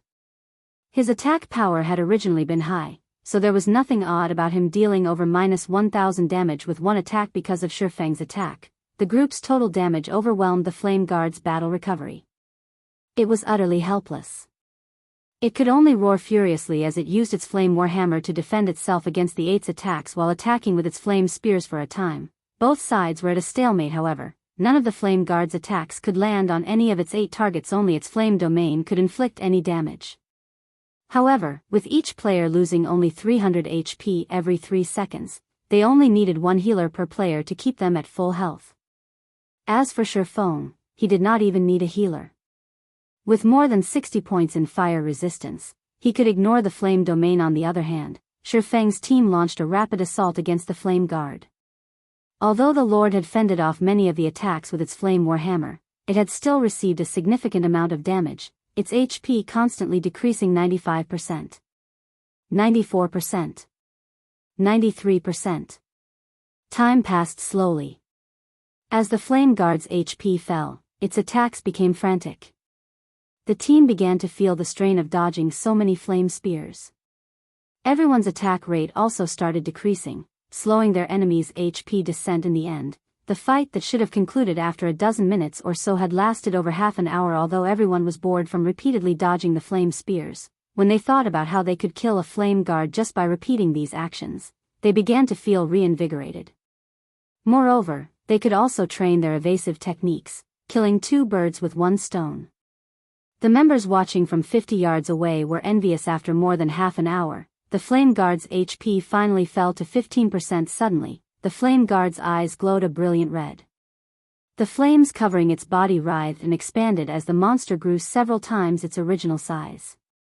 The scorching flames vaporized the moisture in the air, causing a shimmering heat haze inside the final cave. Aside from Shifeng, everyone was stunned by the Flame Guard's intimidating aura. In the next moment, the Flame Guard opened its mouth, gathering berserk fire-type mana inside it. Shifeng exploded into motion, dashing between his teammates and his enemy. All of you, stand behind me. Healers, increase your healing. Shifeng hurriedly shouted. He then switched the 7 luminaries' rings aura of fire to aura of illusion. Suddenly, all of his attributes increased by 30%. Simultaneously, Shifeng also activated Fantasy World, gaining immunity to all magic damage for 20 seconds. As a Lord-ranked monster, the Flame Guard was far more powerful than other monsters, and this was its sure-kill skill, Rage Fire Roar. When activated, the skill would deal a devastating blow to all enemies in a cone in front of it, burning everything to cinders. Even if Kola, a Tier 1 Guardian Knight, activated Protection Blessing, he still would not survive the attack. After Aqua Rose and the others received Shifeng's command, they all promptly moved behind him. Shortly after, the 7 rushed behind their guild leader's guard. The Flame Guard roared and fired a blazing white cone. In the blink of an eye, the attack devoured everything 50 yards in front of Flame Guard. White light filled the once dimly lit cave, and the temperature inside the cave skyrocketed. Everyone's hearts pounded as they watched the attack. This was practically Armageddon. Even the healers who stood 70 yards from the Flame Guard watched their HPs rapidly decrease. They lost over 400 HP every second, needing the assistance of their fellow healers, who stood further back, to keep them alive. One could just imagine what kind of damage those within 50 yards had received. They might have been instantly obliterated. The Rage Fire Roar lasted a full 6 seconds, transforming the cone before the Lord into a blistering hell. After the Flame Guard's attack ended, the blast area in front of it had scorched black. Only the area behind Shifeng remained intact. Among those present, Aqua Rose and the others' HP had fallen to critical levels. Only Shifeng was unharmed. If Shifeng had not blocked the magic damage of the Rage Fire Roar for them, they would have lost their lives instantly. Fortunately, Aqua Rose and the others had only received some damage from the high temperatures. Even after the attack, they still received over -500 damage every second. If not for the healers working frantically to restore their HP, they would have fallen, their roasted husks decorating the ground. The Flame Guard has entered a weakened state. Hit it with everything you've got. Shifeng shouted as he glared at the shrunken Flame Guard. Immediately, everyone scattered and returned to their respective positions, resuming their bombardment on their target once again. When the Flame Guard only had 30,000 HP remaining and was about to use Rage Fire Roar again, Shifeng activated Divine Providence, increasing his luck by 20 points for 30 seconds. Shifeng also gave off a faint golden glow, becoming a dazzling sight to behold. Shifeng then used Flame Burst, gathering power into the blazing meteor. He aimed at the Flame Guard and launched a series of rapid attacks. One hit after another struck the Flame Guard, each attack dealing over -4,000 damage. After 12 consecutive attacks, the Flame Guard's 30,000 HP had vanished. The Flame Guard did not even have the chance to use its Ragefire roar again the moment the Flame Guard died. A large number of items scattered around its body. Ordinarily, a Lord-ranked monster would only drop around half a dozen items or so when it died. However, due to the White Fog Canyon's unique environment, the drop rates of the monsters inside the canyon had increased significantly. Coupled with Shifeng's 25 points of luck, the Flame Guard dropped a mother lode with a simple glance. One could count over a dozen items scattered across the ground outside the cave entrance at the same time. Everyone's experience bars soared. The Flame Guard was a level 28 lord. The amount of EXP gained from killing monsters inside White Fog Canyon was already high, 3 to 4 times that in the outside world.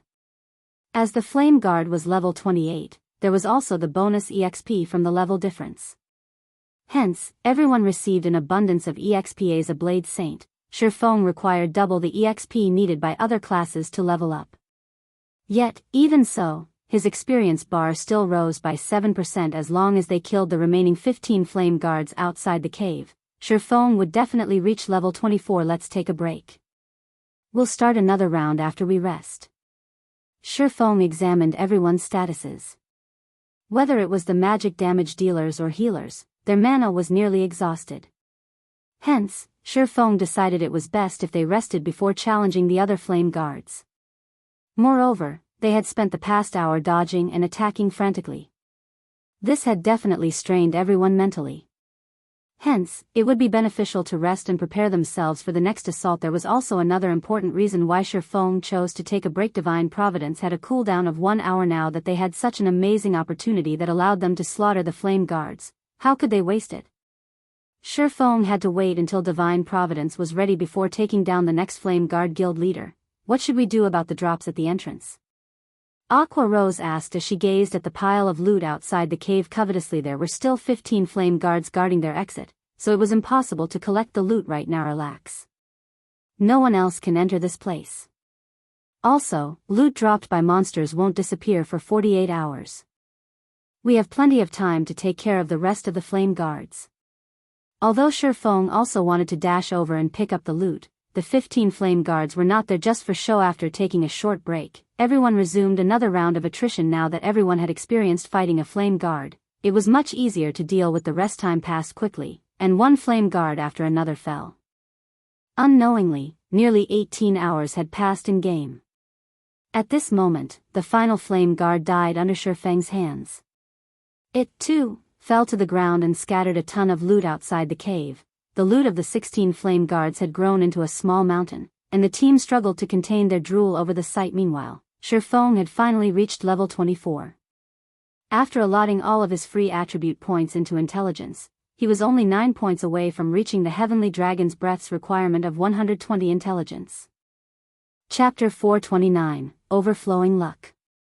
I'm only 9 points away now. Shifeng smiled at his attribute panel.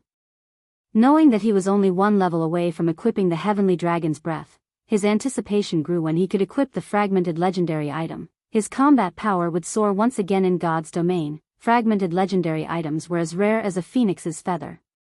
It was an item that countless players dreamed of obtaining. Even during his previous 10 years of professional gaming experience, Shifeng had never owned one. Legendary items allowed players to overcome the gap between tiers. Although fragmented legendary items were not as powerful as legendary items, they were still far more powerful than epic items. If Shifeng could equip the Heavenly Dragon's Breath, his combat power could reach the same playing field as a Tier 2 class. A Tier 2 class was in a whole different league compared to Tier 1. It was like the difference between a chieftain and a lord against a chieftain of the same level. A direct confrontation required at least a party of elite players. Against a lord, however, a direct confrontation required a team. Shifeng, as a Tier 1 Blade Saint, could solo a chieftain of the same level. However, he stood no chance against a lord of the same level unless he used some particular technique or advantage after equipping the Heavenly Dragon's Breath. However, Shifeng could contend with the 5 guilds controlled by Underworld by himself. He would not need to involve Zero Wing, allowing his core team to develop safely. After killing the 16 Flame Guards, everyone's levels had similarly risen. At this moment, the lowest leveled player among the 500 team members was level 24. They had far surpassed the average level of elite players in White River City and were on par with most of the expert players among the members of Zero Wing, Aqua Rose, Fire Dance, Flying Shadow, Cola, and the others had reached level 26. Their levels were already on par with the top-tier experts of White River City. Hence, instead of wasting time and fighting a war of attrition with overwhelming smile, they should take the opportunity to widen the gap between Zero Wing and the other guilds further. After all, if a newly established guild like Zero Wing wished to become the overlord of Star Moon Kingdom, they first needed sufficient combat power to strike fear into the other guilds' hearts. However, the loot the Flame Guards had dropped was the most valuable gain from the slaughter. While the crowd was taking a break, Shifeng tidied up all of the loot. He also appraised every single drop. Although Shifeng had expected the drops to be impressive, after he finished appraising the items, he could not contain his shock. Icarus's heart was truly a godly tool.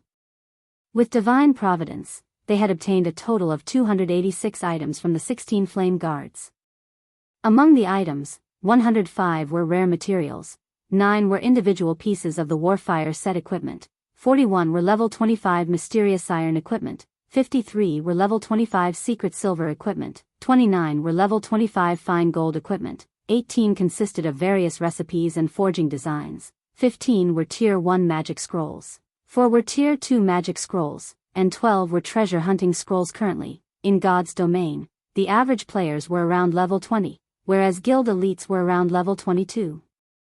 The dungeons they could raid were all level 20 dungeons. Hence, the equipment they could obtain was limited to level 20. It was extremely rare to come across level 25 weapons and equipment in God's domain. Weapons and equipment would significantly impact a player's performance every 5 levels. The attributes of a level 20 fine gold equipment were slightly inferior to a level 25 secret silver equipment.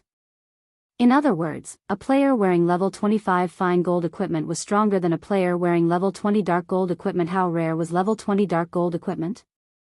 There were only very few items throughout Star Moon Kingdom yet. Now, they had actually obtained 29 pieces of level 25 fine gold equipment, which was the equivalent of obtaining 29 level 20 dark gold equipment. Furthermore, they had obtained the Warfire set equipment and treasure hunting scrolls, 2 of the rarest items available in White Fog Canyon. Currently, although players were familiar with the Warfire set equipment, almost nobody knew about the treasure hunting scroll. Although the scroll was not as valuable as a tier 2 magic scroll, it was extremely useful inside the White Fog Canyon. The scroll's greatest function was searching for Starfire ore. It was extremely difficult to locate Starfire ore in White Fog Canyon. Originally, Shifeng had intended to rely on his memories. With the treasure hunting scroll, however, he could locate the ore with the system map. The scroll had a search radius of 1,000 yards and lasted for 30 minutes. When searching for valuable ores, it was the best tool one could have. Luckily, even this dropped.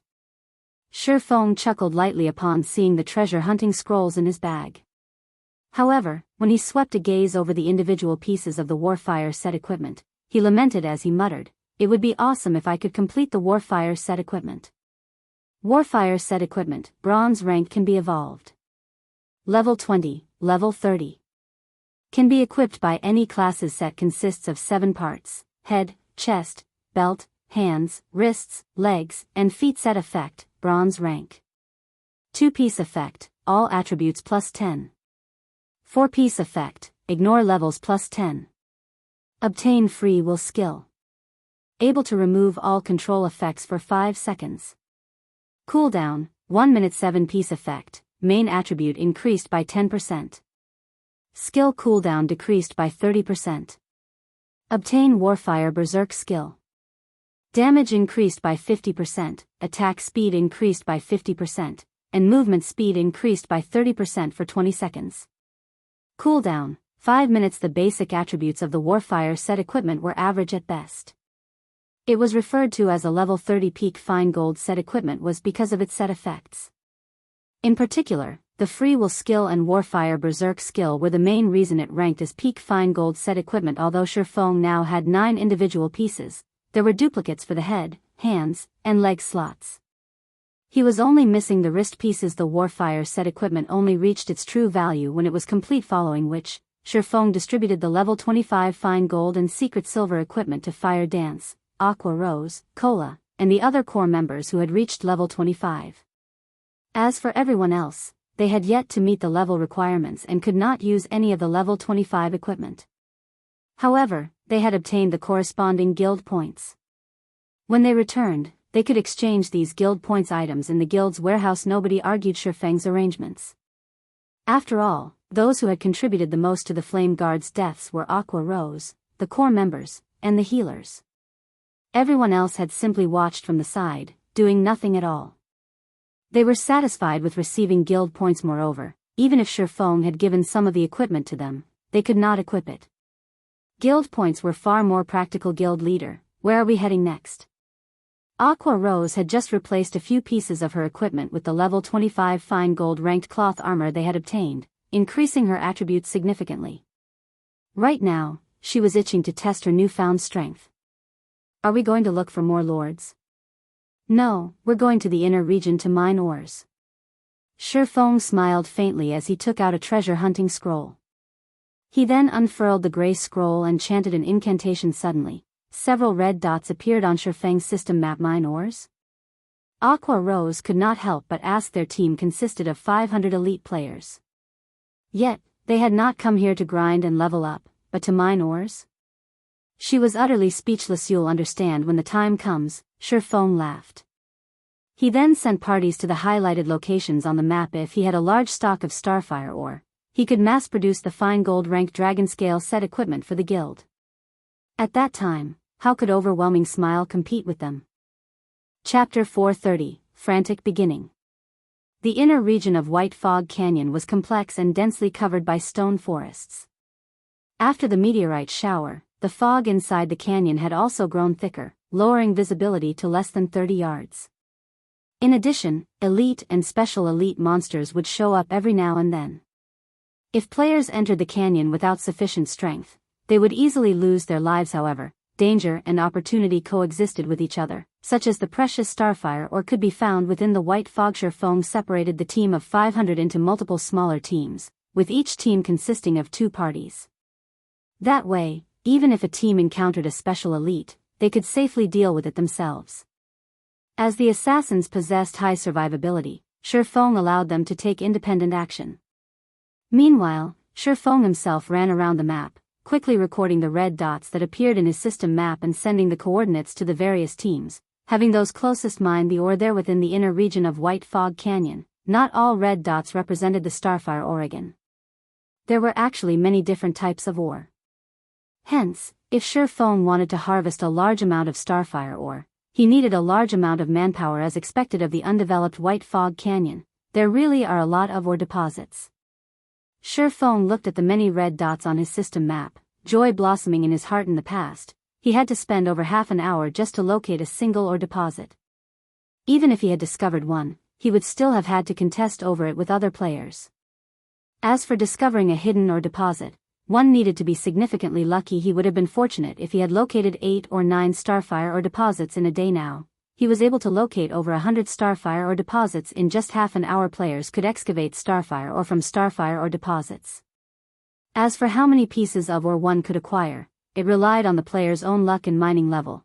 1 or 2 pieces if the number was low, and 3 or 4 pieces if it was high. After several hours of hard work, Shifeng's team of 500 managed to secure over 1,000 Starfire ore deposits and had amassed over 3,000 pieces of Starfire ore, which was equivalent to over 30 gold to Shifeng. However, the value of these 3,000 plus pieces of Starfire ore far exceeded 30 gold. After using up the 12 treasure hunting scrolls, the team's speed at locating the Starfire ore deposits gradually slowed. Even with 500 players continuously searching for the deposits, after an hour's worth of effort, they had only managed to harvest around 200 pieces of Starfire ore. However, Shifeng was still satisfied. The Philosopher's Stone he possessed allowed him to refine the Starfire ore into Starfire Essence, free of charge. At that time, with so many Starfire Essences, his certainty of producing the level 20 Dragon Scale set equipment would greatly increase. Level 20 fine gold set equipment was precisely what the current players of God's Domain needed and lacked the most.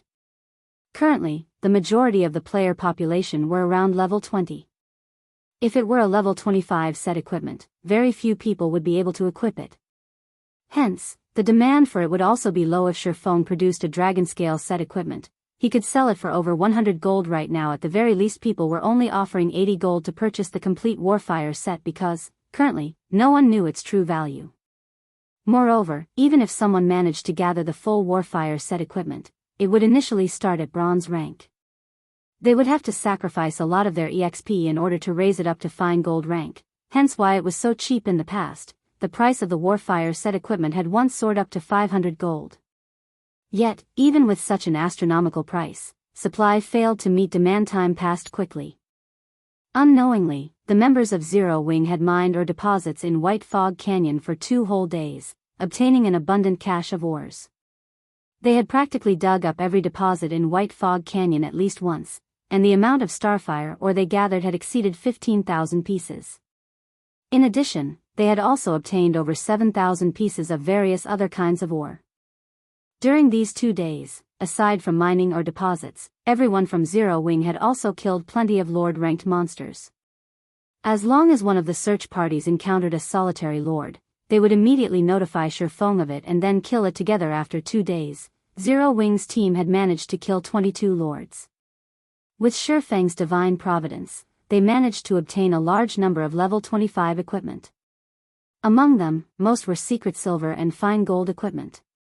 They had also obtained many Warfire set pieces. By now, they had enough to complete close to 3 sets.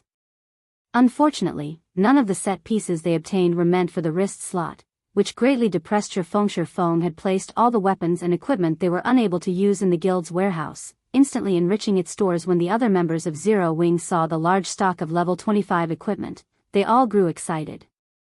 Enthusiasm filled every one of them as they actively completed guild quests and made contributions to the guild. Level 25 equipment was currently the pinnacle of equipment to God's domain players. Even before everyone had reached level 25, the guild had already prepared a large number of high-end level 25 equipment for themselves.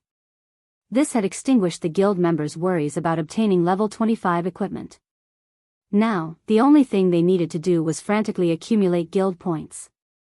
By the time they reached level 25, they could simply exchange for the level 25 equipment. This point alone made Zero Wing superior to every other guild. The appearance of level 25 equipment in Zero Wing's warehouse had undoubtedly punched a big hole into Overwhelming Smile's poaching plan. Now, those who originally planned to defect from Zero Wing started hesitating. Although the benefits offered by Overwhelming Smile were very high, the equipment it possessed was unable to keep up with the times. Meanwhile, if their equipment fell behind, how would they hunt for even better equipment? How were they supposed to grind and level up quickly? Once behind, always behind. At this moment, many players who had previously defected from Zero Wing to Overwhelming Smile began regretting their decision. Just how did Zero Wing manage to get so many level 25 high-end equipment?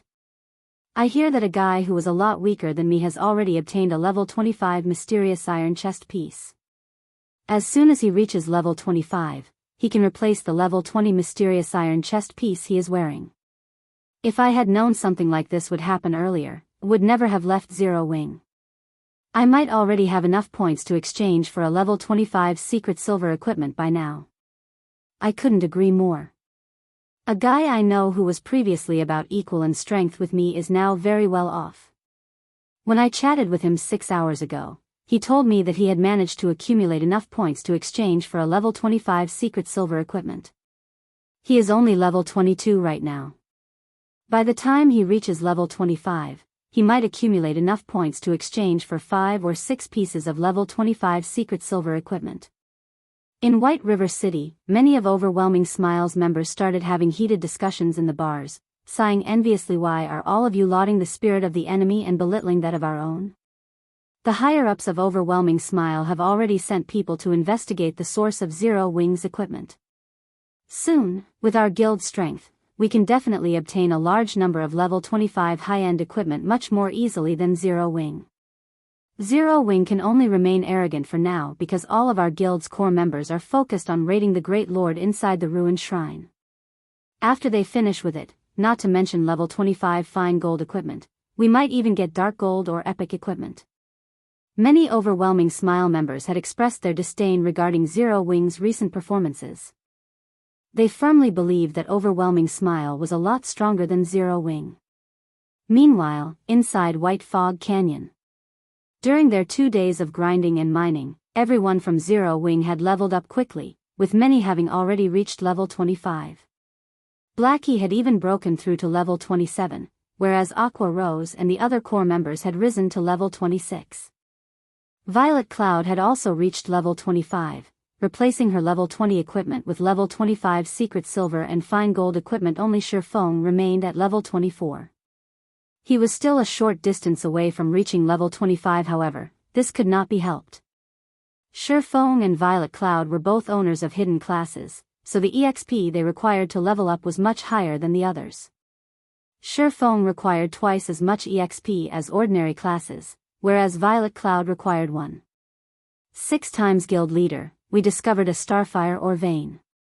However, we were suddenly ambushed by some assassins from Overwhelming Smile. Although our party managed to get rid of the 8 of them, 2 of our brothers were killed. Seeing that we are interested in the starfire ore, those bastards from Overwhelming Smile have sent 3 teams to guard the starfire or vein. They are currently clearing out the surrounding monsters and are planning to mine the deposit, Flying Shadow reported, wrathful flames burning in his eyes. If not for the bastards from Overwhelming Smile outnumbering them, he really wished he could go over and massacre them right this instant. Chapter 431, Denounce. Beside one of the streams inside the White Fog Canyon, a team of over 100 players currently guarded the entrance of a mine. Each of these players wore a guild emblem in the shape of a purple moon on their chests. This was none other than Overwhelming Smile's guild emblem at this moment. These players faced off against the 8 level 27 special elite ranked flame furbolgs that had emerged from within the mine. Flame furbolg, special elite. Level 27. HP 70,000/70,000. Although the massive flame furbolgs were very powerful, the members of Overwhelming Smile fought with organization, continuously draining their enemies' HP. Boss Oriental, Zero Wing's party killed Monkey and the others. A level 23 grey-clothed ranger reported as he walked up to the level 24 swordsman who currently commanded the team. This level 24 swordsman was fully geared with level 20 secret silver equipment. The snake-bone sword that hung on his back was even a level 20 fine gold weapon. Currently, in God's domain, his items were definitely top tier. That was 2 parties of elite assassins. A single party from Zero Wing actually wiped them out. Did Zero Wing receive help from someone else? The level 24 swordsman, Oriental Sword, asked. Although the assassin named Monkey was not an expert, he was a PvP veteran. He sported a promising battle record, and even experts would find him difficult to take down in a short amount of time. If he focused solely on his escape, it would be even more difficult to kill him. Oriental Sword had not expected that not even one assassin would return. The only possibility he could think of was that Monkey and the others had been outnumbered and surrounded. No. There was only a single party from Zero Wing. However, the assassin leading the team was a level 26 expert, the ranger said, shaking his head. Was it that fire dance from Zero Wing? Oriental Sword grinned. Before I reached White River City, I had heard rumors of Fire Dance's prowess. Some are even calling her the Flaming Rose. Originally, I thought she was merely one of Black Flame's decorations. I expected as much from the team leader of Zero Wing's core team. Not bad. She isn't the one who killed Monkey. That assassin was a man called Flying Shadow. Monkey had only lasted 5 moves against him. Of the 12 players in the 2 parties, 8 had died at that man's hands. There was no mention of a person named Flying Shadow in any of the reports we had received. The ranger was very familiar with Oriental Sword's personality. Oriental Sword was absolutely confident of his own strength, and he would never consider anyone a worthy opponent. He loved PvPing more than anything, especially against experts. He was a complete battle maniac. However, he was also one of Overwhelming Smile's top experts, which was why he had been sent to White River City. If not for the higher-ups prohibiting anyone from challenging Zero Wing, Oriental Sword might have been the first to launch an assault against the guild Flying Shadow. This seems intriguing. Oriental Sword's interest grew. Ignore Zero Wing's party. Since Monkey and the others had failed to kill them, they would definitely report back to their superiors. There is only one thing we need to focus on, and that is mining the ores inside this cave. Boss Oriental, will our skirmish with Zero Wing cause an all-out war between our guilds? Haven't the higher-ups warned us not to create any friction with them? The ranger asked strangely recently. Zero Wing has been mining ores in White Fog Canyon. Their movements are unusual. In addition, they have somehow managed to obtain a lot of level 25 equipment. There might be a relation between these incidents. Our superiors agree. It doesn't matter if a small conflict occurs. So what if we ambush those cowards from Zero Wing? What will they do to us? Do you think they will start a war? Don't be a fool. Since Zero Wing had not declared war on us when Overwhelming Smile started investing in White River City, they missed their best chance. If they start a war now, they will only gamble their lives. However, I, on the other hand, hope that Zero Wing takes action. Unfortunately, they don't have the guts. Oriental Sword laughed as he resumed commanding his team, wiping out the flame furbolgs inside the mine. Before anyone noticed, however, a party of 6 had appeared in the misty forest a short distance from the mine. This party disregarded the team of over 100 elite players under Oriental Sword's leadership, walking leisurely towards the mine guild leader. I've discovered the mine after using a treasure hunting scroll. I've even used stealth and scouted its interior. It is full of starfire or deposits. If we excavate them all, we can get at least 300 to 400 starfire ore, Flying Shadow said as he pointed towards the cave that Oriental Sword and his men guarded. However, after I left, we were ambushed by assassins from Overwhelming Smile. Although I tried to rescue them, I was too late, resulting in 2 of my party members dying. Overwhelming Smile has since occupied the cave. Shifeng nodded before commanding, Violet, go and revive the 2 who died. Everyone else, let's take a look. Following which, Violet Cloud ran over to where the 2 players had died as Shifeng led Aqua Rose, Blackie, Fire Dance, and Flying Shadow towards Oriental Sword. Shifeng's movements had undoubtedly attracted the attention of Overwhelming Smile's team. The fellows from Zero Wing are kind of interesting. Oriental Sword grinned upon seeing Shifeng and the others. Boss Oriental, that level 24 swordsman is Black Flame. The 2 beauties by his side are the Elementalist Aqua Rose and the Assassin Fire Dance.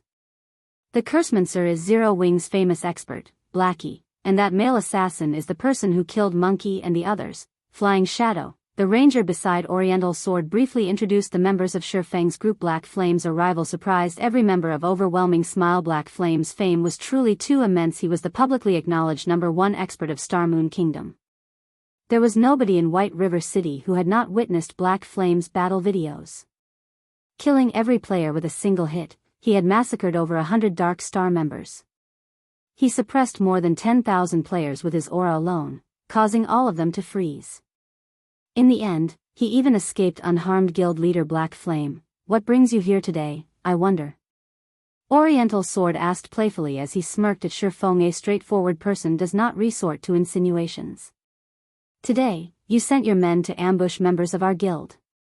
Now, you've occupied the mine that we found after much difficulty. Don't you think that you've gone a little overboard? Shifeng asked calmly. Although Shifeng's voice had been soft, his overbearing tone intimidated the crowd from Overwhelming Smile. Overboard? Oriental Sword laughed madly. 12 of my men died. I have not even asked for compensation, yet you come here to denounce me?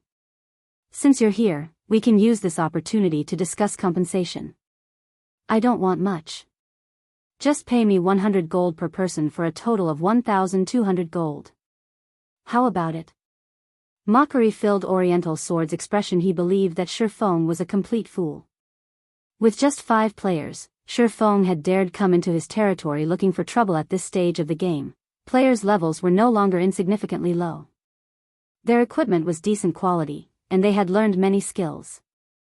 It was not possible to kill a player with a single hit anymore. Currently, he had close to 150 players on his side, and they were all elite members of the guild. They were also level 22 or higher, and they possessed impressive combat power. They could easily take out 50 players, much less 5. Chapter 432, One-Hit Extermination. Upon listening to Oriental Sword's words, a cold glint flashed across Shifeng's eyes. Suddenly, the surrounding atmosphere froze. What? Want to fight?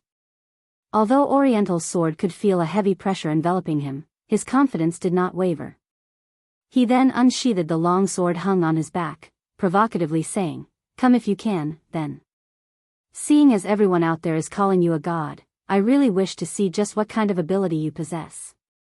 When Oriental Sword spoke in such a way, everyone from Overwhelming Smile sneered, secretly making preparations for battle with 150 players on their side. It would be a piece of cake for them to take care of just 5 players. They were different from those noobs Black Flame had massacred before. They would not easily be defeated just because their skills were silenced after learning and training in God's domain for such a long time. They had long since familiarized themselves with the combat styles of the game. Right now, they had no problems fighting solo with an elite monster. Although a handful of them might not be a match for Black Flame, if all 150 of them stood sparsely apart from each other and attacked together, they did not believe that Black Flame could walk out of this place alive. However, before the crowd from Overwhelming Smile could react, Shifeng, who stood 10 yards away, suddenly disappeared. Where is he? Oriental Sword's eyes were filled with disbelief when he suddenly lost sight of Shifeng. A swordsman could actually suddenly vanish from thin air? Even assassins required some time to enter stealth, not to mention Oriental Sword. Even Aqua Rose and the others were stunned. Shifeng had just suddenly disappeared. Did he log off? The only reasoning Aqua Rose could come up with was that Shifeng had logged out of the game. However, when she checked the list of party members, Shifeng's status showed that he was still online. His name did not turn gray. However, before 1 second had passed, Shifeng suddenly reappeared beside Oriental Sword. Following which, blades of light slashed apart the air, silently cutting up Oriental Sword's body. Before Oriental Sword knew what was going on, he suddenly felt pain bloom in his body. In the next moment, he saw blood gushing out like a waterfall in front of him. What's going on? Oriental Sword touched the wounds covering his body, confused. Suddenly, his body lost all strength as it slumped down onto the ground. Laying on the ground, Oriental Sword saw Shifeng through his grade vision. He also saw the abyssal blade grasped in Shifeng's hand, fresh blood slowly dripping off the weapon. The blood dripped to the ground as if it were a countdown to death. How?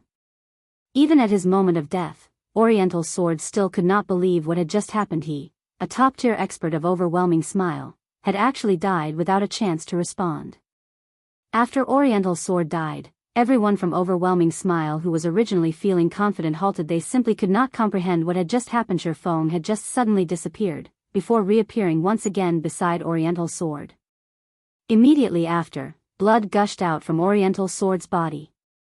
Simultaneously, a damage of -4,368 points appeared above the man's head, the damage completely exceeding the swordsman's total HP. Oriental Sword's sudden death had struck fear into the crowd from Overwhelming Smile. The gaze they used to look at Shifeng was as if looking at a ferocious beast. When Shifeng's eyes landed on them, they felt as if they had lost control of their own bodies. Bug. This must be a bug. A player from Overwhelming Smile suddenly shouted in fright. He must have grasped a loophole in the system. Let's send feedback to the main god system right now. We'll see what he can do then. Everyone present felt that those words sounded logical. Otherwise, how were they supposed to explain this unbelievable incident? Hence, everyone started sending reports to the main god system. Only by doing so would they possess a chance for survival. Guild leader couldn't have abused a bug, right? Aqua Rose could not make sense of the situation either. She was similarly shocked by the scene she had just witnessed. The main god system controlled God's domain. It was simply impossible for such a glaring loophole to exist in the game. Yet, if it was not a loophole, how could they explain the situation before them? Of course it is not a loophole in the system. Guild leader is the #1 expert of Starmoon Kingdom. Previously, he had simply used an advanced combat technique. These people are simply too ignorant, Fire Dance said proudly, a faint smile on her face. She spoke as if she were the one who had personally finished off Oriental Sword. Within the ruined shrine in the inner region of White Fog Canyon, a large number of guild players had gathered. Among them, members of Overwhelming Smile numbered the most. With over 5,000 members present, there were a large number of monsters inside the ruined shrine. Moreover, a majority of these monsters were special elites. Among them were plenty of chieftains. The monsters here ranged from level 24 to level 27. To the current elite members of guilds, it was a level that they could barely handle. If not for the fact that they had the advantage in numbers, they would have long since been wiped out by the monsters inside the ruined shrine dam. The monsters here are endless. They're even more troublesome than the battle monkeys before. Lone Tyrant said, somewhat exhausted. Currently, he was going up against a level 27 chieftain, a goblin warrior. Despite the goblin warrior being twice as large as an ordinary player, it was quite agile. In addition, the hammer it wielded contained frightening, destructive power. Even a tier 1 metric ton of the same level would find it difficult to endure its series of violent assaults, much less Lone Tyrant, who was only a level 25 tier 0 guardian knight. Although Lone Tyrant possessed impressive techniques, his dodging capabilities being first-rate, the goblin warrior also possessed powerful combat techniques. Whenever the goblin warrior attacked Lone Tyrant, it would always predict where Lone Tyrant would dodge and take that into account in its attack, forcing Lone Tyrant to accept the damage. Moreover, every time he received an attack from the goblin warrior's hammer, his defensive posture would always fail. This resulted in him being unable to use his shield to block the next attack, and instead, he received the attack with his body from just a single strike of its hammer. Lone Tyrant received close to minus 1,300 damage. Lone Tyrant only possessed 4,520 HP, he could endure 4 hits. At most, if he were only dealing with a single goblin warrior, Lone Tyrant would not end up in such a miserable state. However, aside from the goblin warrior, there were also many goblin mages at the sides. These goblin mages were all level 26 special elites. They bombarded players with ice and fire, and any players struck by their spells would instantly lose around 1,700 HP. Other than MTs, nobody else could survive 2 hits within the ruined shrine. Aside from the members of Overwhelming Smile having a hard time, the other guilds were similarly facing great difficulties. The monsters inside the ruined shrine were simply endless. No matter how many they killed, the monsters just kept coming. Without sufficient strength, they simply had no way of reaching the level 25 Great Lord in a short amount of time, let alone raiding it before Overwhelming Smile had finished off the monsters at hand. Another wave of goblins charged over suddenly. Everyone from Overwhelming Smile felt a headache overcome them. Cursemoncers, cripple them. Elementalists, use ice walls and separate the incoming monsters. Rangers, lure some away and kite them. Do not let the pressure on the MTs increase. Yulon immediately shouted in the team chat. Immediately, the elites of Overwhelming Smile started taking action, luring the goblins away and letting the MTs take a breather. Lone Tyrant could not help but send a glance at the charming and graceful Yulon. Inwardly, he felt displeasure towards the woman.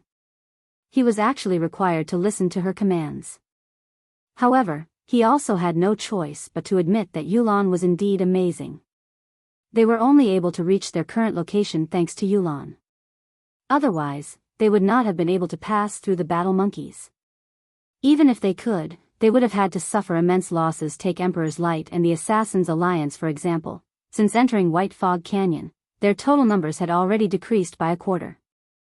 Meanwhile, under Yulon's command, Overwhelming Smile was able to advance through White Fog Canyon easily. Along their way to the ruined shrine, they had only lost a small number of players. Shortly after Overwhelming Smile cleared out all the goblins, Yulon received a message.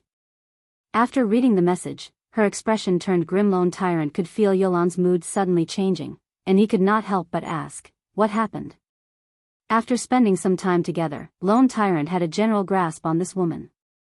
She was always calm and collected. Even in the face of several Lord-ranked monsters, she would remain unfazed. Yet, now, after seeing a single message, her expression had turned solemn. How could Lone Tyrant not grow curious at this situation? Chapter 433, Evil Rakshasa. Hearing Lone Tyrant's question, Yulon, who had originally planned to explain, suddenly received another message notification. When she read the contents of the message, her frown deepened. Oriental sword, that fool. I told him to investigate the secret Zero Wing had used to obtain their stock of level 25 high-end equipment, yet, he brazenly killed Zero Wing's members. He has even provoked Black Flame. Yulon was furious after reading the message. Yulon had previously investigated Black Flame.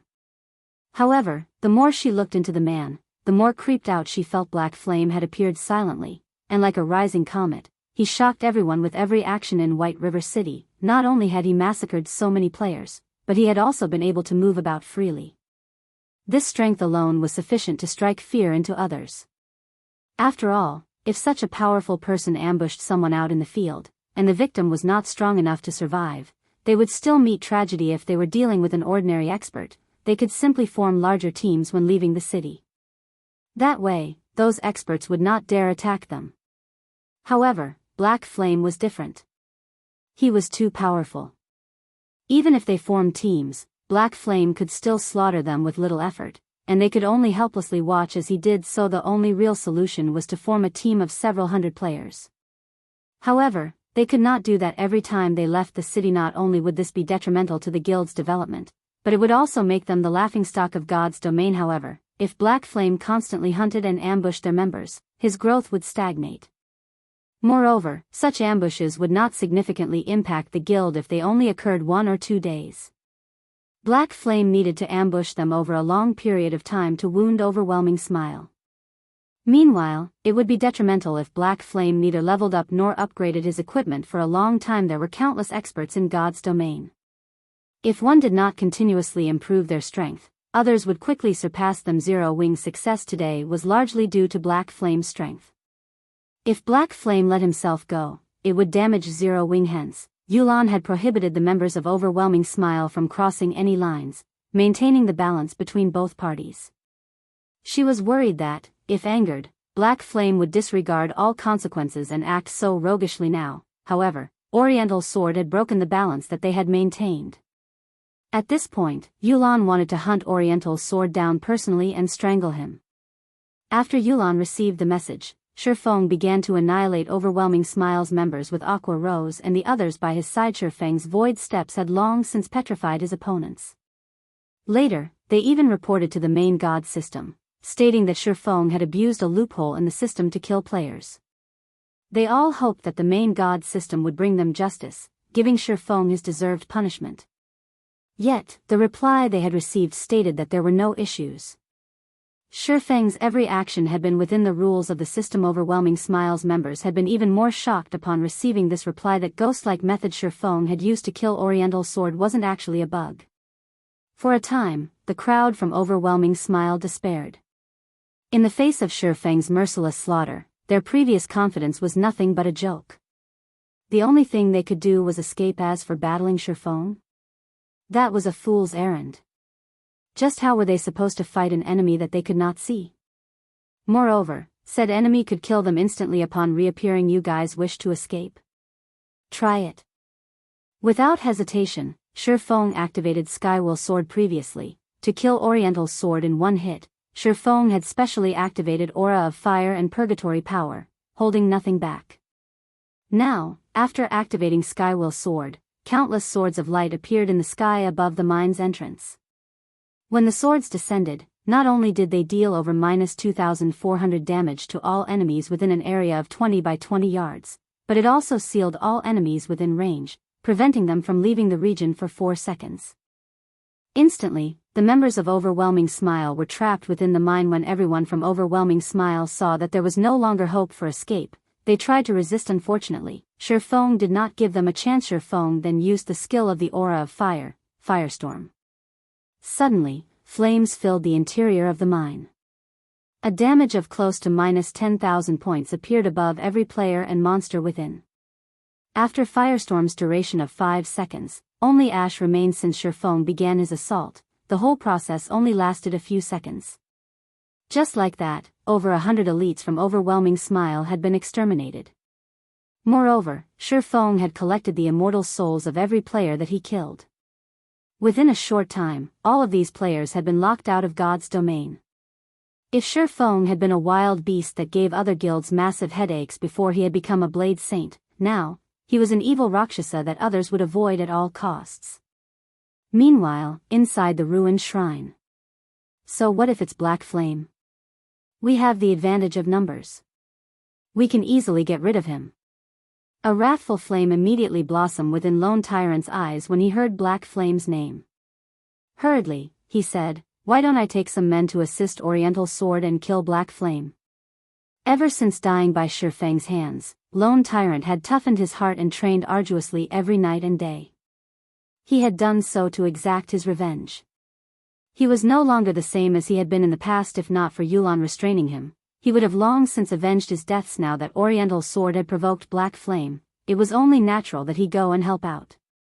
Yulan could not possibly sit by and watch as more than 100 elite members fell under Black Flame's swords, right? Ultimately, these elite members were the backbone of the guild.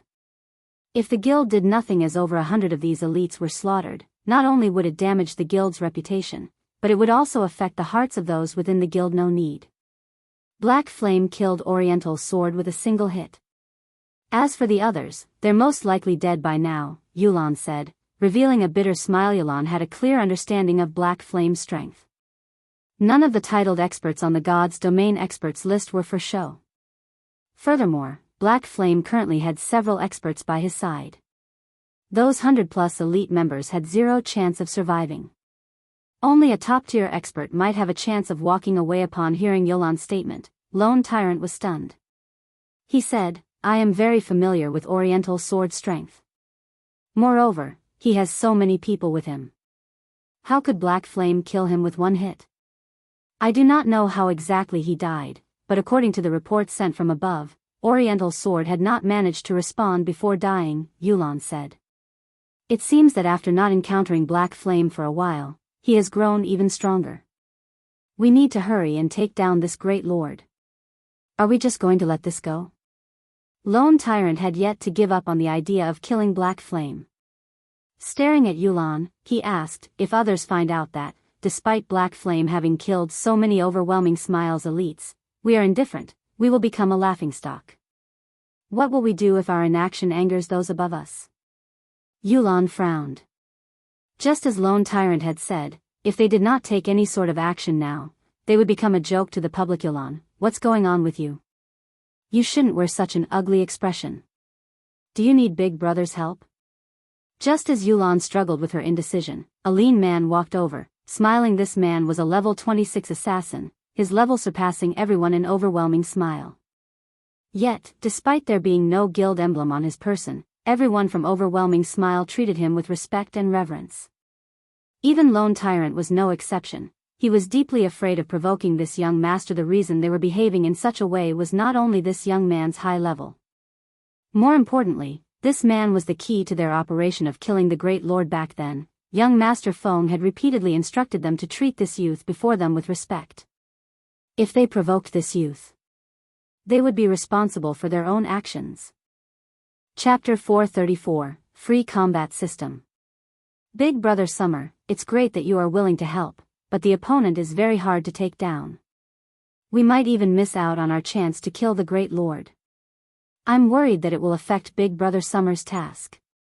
Yulan was familiar with the lean man's strength, and she appreciated his assistance. The lean man was Summer Sunshine.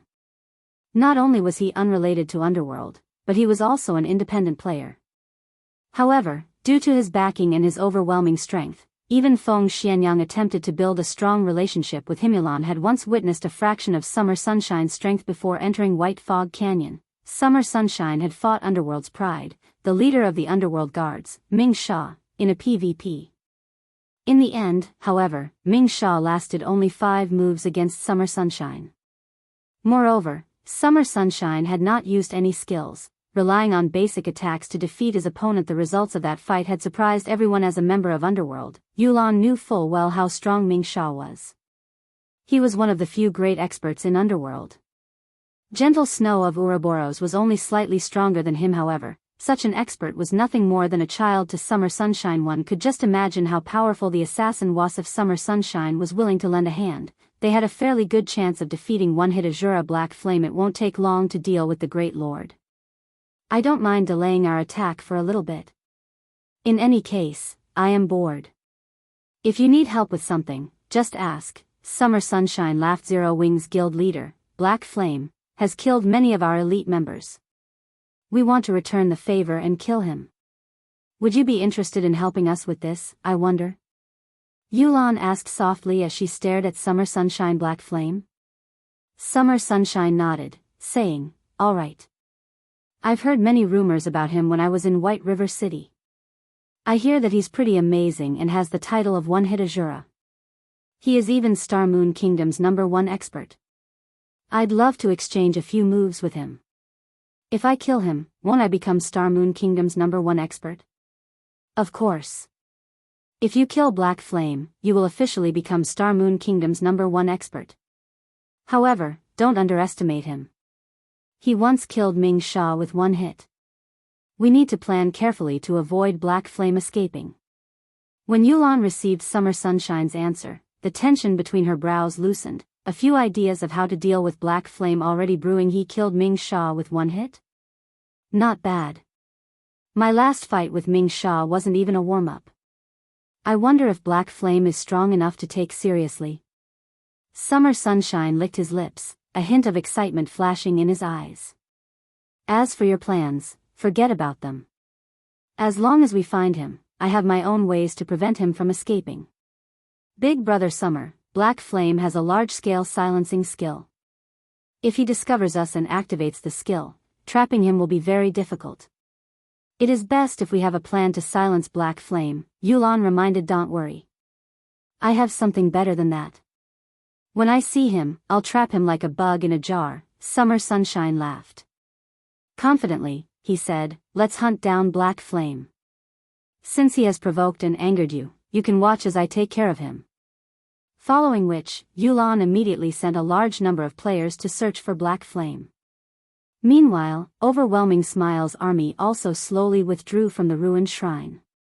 At the entrance of the Starfire mine, Shifeng and the others tidied up the loot scattered across the ground. When Shifeng had activated Firestorm, not only had he wiped out the players, but he had also dealt with all of the level 27 special elite ranked flame furbolgs that had emerged from the mine, with the flame furbolgs drops accompanying the items from players, weapons, equipment, and materials littered the area in front of the mine. The elite members of Overwhelming Smile sure are poor.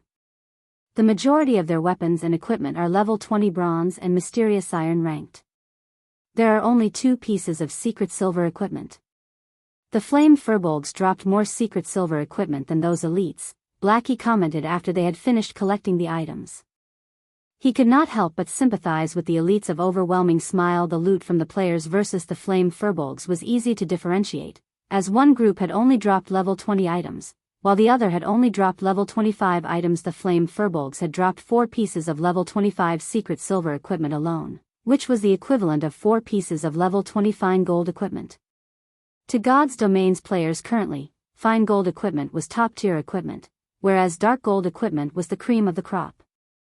As for epic items, they were the stuff of legends. Meanwhile, if an ordinary player joined Zero Wing around level 10 and completed their guild quests each day, they could trade their guild points in for a piece of mysterious iron equipment by the time they reached level 20. If they were lucky and managed to join a party to complete advanced guild quests, they might even have enough points for 3 or 4 pieces of secret silver equipment. More than half an elite's equipment would be secret silver rank at the very least. On the other hand, the equipment Overwhelming Smile's elite members wore was mostly a mix of bronze and mysterious iron rank. Practically none of them had any secret silver equipment. They could not compare with Zero Wing's members. Furthermore, level 25 weapons and equipment were now available for Zero Wing members. This was unheard of in any other guild. Any level 25 equipment obtained by the other guilds would be prioritized to their core members. These items would never be available for their ordinary members. Compared to level 25 secret silver and fine gold equipment, the benefits that Overwhelming Smile offered were a joke. After organizing the loot, Shifeng had the 2 recently resurrected members take the dropped weapons and equipment back to the guild. As for Aqua Rose and the others, they all entered the Starfire mine and started mining. The Starfire mine was a naturally occurring maze. Moreover, when wandering inside the mine, the players were often ambushed by groups of 3 to 5 flame furbolgs. As a result, Shifeng's team progressed slowly. The flame furbolgs were level 27 special elites. Their strength was frighteningly high, and they could send a berserker of the same level flying with a single hit. Although they were somewhat slow, the flame furbolgs also had an AoE control skill called War Stomp. When activated, all enemies within a radius of 8 yards would be placed in a fainted state for 4 seconds. In this narrow cave, avoiding this skill was not easy. Normally, a party had no chance against these flame furbolgs. At the very least, they needed a larger team and the willingness to make sacrifices to get rid of these special elites. Unfortunately for the flame furbolgs, the opponent was Shurfeng. Moreover, there were also the Tier 1 assassins, Fire Dance and Flying Shadow, and the unpredictable Astromancer, Violet Cloud before Shurfeng and the others. The Flame Furbolg's 70,000 HP was only decoration Shurfeng and the others were Tier 1 classes. They were only slightly inferior to the special elites. After activating the Aura of Fire, Shurfeng could easily deal over -1,000 damage with every attack. When he used the Tier 1 Chop, he could deal over -6,000 damage, over -10,000 damage if he achieved a critical hit. As for the Flame Furbolg's War Stomp, the skill was child's play to an expert. Faced with groups of 3 to 5 Flame Furbolgs, Shurfeng's party of 6 could either incapacitate the monsters throughout the altercation or kill them swiftly with brute force, preventing them from activating War Stomp. Either way, Shurfeng's group continued to delve into the mine, their experience bars rising quickly. The EXP earned from killing a level 27 special elite was already abundant. There was also the bonus EXP due to the level difference and the fact that there were only 6 players in the party to share the EXP. Most importantly, there were a lot of Flame Furbolgs, and no matter how many the party killed, more awaited them further in the mine. They leveled faster here than when they had killed Lord-ranked monsters in a team of 500 players. On top of everything else, they also obtained plenty of level 25 equipment. After Shurfeng and the others had killed Flame Furbolgs in the Starfire mine for over 3 hours, the group arrived at a wide and beautiful crystal cavern. A gigantic flaming star took up the center of this cavern. The moment Shurfeng set foot in the crystal cavern, a system notification suddenly rang out. System, you have entered the land of the fallen star. Activating free combat system. Chapter 435, Land of the Fallen Star. After entering the crystal cavern, Shurfeng had not been the only one to receive a system notification. His party members also received one. Activating free combat system. Shurfeng was stunned. The free combat system was an unfamiliar term to the current players of God's domain. Shurfeng, however, could not be more familiar with it. This was a mechanic that would only exist after the second evolution of God's domain. In order to make combat in God's domain more realistic, friendly fire was now active. Originally, if 2 players were in a party together, their attacks would not damage each other. However, after activating the free combat system, if one were not careful and struck a party member, said party member would receive damage from the attack. Players could also damage themselves with their own skills. For example, if a player used an AoE skill and they were within the skill's effective range, they would receive damage. In the past, after the free combat system had activated, many players had ended up in the graveyard because of either themselves or each other. As a result, when attacking, players needed sufficient control of their attacks. Otherwise, no one would be willing to join their party regardless of the benefits. Guild leader, what just happened? Aqua Rose could not contain her curiosity when she saw Shurfeng's surprise. We have activated the free combat system. From now on, our attacks will not differentiate from friend and foe, so we need to be careful in the battle. Don't mistakenly injure yourselves or your teammates, Shurfeng explained. However, before the others could respond, a deep purple barrier sealed off the cavern's entrance. When Blackie accidentally touched the barrier, he suddenly lost 1,000 HP. Frightened, Blackie hurriedly backed away from the barrier. We've fallen into a trap. Be careful of your surroundings and don't take action casually. Shurfeng considered the purple barrier at the cavern's entrance before observing his surroundings. Suddenly, a large group of Wolfman warriors appeared in the land of the fallen star, which had originally been void of any monsters. The Wolfman warriors each carried a shield and a weapon, and they stared at Shurfeng's group with fangs bared and smelly drool leaking from their mouths. They treated Shurfeng and the others like a meal. Wolfman warrior, elite rank. Level 27. HP 42,000/42000. Although the Wolfman warriors were much weaker than the Flame Furbolgs, there were many of them. They moved in groups of a dozen or so, making them far more difficult to deal than the groups of 3 to 5 Furbolgs. Guild leader, what should we do now? Blackie said, his heart wavering as he watched the hundreds of Wolfman warriors slowly walk towards them. Fight as we look for an exit. Shurfeng could not think of any better ideas. With the entrance sealed off and the sudden appearance of so many Wolfman warriors, the only plan he had was to fight as they ran. I'll open a path. Fire Dance and Flying Shadow, cover me. Aqua, focus on controlling those Wolfman warriors. Based on Shurfeng's experience, all traps in God's domain gave players a chance of survival.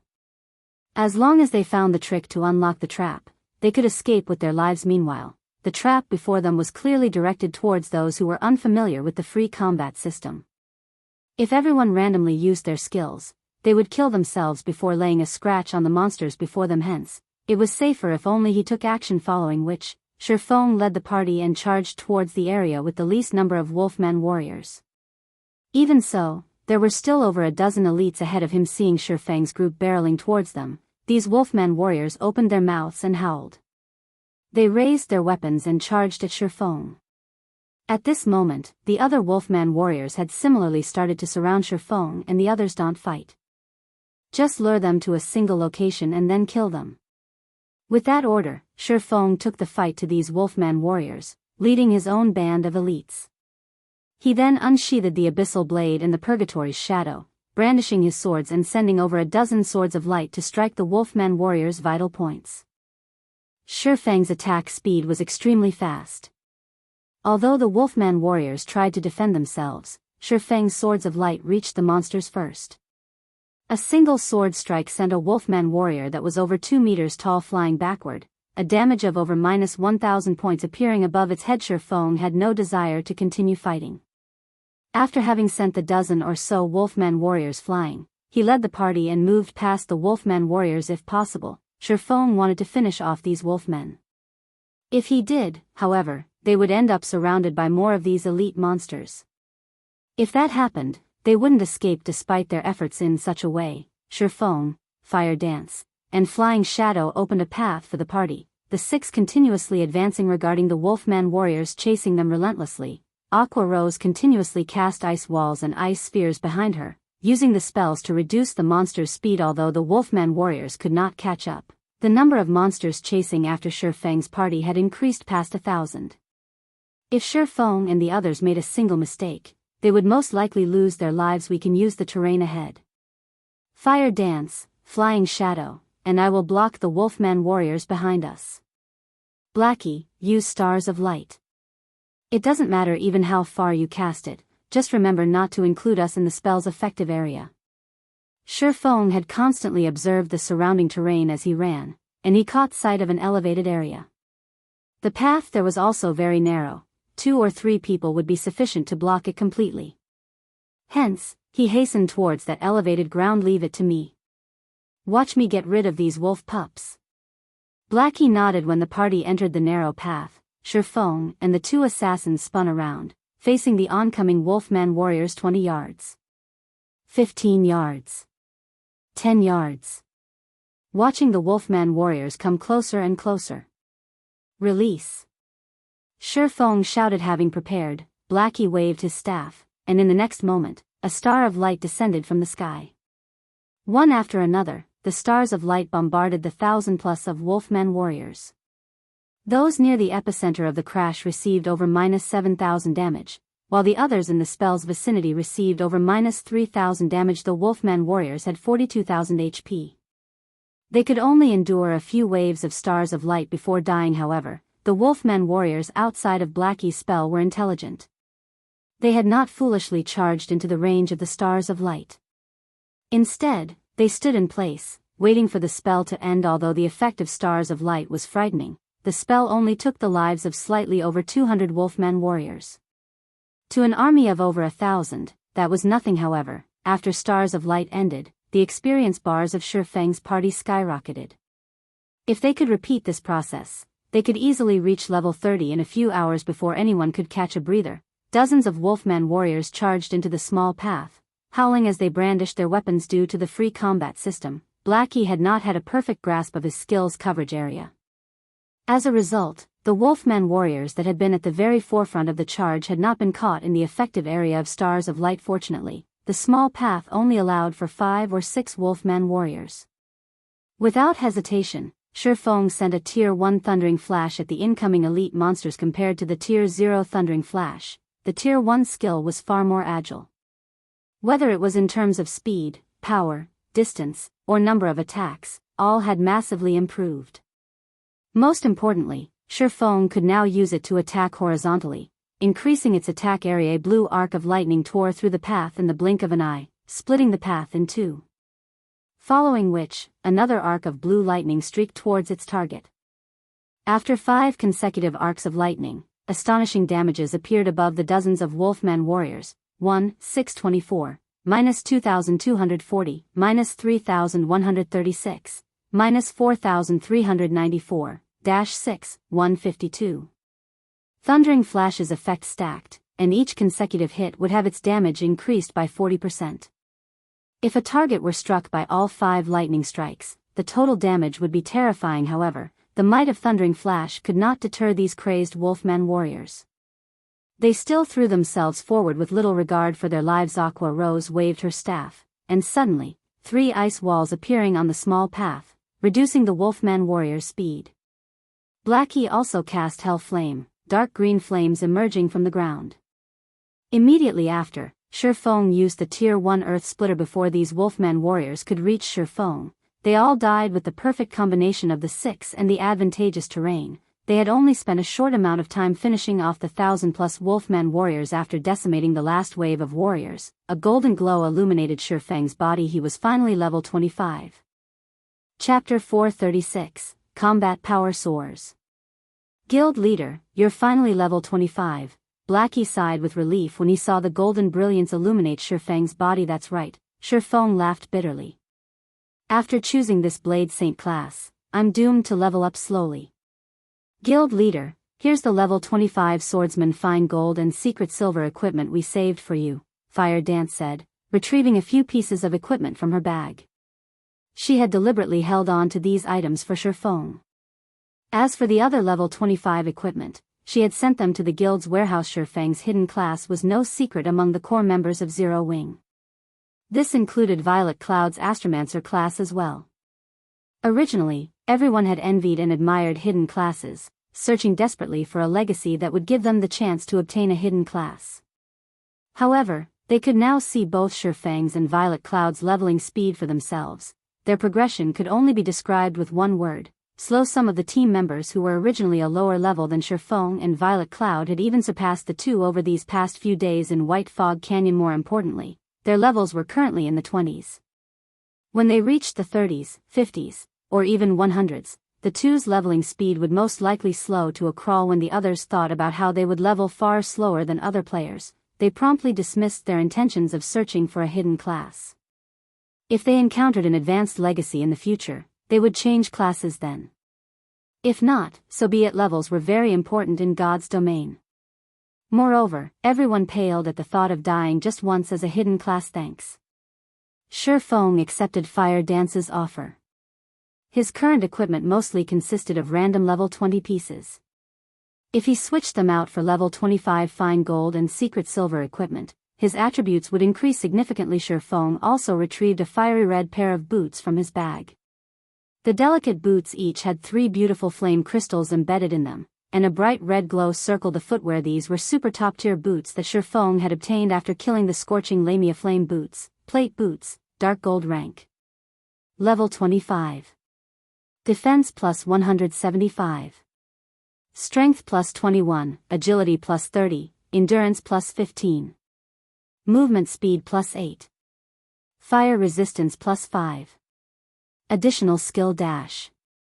Flame Rush, increases movement speed by 100% for 10 seconds cooldown, 2 minutes. The boots were worth at least 30 gold. As Shifeng had not met the level requirement for the boots when he had first obtained them, he had kept them in his bag until now. After equipping the flame boots, Shifeng's attribute soared once more. He had even obtained a new skill, Flame Rush. This was a must-have skill for both escape and pursuit. Undoubtedly, the flame boots had significantly increased Shifeng's mobility. Guild Leader, what kind of boots are those? They're so beautiful. Aqua Rose asked excitedly upon seeing the flame boots on Shifeng's feet. Aqua Rose wasn't the only person with this opinion, as both Fire Dance and Violet Cloud similarly eyed the flame boots. Women always loved beautiful things. I got these boots from killing a High Lord in the Flame God's cave. However, you guys are mages, so you can't equip them. If you could, we'd go back and farm more High Lords. Even with his experience in countless battles, Shifeng squirmed under the intense stares of the 3 beauties. In the end, He had no choice but to display the flame boots data when everyone saw the boots attributes. They were stunned. Guild leader, is this a level 25 dark gold item? Flying Shadow's eyes nearly popped out of his sockets in shock. Originally, he had thought the flame boots were level 25 fine gold equipment. After all, ever since they started killing level 25 and above Lord-ranked monsters, the best equipment they had obtained was level 25 fine gold equipment. These attributes are amazing. Blackie said enviously. He was not particularly surprised that the flame boots were dark gold ranked guild leader. When did you kill a level 25 or above High Lord? Aqua Rose asked with disbelief when Fire Dance and the others heard Aqua Rose's question. They suddenly realized the weight of Shifeng's word. Zero Wing had only recently entered White Fog Canyon. Based on Shifeng's behavior, he had obtained the flame boots long before entering the canyon. However, only High Lords had a chance of dropping dark gold equipment. Moreover, as the flame boots had a level 25 requirement, Shifeng would have had to kill a level 25 High Lord at the very minimum. Meanwhile, since Shifeng always acted independently, it meant that he had most likely killed a level 25 High Lord by himself. Was something like that really possible in God's domain? If I remember correctly, I think it was around the time when I was level 15, Shifeng said after giving it some thought. However, I used some special methods to defeat that scorching Lamia. If it were a direct confrontation, she would have killed me instantly. Amazing. Inhuman. Guild leader, you're too insincere. We are all in the same boat, yet you still keep so many secrets to yourself. Due to their shock and surprise, Aqua Rose and the others were utterly speechless. They all knew full well how powerful a High Lord was. They also knew how inconceivable it was to kill a High Lord. A team of 50 players stood no chance against one, much less a solo player. Even if Shifeng had used some particular method to kill one, it was still an amazing feat. It turns out that guild leader has hidden his strength all along. It seems that I'll need to work harder from now on. Aside from her shock, Fire Dance was also disappointed. She inwardly lamented over her lack of strength. Originally, she had thought that she was only a short distance from catching up with Shifeng. She now realized that not only had the gap not shortened in the slightest, but it had even grown wider.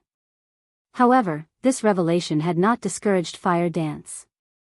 At the very least, she could see how wide the gap was now. Shortly after Aqua Rose and the others had renewed their opinion of Shifeng's strength, a terrifying roar echoed throughout the land of the fallen star. This is a wolf's howl. The sound seems to be moving closer. Is the boss coming for revenge because we killed the wolf pups? Aqua Rose and the others were no ordinary players. Their 5 senses were very acute. By sound alone, they could feel danger approaching. Meanwhile, anything that could instill that kind of feeling was not a typical monster. Immediately, everyone went on high alert, searching for any movement. The monster heading for us is at least Lord ranked. All of you, stand back. Shifeng could feel the threat of death when one had reached his standards. They could determine an enemy's strength through the degree of danger they instinctively felt without even seeing their enemy. If it were a chieftain, although Shifeng would feel danger, he would not sense the threat of death. For him to feel such a threat meant that the approaching monster was at least a lord. While everyone waited quietly for the enemy's arrival, Shifeng retrieved the fragmented legendary ranked heavenly dragon's breath from his bag. Previously, Shifeng's intelligence had been below the required 120 points, so he had not been able to equip the fragmented legendary item. Now, however, he finally possessed enough points in his intelligence. As he had a tier 1 class, he received 8 free attribute points each time he leveled up. In addition, the Abyssal Blade also gave him 2 points for each level. The Golden Stigmata also gave him 10 free attribute points and raised all attributes by 5 points every 5 levels. When Shifeng reached level 25, he had received a total of 20 free attribute points. After increasing his intelligence to 120 points, he added the remaining points into strength. The equipment requirement of the Heavenly Dragon's Breath was 200 strength, 200 agility, and 120 intelligence. Both Shifeng's strength and agility had long since exceeded 200 points. They had even exceeded 300. Now that his intelligence had reached the minimum requirement, he could equip the Heavenly Dragon's Breath. Such power. After equipping the Heavenly Dragon's Breath, Shifeng could feel an immeasurable strength flow into him from the fragmented legendary ring. Although this was not his first time equipping the item, the ring still gave his mind a clarity that he had never had before. He also felt warm and fuzzy, power leaking from his body. It felt as if he was capable of destroying anything and everything in his path. Chapter 437, Tier 2 Combat Power. As the howls approached, everyone became more focused. They kept their eyes glued on the numerous stone pillars in front of the small path. None of them spared even a glance for the loot that the 1,000+ Wolfman warriors had dropped. It was not because Shurfeng and the others did not want to, but because they couldn't afford to. They had all experienced just how powerful and cunning a lord-ranked monster was. Even elites knew how to ambush players, much less lords. The frightening aspect of lords was that they knew how to strike a player's blind spots, landing a fatal blow. Previously, Zero Wing's chief MT, Kola, had very nearly died several times in a lord's ambush. If not for the Arclight Guard's heaven-defying skill, Time Arc, Kola would have died at least half a dozen times. Currently, none of Shurfeng's party had such an overpowered skill. They would only taunt death if they moved forward to pick up the loot. After a short moment, the howling stopped.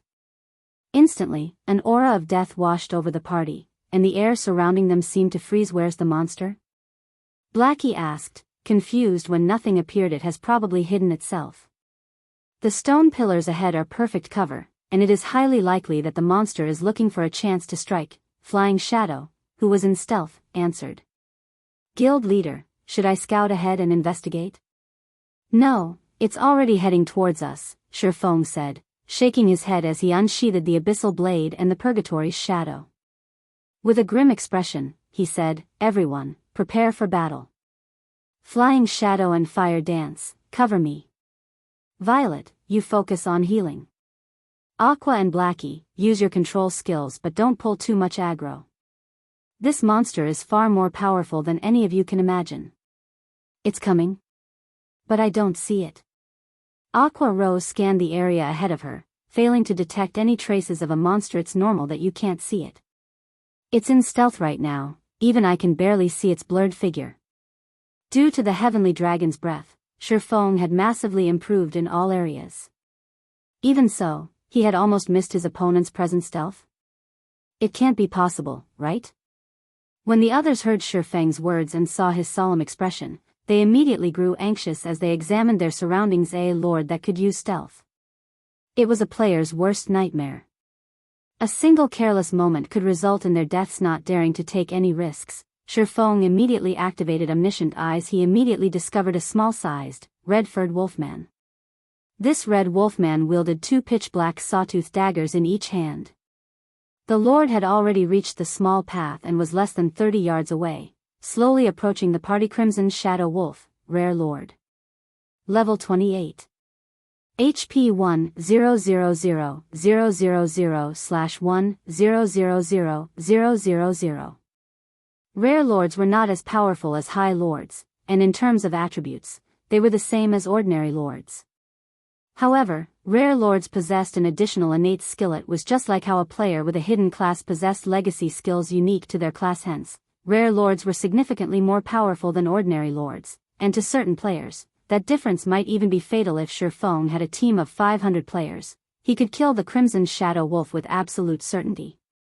However, not only did his party only consist of 6 players, but they also did not have an MT. Facing this rare lord would prove quite difficult. When Shurfeng saw the red wolfman's information, distress filled his heart. Fortunately, after equipping the Heavenly Dragon's breath, his mind could remain extraordinarily calm.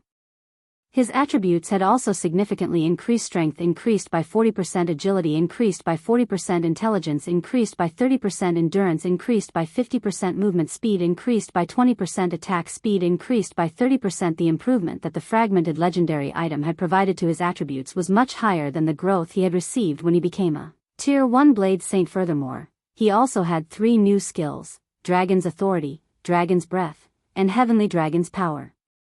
With these new skills, he could easily contend with a lord of the same level. If Shurfeng had not equipped the Heavenly Dragon's breath, he would most likely have given a single command escape. In God's domain, a Tier 1 class could compete with a special elite, whereas a Tier 2 class was on the same level as a lord. This was why Shurfeng could not face a lord in direct combat.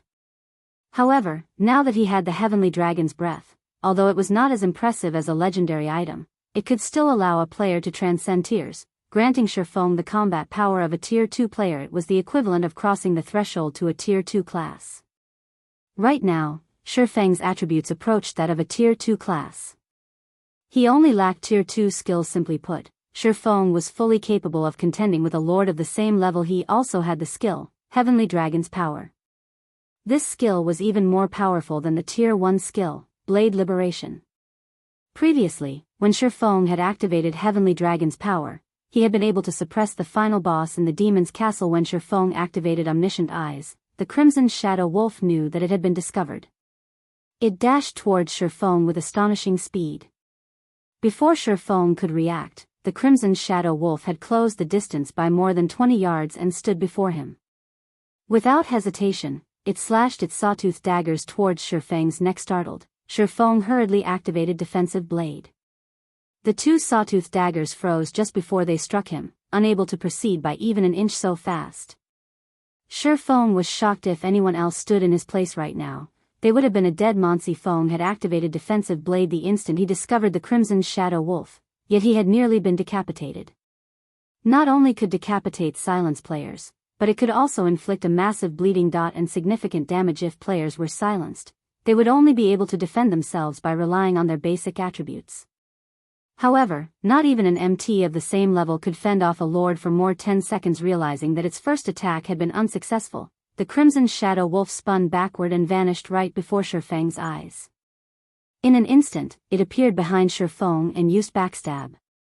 Fortunately, Defensive Blade deflected that attack as well. Standing in the back, Aqua Rose and the others were stupefied by this scene. They had only seen the Crimson Shadow Wolf when it first launched its attack. Then, in the blink of an eye, it had appeared behind Shifeng and launched another attack. However, the rare lord was far from done. Within 1 second, it had launched no less than 6 attacks. Just as Defensive Blade was about to run out, the Crimson Shadow Wolf sent a flying knee kick towards Shifeng's abdomen. A flying knee kick could easily break an enemy's combat stance and send them flying through the air, making it difficult for them to dodge or attack. Just before the Crimson Shadow Wolf's flying knee kick struck Shifeng, the rare lord revealed a human-like sneer.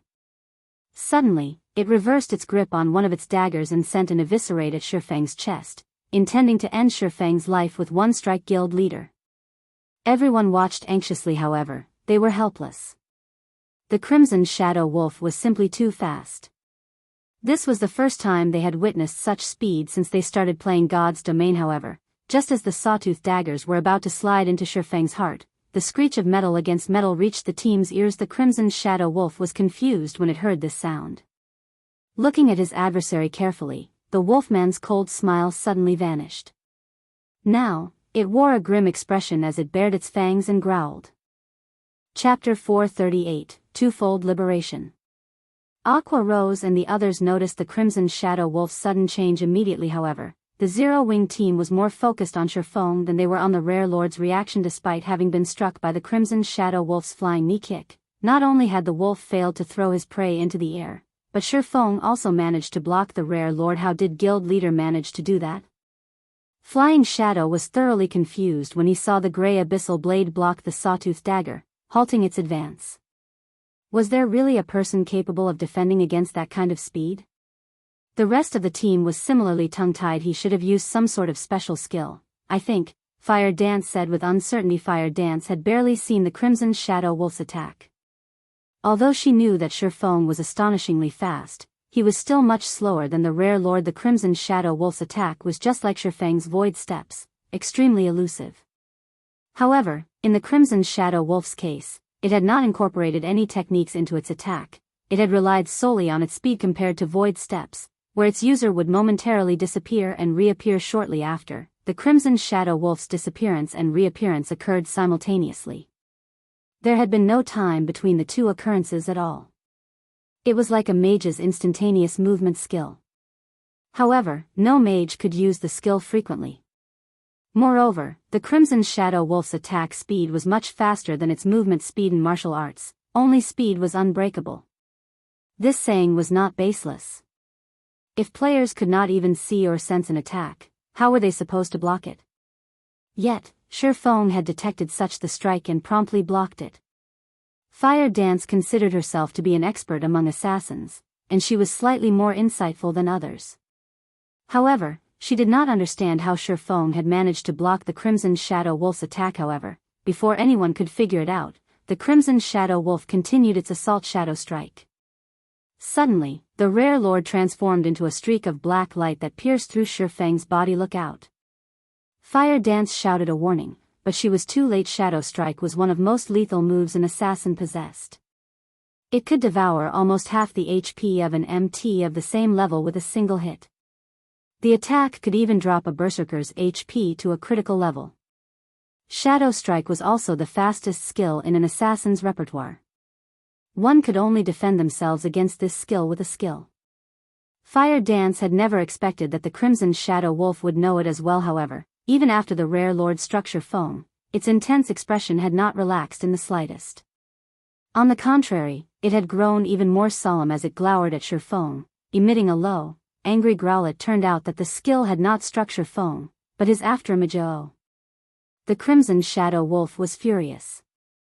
Suddenly, it launched a series of violent attacks at Shifeng, disappearing in one moment and appearing in the next. The pitch-black daggers transformed into countless streaks of light that bombarded the formidable blade saint. However, Shifeng also vanished and reappeared repeatedly, and the abyssal blade and the purgatory's shadow responded with their own streaks of light, blocking every attack sent at their owner. The one-sided situation had suddenly become a stalemate as both sides clashed. Sparks flew into the air around them.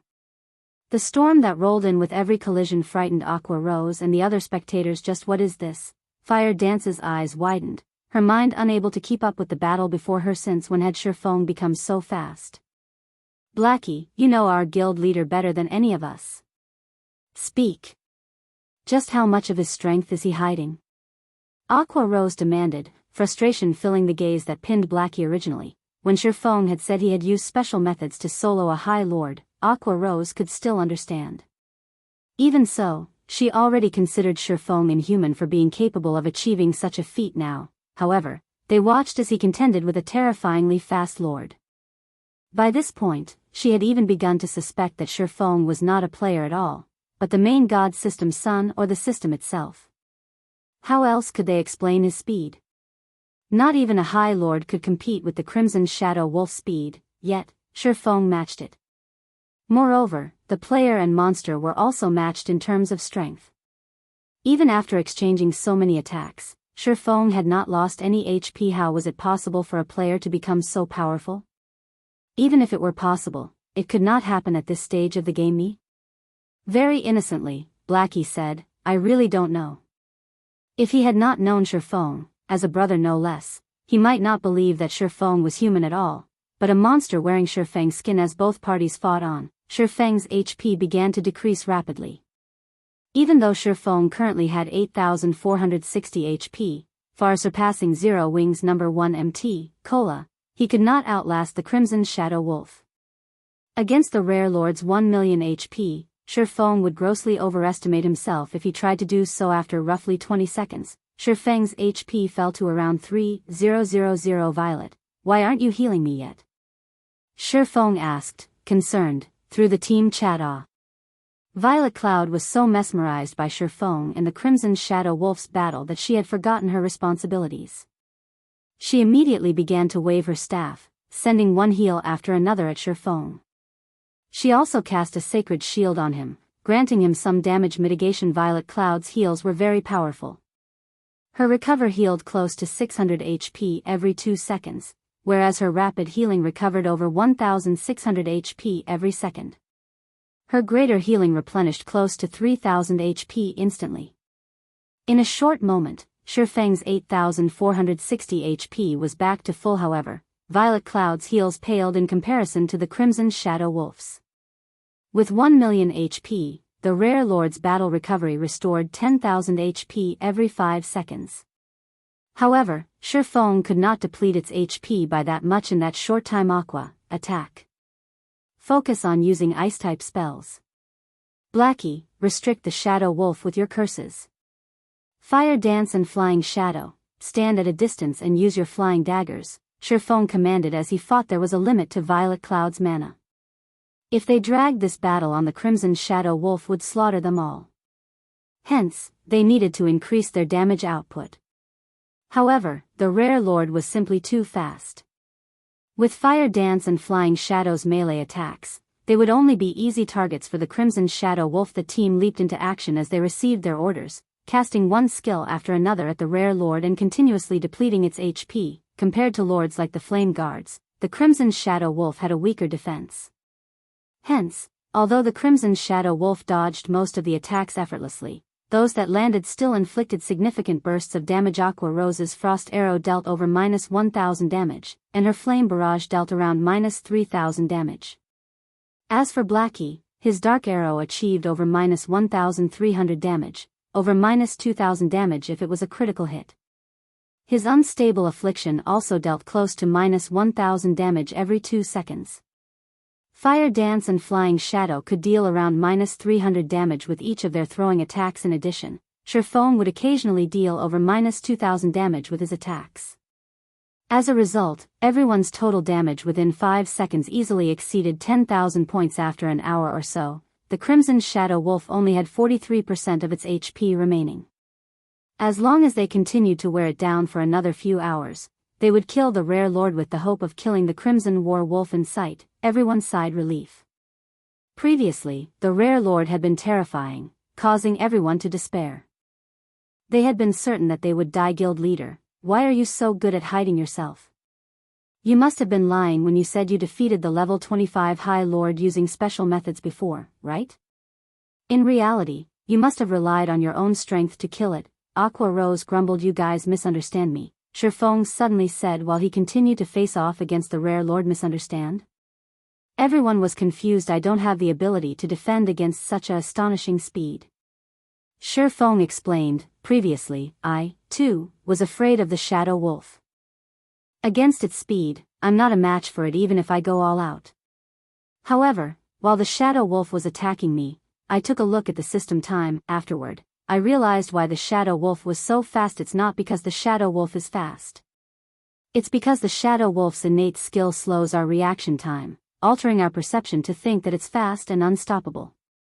Upon hearing Surefeng's explanation, everyone did what Surefeng had said. Sure enough, they understood at the beginning of the fight, Surefeng was similarly frightened. However, when he had glanced at the time displayed by the system, he realized that something was off. Originally, Surefeng believed that the Crimson Shadow Wolf's attack had happened instantaneously. Yet, the system had indicated that a short moment had passed. In particular, when the Crimson Shadow Wolf had charged at him, Surefeng saw the Rare Lord cross the 20-yard distance in an instant, but according to the system clock, 2 seconds had passed as Crimson Shadow Wolf was about to land the finishing blow. Surefeng activated the Aura of Space, becoming immune to all control effects. Since the Crimson Shadow Wolf's innate skill no longer had an impact, he had no problems defending against the Rare Lord's normal attack speed. After all, he, too, possessed the combat power of a Tier 2 class. If anyone else had stood in his place, they would have fallen to the Crimson Shadow Wolf's innate skill. However, after engaging in the battle for such a long time, Violet Cloud's mana was almost depleted. Although she used mana recovery potions constantly, with her current consumption rate, she would last another 10 minutes or so at most. Unfortunately, the Crimson Shadow Wolf still had 43% of its HP remaining. I can only give it a shot. Surefeng gritted his teeth as he glared at the Crimson Shadow Wolf's HP. Purgatory Power, activate. Heavenly Dragon's Power, activate. Suddenly, Surefeng's body released a dazzling golden glow. The glow this time was far more impressive than it had been in the demon's castle. His aura was more intense, forming the faint figure of a gigantic dragon. In the next moment, the dragon released a roar that made one's eardrums tremble simultaneously. Surefeng's attributes underwent a massive transformation. Surefeng's HP instantly rose to 25,380, and his strength slammed past the 800-point threshold. His defense had also improved. With a wave of his sword, Surefeng forced the Rare Lord back, dealing over -400 damage with the strike. He then took a step forward and used a Tier 1 chop. Due to the attack speed and damage buffs of Purgatory Power, critical double damages of -4,920, -7,312, And -7,324 appeared above the wolf's head before it could react. The Crimson Shadow Wolf was sent crashing into a stone pillar by the side of the small path. The rare lord and swordsman's strengths were no longer on the same level. Suddenly, Shi Feng's furious roar echoed throughout the cavern. Dragon's authority. Dragon's authority. Suppress all enemies in the surroundings with the might of the heavenly dragon, inflicting the fear status onto enemies within a 30-yard distance, reducing their attack power by 20%, attack speed by 20%, and movement speed by 20% for 1 minute. After the Crimson Shadow Wolf's speed fell, the rare lord was even less of a match for Shi Feng. Within seconds, the Crimson Shadow Wolf's HP plummeted to 30%. As it reached this threshold, the Crimson Shadow Wolf began to change, growing larger. It also tossed its daggers to the side. It was now 4 times larger than it had been, as tall as a 2-story building. The ground trembled as it took a step. By appearances alone, the Zero-Wing team understood how terrifying this monster had just become. However, Shi Feng couldn't care less. Gritting his teeth, he activated Blade Liberation. Suddenly, the Abyssal Blade released a dazzling silver light, its power flowing into Shi Feng. Chapter 439, Overpowered Strength. The angry roar of the berserk Crimson Shadow Wolf shook the very space around them. The pressure it emitted was far heavier and more powerful than before. With a light step, cracks formed on the solid ground beneath its feet, and its claws gouged deep furrows into the solid ground. The strength and sharpness of its claws shocked all who saw them. Without a doubt, an attack from the wolf's claws could even destroy a secret silver weapon. Even a fine gold weapon would only last a few hits. Only dark gold weapons might endure a long beating. The Crimson Shadow Wolf abruptly leaped forward and brandished its sharp claws at Shi Feng guild leader. Everyone worried for Shi Feng upon seeing the ferocious Crimson Shadow Wolf. The rare lord's strength had more than doubled. If a Tier 1 metric ton of the same level did not activate a life-saving skill, they would most likely die from one hit. Although Shi Feng had over 25,000 HP after activating Heavenly Dragon's power, and his defense had significantly improved, he most likely would not last more than a few hits to the gigantic Crimson Shadow Wolf. Attacking Shi Feng with its claws was no different than slapping an ant. Boom. The ground shattered and fist-sized gravel erupted into the surroundings. Initially, everyone had believed that it was game over. However, the Crimson Shadow Wolf's claws had actually stopped a few centimeters above Shi Feng's head, and no matter how hard the rare lord tried, it could not move its claws any further. Instead, the ground beneath Shi Feng's feet had begun to fracture. At this moment, doubt began to seep into the Crimson Shadow Wolf's eyes. Despite its increased strength, it was still useless. Standing at a distance, Aqua Rose and the others were similarly slack-jawed, overcome with shock. By the time they noticed it, waves of red gas had surrounded Shi Feng's body. Meanwhile, the silvery-gray abyssal blade in his hand had actually stopped the claws that had contained frightening power. Moreover, Shi Feng had not lost even a single HP from the collision. The Crimson Shadow Wolf bellowed angrily and began a brutal assault. 1 swipe. 3 swipes. 6 swipes. However, each successive attack only caused the ground beneath Shi Feng to fracture further, filling the air with dust and debris. Seeing this, the Crimson Shadow Wolf's eyes nearly popped out of their sockets. Just as the rare lord sent another subsequent attack, Shi Feng finally swung his arm, slashing his sword at the incoming popping. The Crimson Shadow Wolf's body was suddenly pinned flat against a stone pillar like a picture on a wall. In addition, a damage of over -1,000 points appeared above the rare lord's head. Crap. Blackie shouted in surprise. A monster as tall as a 2-story building had been thrown into the stone pillar with just 1 hit. The watching team was stupefied. However, Shi Feng was not done. Moving his feet, he instantly appeared before the Crimson Shadow Wolf. Although the rare lord tried to retaliate, Shi Feng immediately launched a series of attacks striking at its 4 limbs, breaking them. Unsatisfied, Shi Feng continued to wield his 2 swords, sending a storm of blades at the Crimson Shadow Wolf. Shi Feng's every attack inflicted over -2,800 damage on the Crimson Shadow Wolf, whereas a double critical hit dealt over -5,700 damage, and a triple critical hit dealt over -8,500 damage.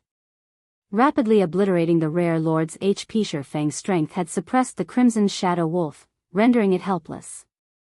From beginning to end, the rare lord remained pinned to the stone pillar, never falling from its high position. However, this was only the beginning. Shi Feng then began to use his skills. Chop. 3 swords of light converged at a single point, striking the Crimson Shadow Wolf for 310, -6440-6, for 60. Although Shifeng's damage was lower than his previous use of Chop, this attack had not achieved a critical hit after Chop. Shifeng followed up with Phantom Kill. Shifeng's doppelganger possessed 70% of his attributes. Even so, it was still extremely powerful, and each of his attacks dealt close to -2000 damage, following which, Shifeng activated 9 Dragon Slash. 12 Abyssal Blade Phantoms devoured the Crimson Shadow Wolf, each phantom dealing over -1000 damage. However, Shifeng was still not satisfied. Both Shifeng and his doppelganger then used Thundering Flash, Earth Splitter, Wind Blade, Thunder Flame Explosion, and every other damaging skill they possessed. Watching the battle unfold from a distance, Aqua Rose and the others were dumbfounded. They had even forgotten to help Shifeng attack. How was this still a battle against a level 28 rare lord? Shifeng was practically bullying a weak, little monster. The pitiful Crimson Shadow Wolf could do nothing but howl with pain. It could not even move its 4 limbs, as Shifeng would immediately follow up with a slash the moment it tried. The Crimson Shadow Wolf's remaining 300,000 HP could not withstand Shifeng's brutal assault. Shifeng only needed 10 seconds to eliminate the rare lord's remaining 300,000 HP. Soon, Shifeng abruptly stopped his frenzied assault. The Crimson Shadow Wolf also stopped its tragic howling. At this moment, its blood-red eyes revealed its fear and shock as it stared at Shifeng as the Crimson Shadow Wolf slowly tumbled from the cracked stone pillar. Shifeng revealed a calm smile as he activated Divine Providence, his luck instantly increasing by 20 points. Shifeng then used his Surekill skill, Flame Burst. Both the Abyssal Blade and Purgatory's shadow suddenly released a blazing, white glow, transforming into streaks of light that struck the Crimson Shadow Wolf's body. 21 for 15, -43,024, -21,389, -21 for 25. Instantly, the Crimson Shadow Wolf's remaining HP fell to 0. Meanwhile, Shifeng's attacks had left multiple scorch marks on the stone pillar behind the rare lord. When the Crimson Shadow Wolf died, perhaps due to Shifeng's 25 points in luck, the rare lord dropped close to 20 items, scattering them across the ground. Rare lords dropped the same quality of items as a high lord, maybe better, which was why players in God's domain loved to hunt them. However, as the name suggested, rare lords were extremely difficult to find. Upon seeing the dropped items of the Crimson Shadow Wolf, Shifeng heaved a deep sigh of relief as he sheathed the Abyssal Blade and the Purgatory's shadow. Originally, Shifeng had not intended to use Blade Liberation. The first reason was that the skill possessed a detrimental side effect and a long cooldown. The second reason was that the skill duration was too short, lasting only 20 seconds. If Shifeng could not finish off his enemy within that time, it would be game over. The third reason was that, after killing the Crimson Shadow Wolf, he did not know if another enemy would appear. If he saved Blade Liberation, he could still use the skill should the need arise. However, after seeing the Crimson Shadow Wolf's transformation, Shifeng knew that he had no chance against it if he relied on Heavenly Dragon's power. If he could not defeat the Crimson Shadow Wolf, he wouldn't have to worry about monsters appearing after it. When Shifeng looked down at the Crimson Shadow Wolf's corpse on the ground, he was overcome with emotion. A twofold berserk was simply too powerful. If it had lasted slightly longer, he could definitely solo a lord. He might even be able to challenge a High Lord Guild leader. Just what is that berserk skill of yours? It was amazing. You killed Berserk Lord by yourself. How are people like us even supposed to play the game with any dignity now? Blackie joked as he walked up to Shifeng. If we release the video of this battle, no one will believe it is real. Of course. Slamming a Berserk Lord into the wall with a single hit, who would believe that something like that is possible? Everyone nodded in agreement. They were immensely excited. It was obvious that Shifeng had used a Berserk skill. Only, this Berserk skill was too frightening, and not even a Berserk rare lord stood a chance against him. Originally, no one had paid any attention to Berserk skills. However, they had never expected that such a skill could play such a significant role during a crucial moment. At this moment, a yearning for Berserk skills grew in everyone's hearts. They all swore to gain one for themselves after returning. All right, let's hurry up and collect the loot. We don't know what kind of danger awaits us. Shifeng laughed while everyone collected the loot. Blade Liberation's duration ended suddenly. Like a deflated balloon, Shifeng's body shrunk. His attributes fell by 80% as well. What's going on? Feng was surprised when he saw the duration of the weakened debuff originally. The weakened state imposed by Blade Liberation only lasted for 3 minutes. Now, however, the debuff would last for 3 whole hours. Chapter 440, Truefire Blade. Feng's sudden change immediately attracted everyone's attention. Guild leader, why do you seem smaller? Even your aura has diminished significantly. With her refined observation skills, Fire Dance instantly noticed Feng's transformation. The rest of the team was also curious. When they took a look at Feng's HP bar, they were suddenly very afraid. Feng, who had originally possessed over 8,400 HP, now had a maximum HP of 1,700. He could not even compare to a level 20 ordinary player. Right? No, it's nothing, just the weakened debuff I got after going berserk. Many Lord-ranked monsters deal with the same thing. I'll be fine after some time has passed. Feng laughed, giving it some thought. Everyone understood the logic behind the mechanics, a skill that could render a rare lord helpless. If there were no side effects to it, it would be far too overpowered. Following which, everyone finished collecting the loot scattered across the ground. The 1,000+ Wolfman warriors before had dropped a ton of items. Although it was only the loot of elite monsters, the quantity was more valuable than even the loot from a lord. Meanwhile, Feng stored the loot the Crimson Shadow Wolf had dropped. As for weakened state's extension to 3 hours, Feng had some idea of why this had occurred. Dragon's power significantly increased one's attributes. Coupled with Blade Liberation's sword's power, his body could not bear the fusion of the 2 buffs, which resulted in his extended weakened state. It seems that Twofold Berserk should only be used as a last resort in the future. Feng could only smile bitterly at his 3-hour weakened state. If nothing special happened during these 3 hours, all would be fine. However, he did not know what sort of trouble they would encounter as they moved on. With his attributes reduced by 80%, even if his original attributes were overwhelming, he would not be a match for an ordinary player. If they encountered danger, he could only helplessly watch from the sidelines. Fortunately, they were safe for now. Guild leader, the monsters here are stingier than the monsters outside. The Wolfman warriors rarely drop weapons or equipment. Moreover, the majority of the items are common rank with a small amount of bronze equipment. Blackie was already used to grinding lord-ranked monsters. Now, he could only feel contempt when he saw the loot of elite monsters. It's actually quite good. Previously, I had never carried more than 1 gold coin. Now, I pick up more than 2 gold. There are also 37 pieces of level 25 bronze equipment and over 100 common items. If we sell them, each item could fetch at least 6 or 7 silver coins. 100 pieces is worth 6 or 7 gold coins. This was the first time Flying Shadow had joined Feng's party on an excursion. When he saw that the money inside his bag had exceeded 3 gold, he was elated. If he grinded monsters outside of White Fog Canyon, at most he would obtain a little EXP. Very rarely would the monsters drop weapons or equipment. Even if they did, 95% of the time the items would be common. Ranked guild leader, what did that Crimson Shadow Wolf drop? Let us have a look. Aqua Rose held little interest in the loot of the Wolfman warriors. At this point, she was only interested in the loot from Lords. Not bad. We have a total of 12 weapons and pieces of equipment, 1 intermediate strength potion recipe, and the rest are materials. Feng had just finished appraising the drops. Smiling, he said, among the 12 weapons and equipment, 5 are dark gold rank, 3 of which are weapons, 1 is cloth armor, and 1 is leather armor. The remaining 7 items are all fine gold rank. Have a look for yourselves.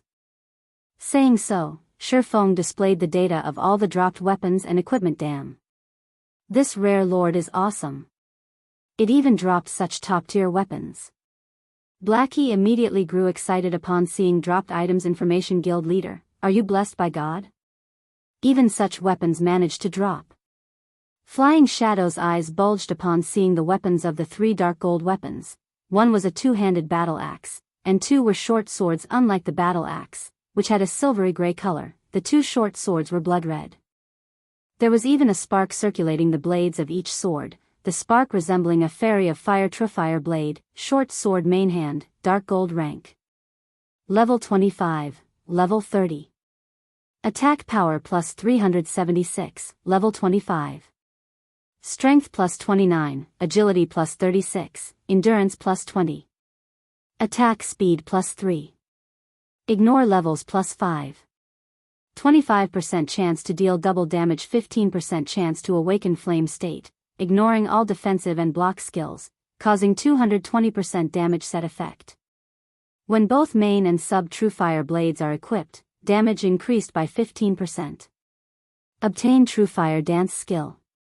Strength increased by 30%, agility increased by 40%, attack speed increased by 60%, and damage received increased by 20% for 20 seconds.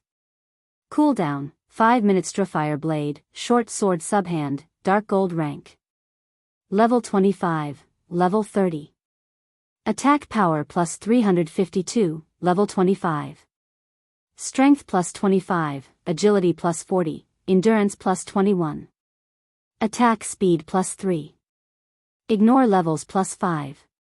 When attacking, 20% chance to activate Swift State, increasing user's attack speed by 30% for 6 seconds, 10% chance to activate Flame Guard, absorbing 1000 damage set effect.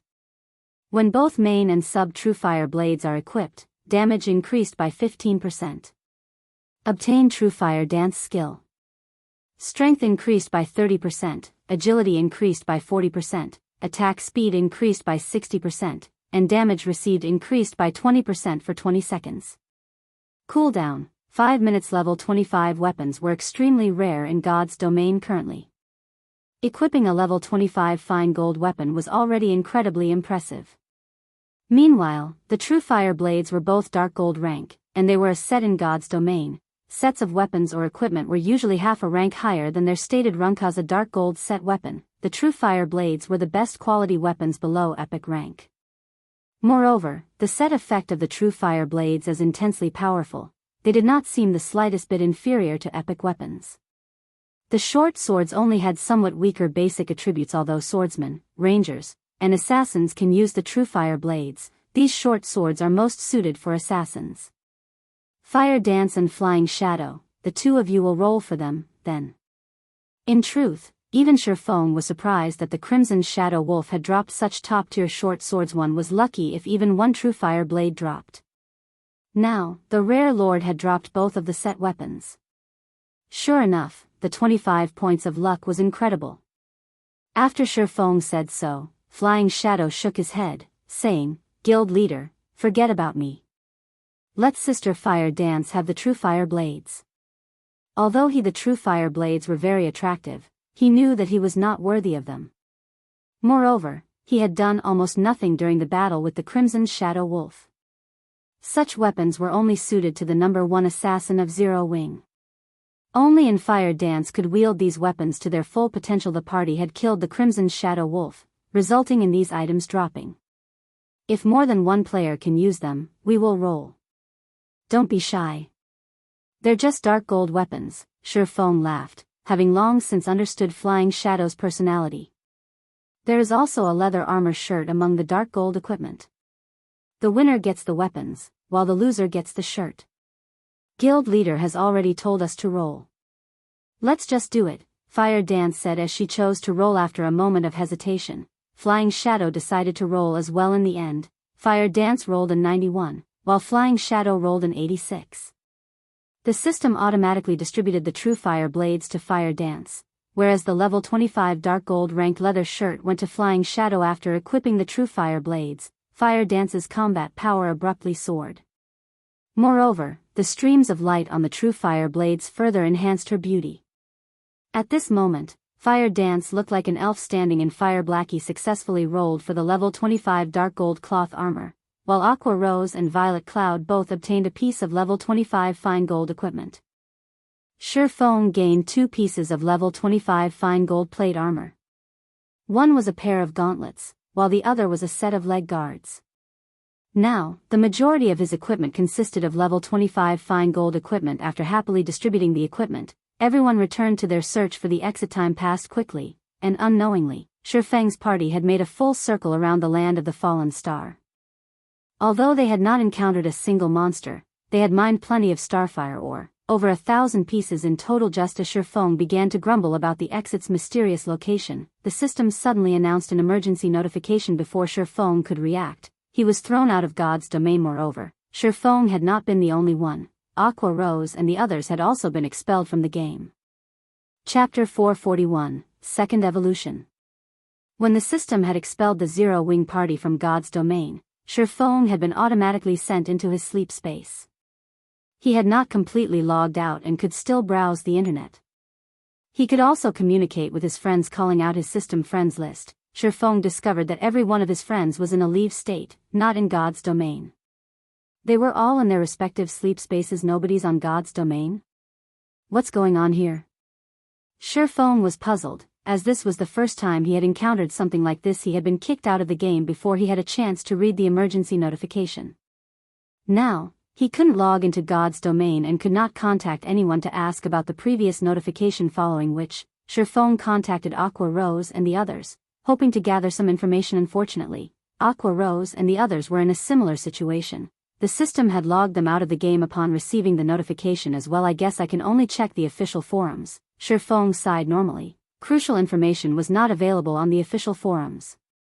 However, something big must have happened in God's domain if they had been forcefully expelled from the game. Sure enough, after logging into the official forums, he discovered that everyone was having a heated discussion over their expulsion for some reason. However, everyone else had received their notification 2 hours ago, whereas Shifeng's party had only received theirs a few seconds before the main God system started logging players out of the game 2 hours ago.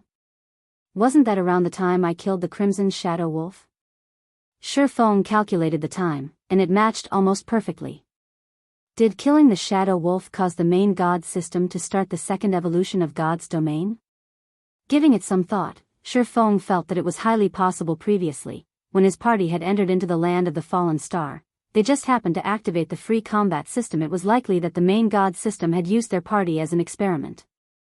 After seeing that they had easily defeated the rare Lord-ranked Crimson Shadow Wolf, the main God system must have decided to initiate the second evolution of God's domain. Considering the situation, Shifeng really did not know how to express the emotions running through his heart now that God's domain began the process of the second system upgrade. Players would have to wait until the next day to log in. Many players on the forums had expressed their frustration with the new system upgrade. After the system underwent its first upgrade, the system gave its players a true taste of combat.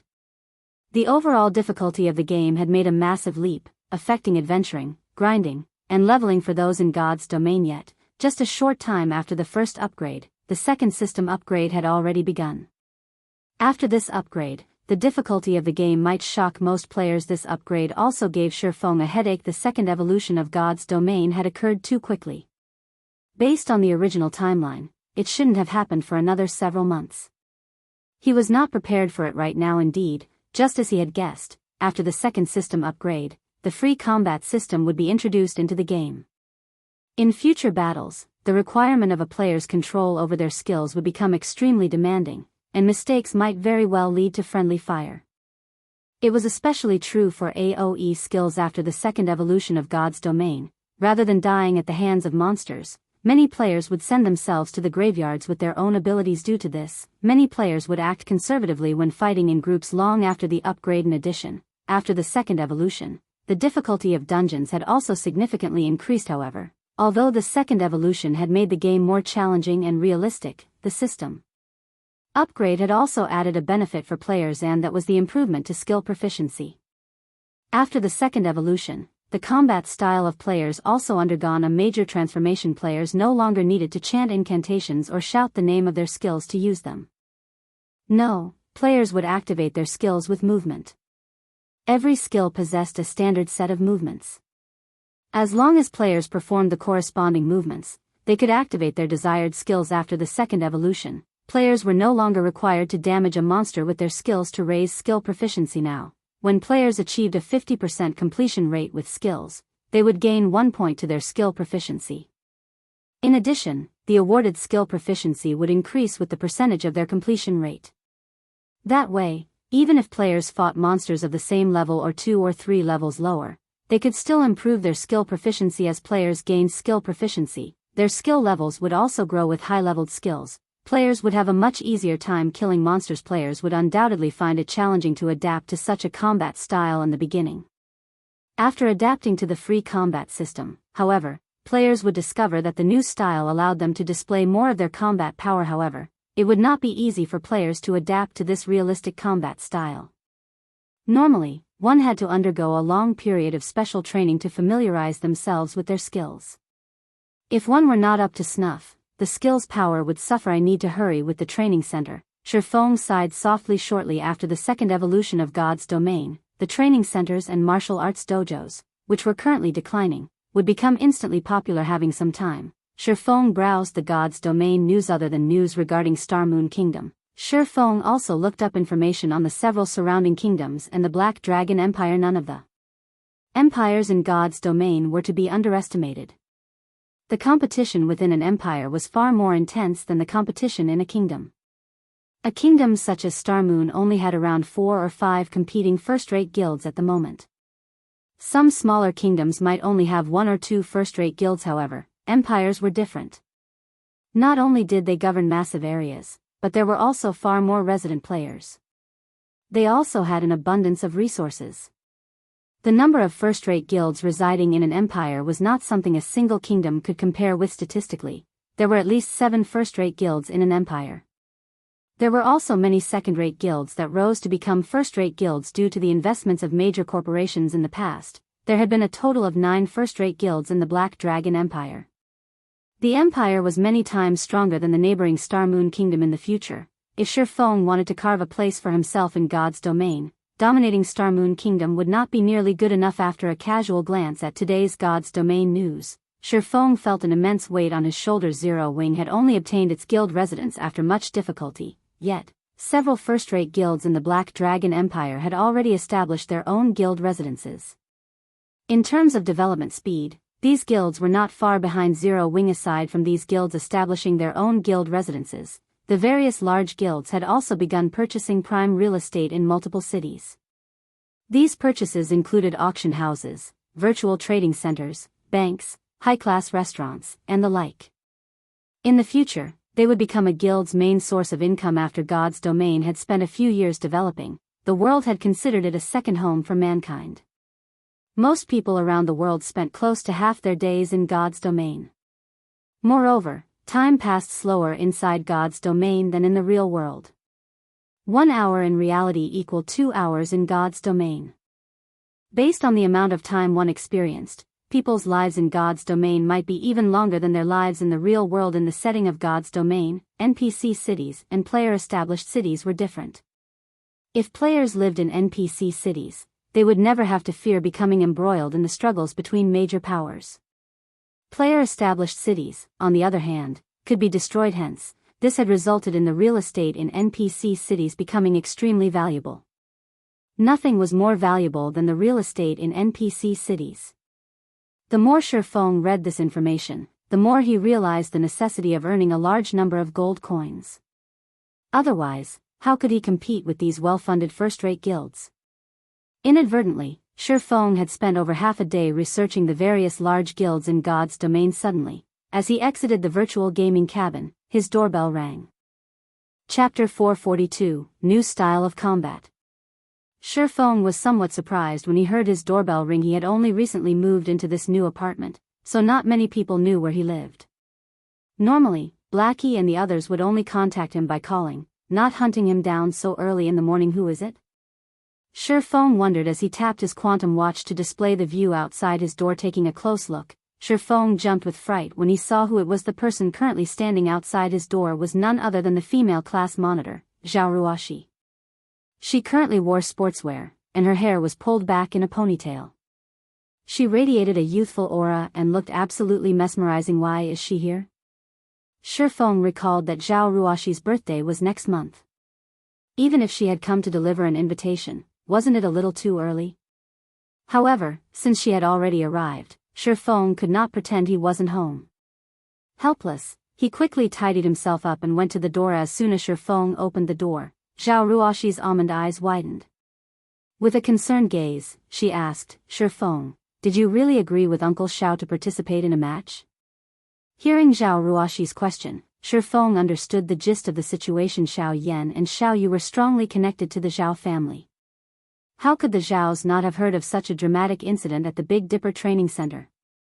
Yeah, I agreed to an exhibition match. Shifeng nodded. You really are laid back. Do you even know who your opponent is? Zhao Ruoxi sighed helplessly as she examined Shifeng's leisurely appearance. No, I don't. However, Big Dipper will contact me about it ahead of time, Shifeng said, shaking his head. Do you even know how to be nervous? Zhao Ruoxi grumbled. Shifeng's behavior left her speechless. A fighting competition was not a small matter. It was especially true for this match. To recover from its decline, Big Dipper has attempted to invite many well-known fighters to participate in this match. There are even martial arts masters among them. Even though Big Dipper has offered an impressive appearance fee, they all have their own itinerary, none of them have the time. That's especially the case for the high-ranked martial arts experts. Originally, your opponent was supposed to be last year's champion of Jinhai City's fighting competition, but... What's wrong? Shifeng asked, suddenly curious. Shifeng had some memory of Fang Qinghua, last year's champion of Jinhai City's fighting tournament. The man had participated in a provincial-level competition and earned a relatively impressive rank. He had become famous throughout Jinhai City. However, Shifeng doubted that he would lose to Fang Qinghua. After all, there was a fundamental difference between those who knew internal force and those who did not. Furthermore, Shifeng's current physique was better than ever, but your opponent was suddenly changed because someone had defeated Fang Qinghua. That someone is now your opponent. I heard that when he fought Fang Qinghua was defeated with a single punch. If it had been a normal defeat, that would not have mattered. However, when that person sent out his final punch, he had used internal force. He has even expressed great interest in becoming the head instructor at the Big Dipper Training Center, hence why he wanted to replace Fang Qinghua in this match with you. Although Zhao Ruoxi knew Shifeng was proficient with internal force, the opponent was similarly an internal force expert. Moreover, the other party was very powerful. If the two really fought each other, no one knew what kind of result to expect. An internal force expert, huh? Interest suddenly sparked within Shifeng. Internal force experts were not cabbages easily found in the streets. Even after a decade, such experts were extremely hard to find. Shifeng had only mastered internal force due to luck, and he had never fought another internal force expert in the real world. However, before this, Shifeng had never heard of there being an internal force expert in Jinhai City, let alone an internal force expert at the Big Dipper Training Center. In the past, there was no head instructor at Big Dipper. However, such a person had suddenly appeared. It was truly unexpected. Is history changing because of my reincarnation? Shifeng pondered slightly. When he thought about the changes in God's domain, his certainty grew. After Zhao Ruoxi lectured Shifeng for some time, she had noticed that her classmate did not seem particularly concerned about his opponent.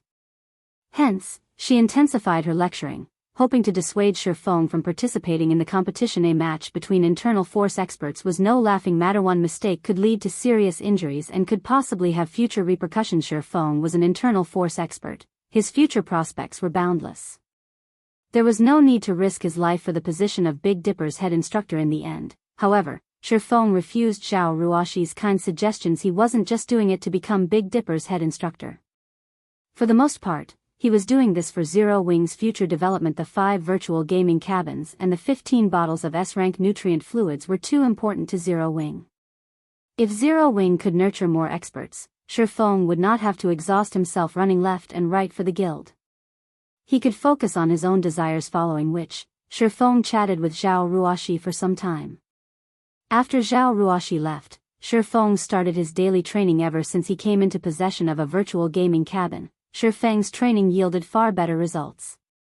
Moreover, for reasons unknown, his mind had also become more active. If he could pair these effects with S-rank nutrient fluids, he might improve further in these areas without him realizing it. A day had passed. At 8 p.m., the system upgrade of God's domain was completed. When Shifeng entered God's domain, his virtual body felt particularly loose.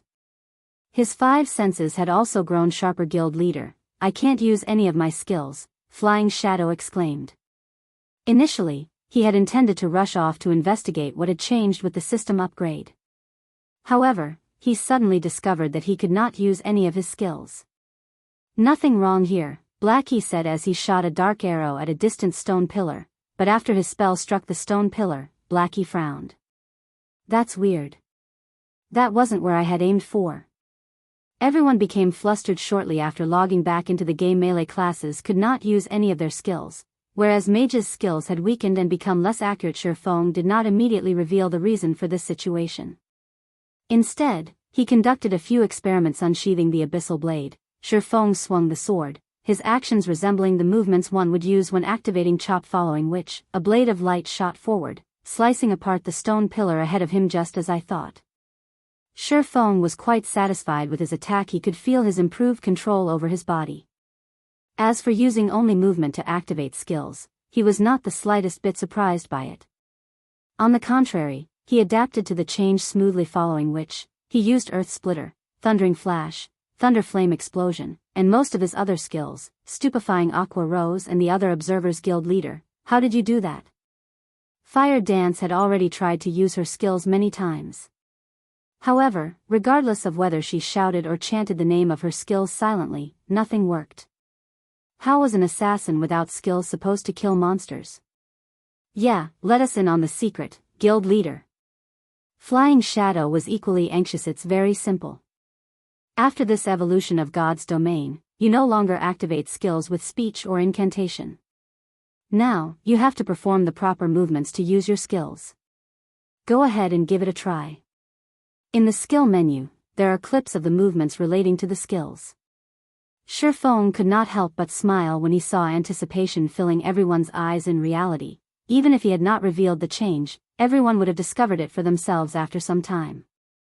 It was especially true for the players who had frequently changed their skill menus.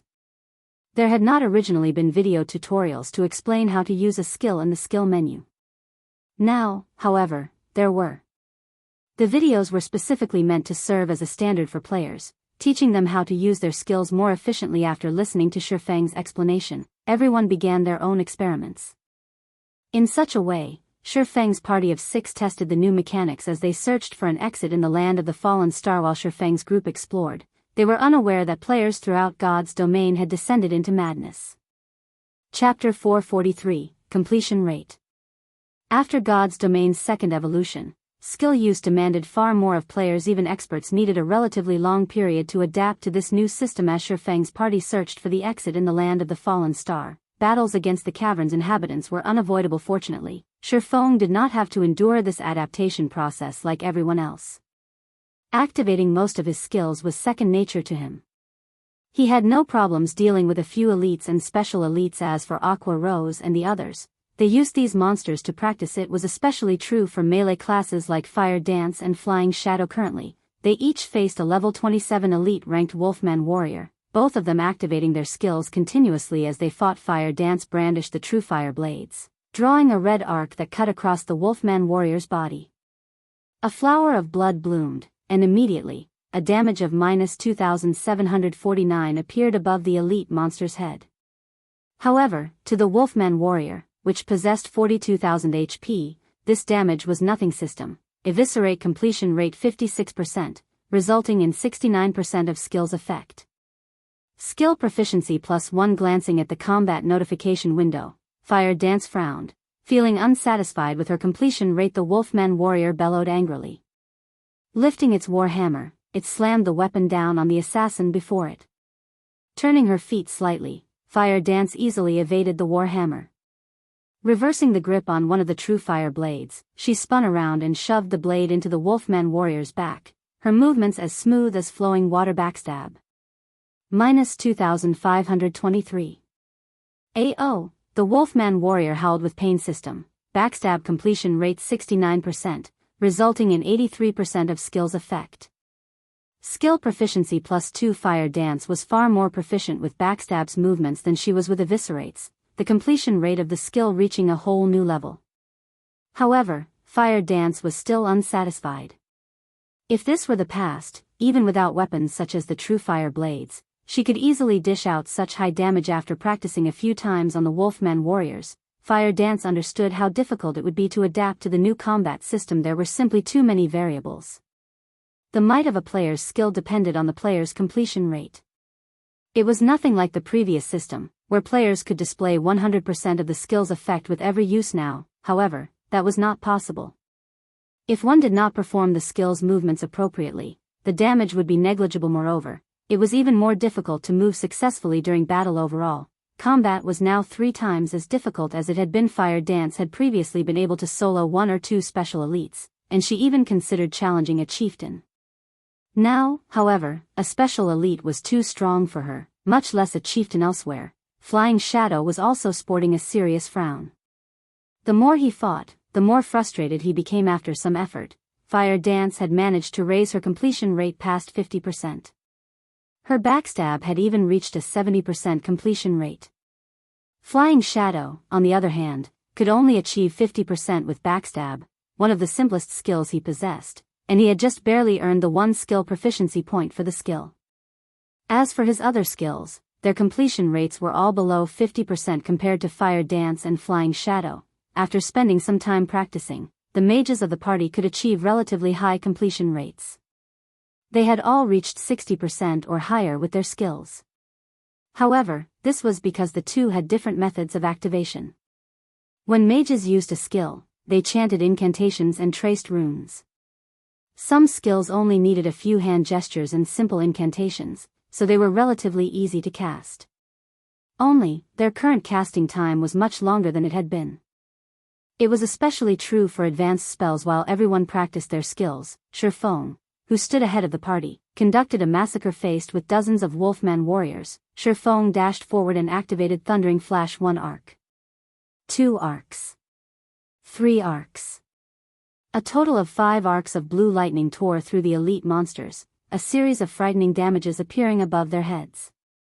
Instantly, the dozens of Wolfman warriors lost close to half their HP. Some that had received critical hits fell to critical lows. In addition, due to the damage amplification debuff of Thundering Flash, they would receive an additional 30% damage from future attacks, and yet, the damages were nothing compared to Thundering Flash's completion rate system. Thundering Flash completion rate 83%, resulting in 97% of skill's effect. Skill proficiency +3. Immediately after his attack, Shifeng leaped into the air. As he raised the abyssal blade high, the power of lightning and fire emerged from the sword. He then slammed the weapon down towards the gathering of Wolfman warriors. Boom. All of the warriors within an area of 10 by 10 yards fell into a fainted state instantly and received over -7,000 damage. Those that had received a critical hit suffered over -14,000 damage. The Wolfman warriors with low HPs crumbled. System. Thunder Flame Explosion completion rate 74%, resulting in 89% of skill's effect. Skill proficiency +2. The moment Shifeng landed, he followed up with Chop, striking 3 Wolfman warriors and dealing over -2,800 damage to each system. Chop completion rate 85%, resulting in 100% of skill's effect. Skill proficiency +3 inches. Just a moment, Shifeng had exterminated dozens of wolfmen standing at a distance. Aqua Rose and the others were tongue-tied after watching Shifeng's battle. Every member of the party had personally experienced how difficult it was to achieve a high skill completion rate. However, when they saw Shifeng's success, they felt nothing but shock. As for Shifeng's feat of killing dozens of Wolfman warriors, none of them really had anything to say about it. The Wolfman warriors were merely elite monsters. Everyone present could easily destroy them. Although they had trouble using their skills, their basic attacks were still very powerful thanks to their equipment. Dealing with these elites was only a matter of time. The reason for their shock was Shifeng's ability to reach a completion rate above 80%, yet after training arduously for the past 4 hours or so, they had only achieved above 50%. Moreover, even when using Thunder Flame Explosion, the skill Shifeng was least proficient with, he could perform a completion rate above 70%. However, this was still not the most noteworthy aspect. Shifeng's casual use and chaining of his skills were what impressed them the most. How could they not be shocked? Guild leader, can't you just teach us how we can improve our skill completion rates? Aqua Rose envied and admired Shifeng's super high completion rate. That's right. It's not like we're demanding much. I will be satisfied if I can reach a 70% completion rate. Blackie's completion rate had given him a headache in the beginning. Their completion rates had improved relatively quickly. Within half an hour, they had managed to achieve 50%. However, it had taken them over 3 hours to rise from 50% to 60%. Moreover, it only became more challenging to raise their completion rates the higher they went. By now, their completion rates had basically plateaued. At around 60%, they could only display roughly 60% to 70% of their skill's potential. If they could stabilize their completion rates at 70%, they could almost display their previous strength. Only when a skill achieved an 85% completion rate could it manifest 100% of its effects. If the completion rate could rise past 85%, then the skill's effect would exceed 100%. If they could raise the completion rate of all of their skills past 85%, the combat power would surpass their previous selves. Everyone eagerly looked forward to such a day. Unfortunately, they had no idea how to overcome the challenge of the new system. Do you guys really wish to know how to improve your completion rates quickly? Shifeng asked after tidying up the loot. He could not help but laugh as he looked towards his party members. Chapter 444, Path of an Expert. Aqua Rose and the rest of the Zero Wing party nodded passionately in response to Shifeng's question. If they could quickly raise their skill completion rates, their strength would also rise to the next level. Naturally, this was the goal. It's really simple, actually. Think more, train more, Shifeng said frankly. Think more, train more? The team rolled their eyes at their guild leader. They had been doing exactly that all this time. However, they had almost reached their limit. That's right. Think more, train more. There's no other way. In God's domain, every skill movement has its own purpose.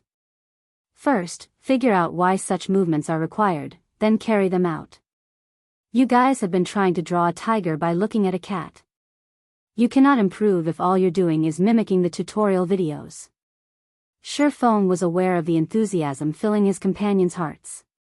However, one could not become more proficient overnight. After the second evolution of God's domain, players would experience a slump for a relatively long period. Experts were no exception. Many players struggled with the sudden weakness, falling from glory. However, it was precisely because of God's domain's second evolution that the difference between ordinary players and experts had become more distinct. Previously, a player's strength relied on their equipment and techniques. After the second evolution, however, a player's strength mainly relied on their skill completion rates. With this new system, one could immediately tell whether a player was a dragon or a worm. Ordinary players' skill completion rates usually ranged between 50% and 60%, and players at this standard were considered beginners. Players with 61% to 70% completion rates were elites. Meanwhile, those who achieved 71% to 80% were experts, and 80% to 90% was the domain of top-tier experts. Players who could reach completion rates above 90% were as rare as a phoenix's feather. In the past, Shifeng's best record had been 87%.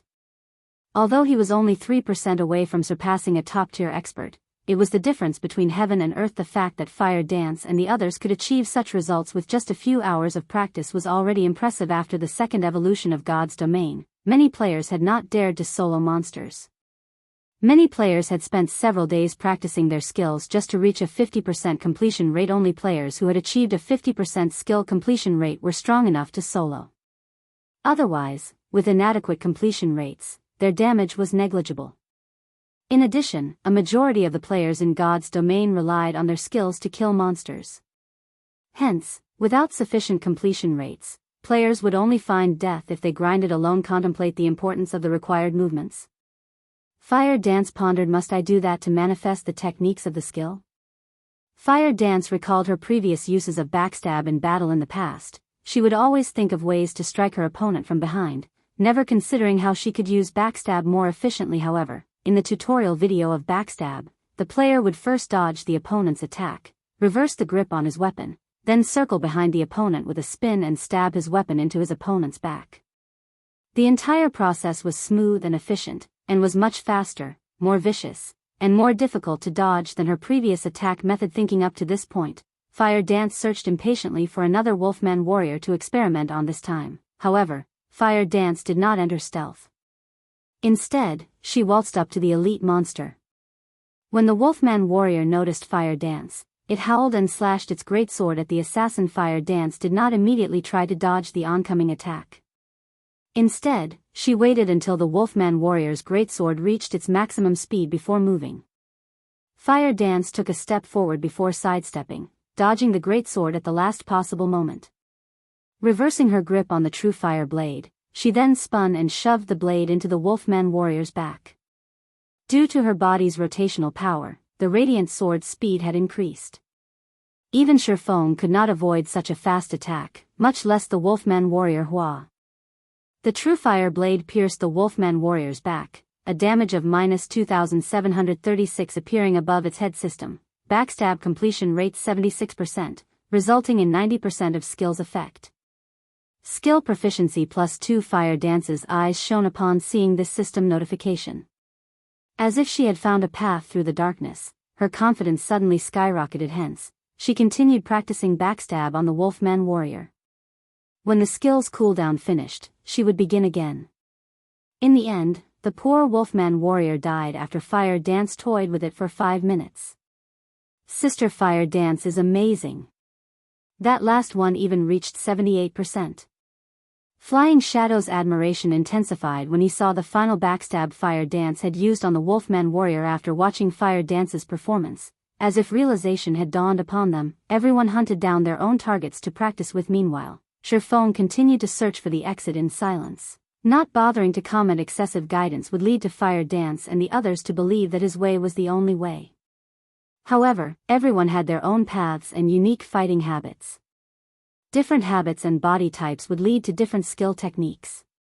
If they followed him blindly, although they could improve massively in a short time, it would be detrimental to their future development. Thus, he wanted them to figure things out for themselves. In the past, Shifeng had tried mimicking other experts, copying their every move in the hopes of improving his technique. Unfortunately, nobody had warned him about his actions' downsides. Although his strength had soared in a short time, in the end, he had been stuck as a top-tier expert. No matter what he did, he could not overcome that final hurdle. In the past, he had never been able to use void steps. However, after reincarnating, Shifeng discovered that only the path that suited him most was the best path. He was not other people, so how could he achieve any results if he followed a path meant for someone else? In the end, this revelation had allowed him to master void steps in this life, becoming significantly stronger. However, learning void steps was nothing more than the first step away from mimicry. He still had a long way to go and many aspects to explore before he could forge his own way. For a time, the land of the fallen star became a testing ground for Shifeng and his party members. Without realizing it, they had spent over 7 hours in the land of the fallen star, and during this period, they had killed numerous level 27 elite-ranked Wolfman warriors. Everyone's skill completion rates had constantly improved during this time. Although they could not consistently achieve 70%, they could still manage above 60%. The party had also mined over 1,300 pieces of starfire ore, their mining far more efficient than when they were outside this crystal cavern. Now, they had accumulated over 20,000 pieces of starfire ore. Such a large stock of starfire ore was worth over 200 gold. Once Shifeng refined the ore into starfire essence using the Philosopher's Stone, the total value would be over 800 gold. Even for first-rate guilds, 800 gold was a massive sum of money. If they obtained several hundred more gold, they could purchase relatively valuable real estate. If used for forging, the value of the starfire essences would rise by several folds. The thought alone excited Shifeng. Guild leader, I've discovered a hidden door, Fire Dance suddenly reported. Chapter 445, Golden Stone Tablet. Silver flames engulfed a stone pillar. Everything within 10 yards of this flame had been incinerated, transformed into a field of white ash. Guild leader, the hidden door is inside this flame, Fire Dance said as she pointed towards the silver fire. Just before Shifeng moved closer to have a better look, Fire Dance held him back, saying, Guild leader, be careful. The silver fire is extremely hot. When I stepped into that scorched region, I immediately lost 2,000 HP. Such high flame damage?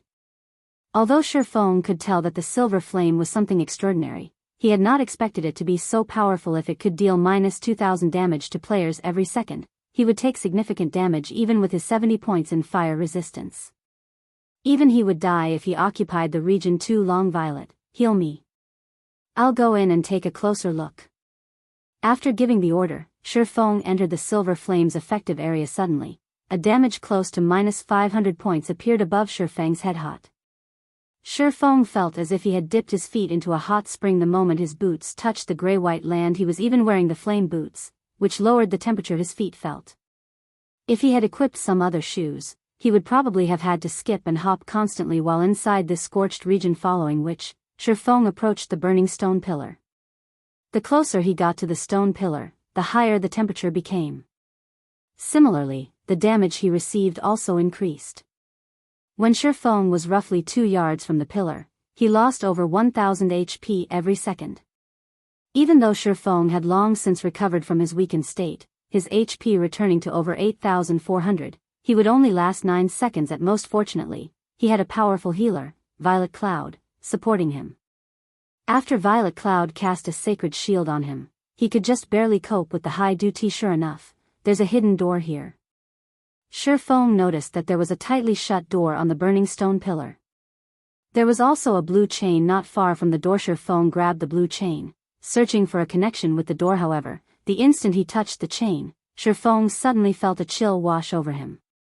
The fire damage he received suddenly reduced from over -1,000 damage to just around -600 damage. This chain really is special. I wonder what it is made of. It could be useful if I could find a way to take it. Shifeng examined the blue chain, sorely tempted. If he could claim this chain, raiding flame-type dungeons or facing fire-type bosses would become much easier. Just holding the chain increased his fire resistance by at least 40 to 50 points. It was even more impressive than an intermediate fire resistance potion.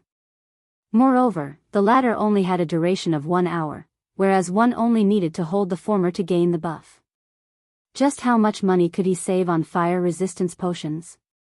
As Shifeng pulled the blue chain, the stone door in the middle of the massive pillar opened slowly. A dark passage with zero visibility lay beyond the threshold. After the stone door opened, the silver flames diminished gradually until they had been extinguished. Shortly after, the scorched earth also began to cool, allowing players to transverse through the region freely. Guild leader, you're amazing.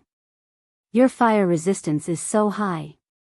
No one else could reach and open the door, even if they knew about it. Blackie laughed. Although they had obtained a bounty from this land of the fallen star, it would mean nothing if they could not find their way out. Let's go. Shifeng unsheathed the abyssal blade and the purgatory's shadow as he crossed the threshold cautiously. The passage beyond the stone door was cramped, and engravings of ancient texts and drawings decorated the walls on either side. From the looks of them, these texts and drawings seemed to originate from an ancient era, and not even Shifeng, someone who was very familiar with God's domain, recognized them. The passage allowed, at most, 3 people to walk abreast, so it would be extremely challenging to coordinate their attacks. Fortunately, the party did not encounter a single monster along their entire journey. After wandering down the passage for over half an hour, the party arrived at a towering altar. Massive statues of wolf-headed men guarded each side of the altar, and the silver flame dancing on the altar was the same flame Shifeng and the others had seen outside the stone door. A short distance to the right of the altar, there was a teleportation magic array. A stone tablet emitting a golden glow sat to the left of the altar. Divine runes and drawings covered the tablet, and one could tell with a glance that the tablet was something extraordinary. As the team walked up to the altar, they suddenly felt an extraordinary pressure weighing down on them. It felt as if someone pummeled them repeatedly with a sledgehammer. Guild leader, look, over there, Blackie said as he pointed at the space above the altar, goosebumps covering his skin. Everyone shifted their gaze to where Blackie pointed. A figure hovered above the altar, but due to the poor lighting around the altar, they could not see it clearly. However, they could feel an intense threat of death emanating from this figure. Shifeng could not get a clear view of that figure either. However, he could feel this figure looking down at them. Shifeng then activated omniscient eyes and observed the figure. The results were shocking. Anubis's gatekeeper, Great Lord. Level 30. HP 10,000,000/10,000,000. Great Lord? Shifeng muttered. Others might not realize how powerful a Great Lord was in God's domain, but Shifeng knew full well what one was capable of. Their party of 6 would not even be enough to fill the gaps between this gatekeeper's teeth. It was especially true for such field Great Lords. Although their HPs were far lower than Great Lords in dungeons, field Great Lords were more powerful. Even a team of several thousand level 30 players would be no more than cannon fodder before this gatekeeper. He won't attack us, right? Aqua Rose asked, feeling somewhat nervous as she watched Anubis's gatekeeper. Aqua Rose wasn't the only one nervous. Even Shifeng struggled to keep his cool. Hopefully not, Shifeng said. Uncertainty. However, since he hasn't moved since we've arrived, let's not take any risks. If Anubis's gatekeeper took the initiative to attack, even Sherfone would be helpless against it. They could only try to escape. They would only throw away their lives if they tried to confront it. Attempting to find some trick against it would also be suicidal. Powerhouses such as Great Lords wouldn't afford players such a chance according to the tiers of God's domain. A Great Lord was the equivalent of a Tier 3 class. A Tier 3 class was as powerful as the City Lord of an ordinary city. After Sherfone and the others silently examined the area, they faintly understood their situation, that Gatekeeper should be a monster tasked with guarding the golden stone tablet. So long as we don't touch that thing, the Gatekeeper won't attack us. Sherfone had experimented with the Gatekeeper. When he approached the golden stone tablet, the Gatekeeper's killing intent would intensify. As for the teleportation array on the other side, the Gatekeeper had not reacted when he had approached it. Aqua, you guys activate the teleportation array. After some thought, Sherfone said, I'll grab that tablet. Guild leader, that's a great lord. Fire Dance said, horrified. Although none of them had ever seen a great lord in action, they could tell that, compared to this great lord, the Crimson Shadow Wolf they had previously faced was a joke. If Sherfone really tried to steal the golden stone tablet, he might die in an instant. Chapter 446, Silver Flame. Everyone promptly agreed with Fire Dance's opposition. They acknowledged that Sherfone possessed frightening combat power. He was so powerful that he even suppressed the rare Lord-ranked Crimson Shadow Wolf in a direct confrontation. They, too, had previously thought Sherfone might be able to oppress even a great lord by force, and that by the time they arrived at the ruined shrine in White Fog Canyon's core, they would have a chance of defeating the level 25 Great Lord there. After all, a Great Lord's loot was simply too tempting. It was especially true for a level 25 Great Lord, as the level 25 equipment it dropped was precisely what the core strength of the various guilds needed right now. If they could obtain an epic item, both the guild's strength and morale would improve significantly. However, now that they stood before Anubis's Gatekeeper, they suddenly felt very teeny. A Great Lord and a High Lord were from different worlds. Entirely escaping a Great Lord's wrath would be a miracle, much less defeating it. Admittedly, a treasure hidden behind a Great Lord would be precious. However, if Sherfone tried to snatch the golden stone tablet, there was more than a 99% chance that he would be throwing his life away. This was simply not a worthwhile trade-off. Moreover, Heavens knew if the teleportation array would still work after Sherfone stole the stone tablet. On the off chance that it didn't work, they would all die here. Guild leader, why don't we come back after we've grown stronger? It's not worth risking your life for an unknown treasure. Aqua Rose advised. You guys leave first. I'll try it by myself. If it really isn't possible, then we'll come back in the future, Sherfone said, shaking his head. Although what Aqua Rose had said was logical, none of them knew the significance of the golden stone tablet under a Great Lord's protection. In his decade of adventuring in God's domain, the treasures he encountered that had been guarded by Great Lords were at least epic rank. Obtaining an epic item was definitely worth dying once. If he came back for it in the future, there was a possibility of someone else claiming the golden stone tablet. After all, the land of the fallen star was not particularly hidden. When everyone heard Sherfang's determination, they had no choice but to obediently head towards the teleportation array and prepare to leave the land of the fallen star. However, just as Aqua Rose was about to activate the teleportation array, her hands suddenly froze as cold sweat began to drip down her forehead. Even the others at the teleportation array with her wore grim expressions. It was as if they were preparing to welcome a great enemy. That cold and intense killing intent felt like they had been dunked in ice-cold water, and they suddenly struggled to breathe. Guild leader, if we activate the teleportation array, the Gatekeeper will attack, Fire Dance whispered as she glanced at Anubis's Gatekeeper hovering in the air. We really have no options. Sherfone laughed bitterly. He currently had omniscient eyes active, so he felt the Gatekeeper's chilling gaze as well. As soon as Aqua Rose activated the teleportation array, Anubis's Gatekeeper would strike. It usually took close to 20 seconds to activate a teleportation array. If the person activating the array moved during this period, it would automatically shut down. 20 seconds, that was enough time for a level 30 Great Lord to kill hundreds of players, much less a measly party of 6. As this place was unique, they could not use return scrolls to leave, either. In other words, if they wanted to leave, they needed to survive the Gatekeeper for 20 seconds. Either that, or they could level here until they died, or simply die now and lose some EXP, skill proficiency, and a piece of equipment. If they did not wish to lose any equipment, they could remove everything they currently wore. That way, none of their equipment would drop. At worst, there was an extremely small chance of an item dropping from their bags. It looks like I can only give it a try. No matter how Shurfong considered the situation, he could not think of a decent solution. He was also unable to utilize the terrain to his advantage. Although the passage they came from was narrow, Anubis's gatekeeper wasn't so large that it could not follow him. Now, the only way the team could leave safely was if he lured the gatekeeper away. Otherwise, with the strength of a great lord and his extremely wide splash range, no one would survive Fire Dance. Get ready to activate the teleportation array. If the great lord's splash damage affects you, use Vanish or Wind Steps to block it. As long as you do not move, the teleportation array will not shut down. I'll kite the gatekeeper first. Focus on your timing, you guys. With that, Shurfong activated Windwalk and dashed towards the golden stone tablet. Anubis's gatekeeper immediately shifted his sight to Shurfong. When Shurfong was only 10 yards away from the stone tablet, the gatekeeper suddenly vanished from above the altar before immediately reappearing in front of the golden stone tablet. Instantaneous movement. Aqua Rose gaped at the gatekeeper, disbelief filling her gaze. A great lord that knew instantaneous movement. Could any player escape its slaughter? Such a powerful aura. Fire Dance's expression turned grim. Anubis's gatekeeper had initially been 90 yards from the party.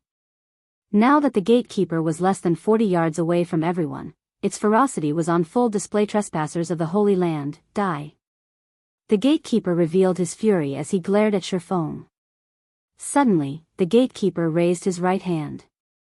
In the next moment, a pitch-black spear as tall as Shurfong appeared in the gatekeeper's hand. The great lord then swung the spear towards Shurfong.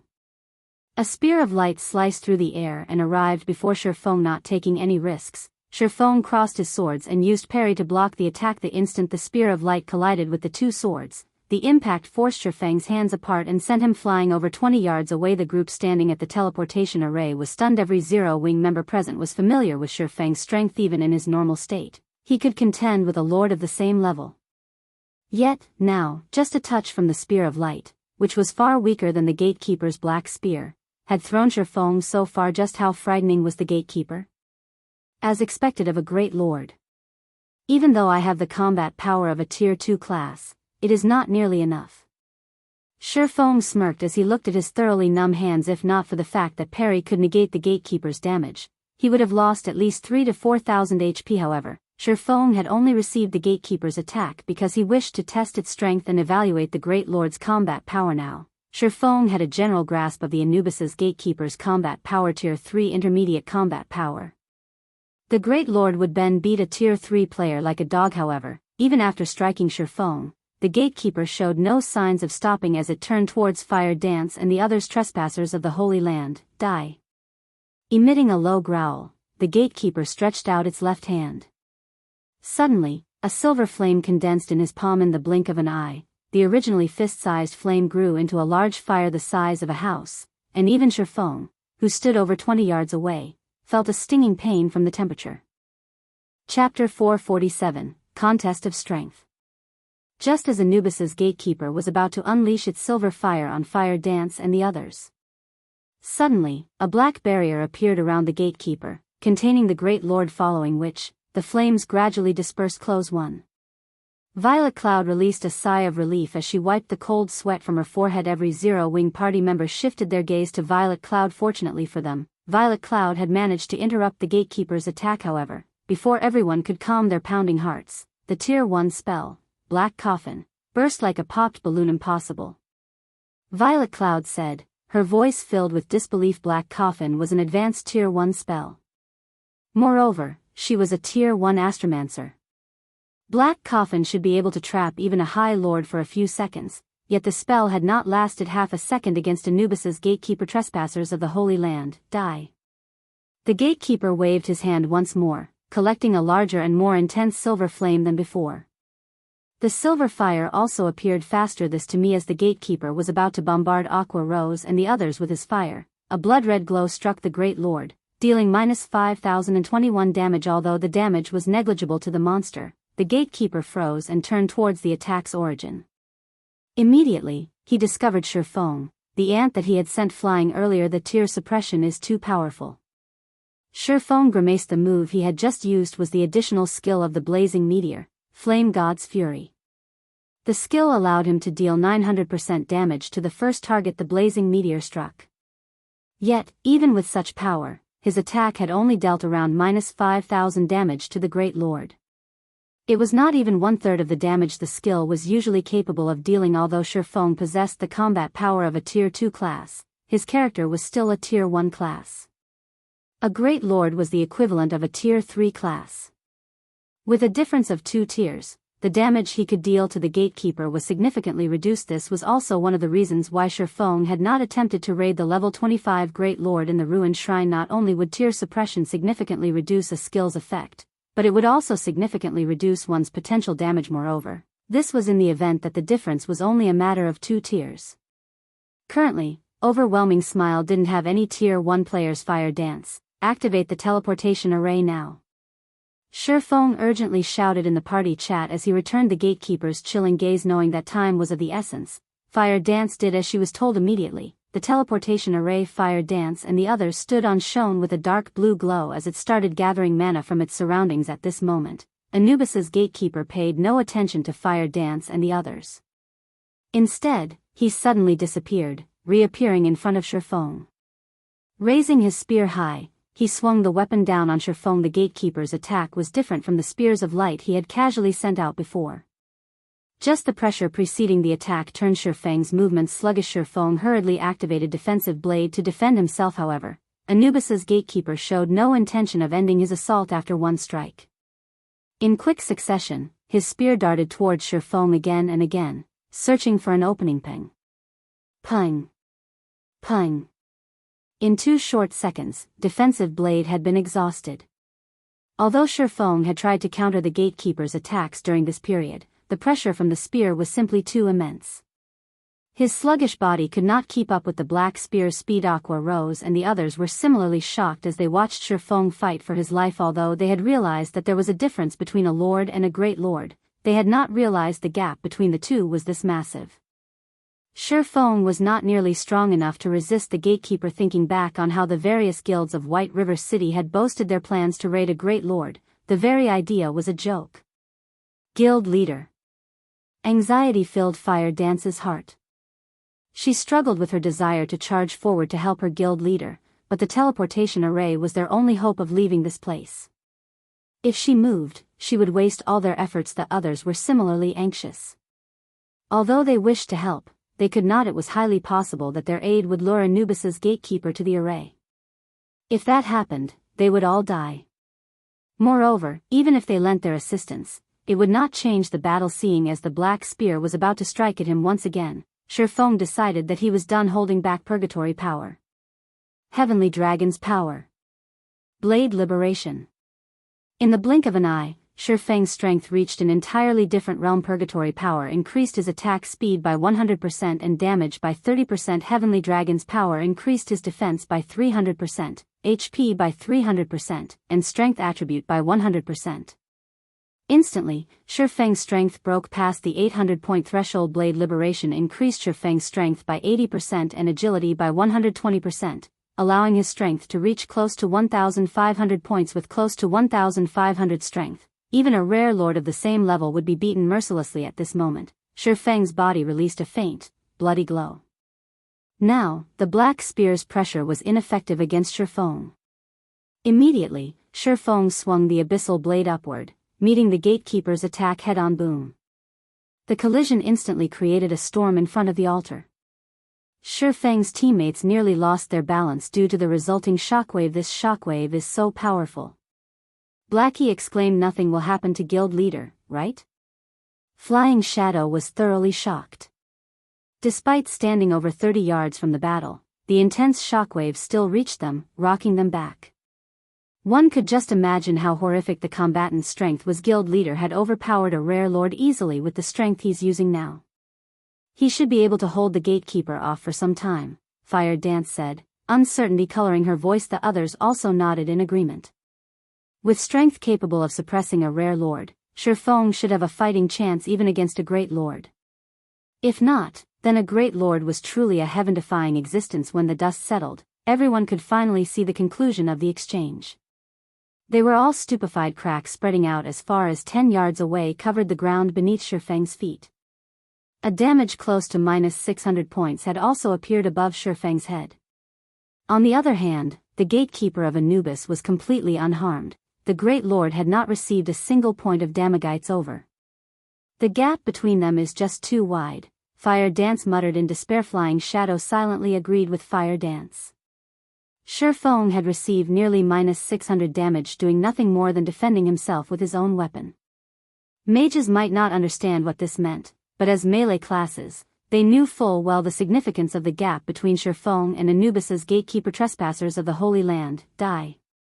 The gatekeeper growled once more as it continued brandishing its black spear. The great lord thrust his spear toward Shifeng in an unending barrage. Although Shifeng tried to avoid the oncoming attacks, both the spear's speed and angle of attack were extremely precise. He could not dodge the attacks. He could only counter with his swords.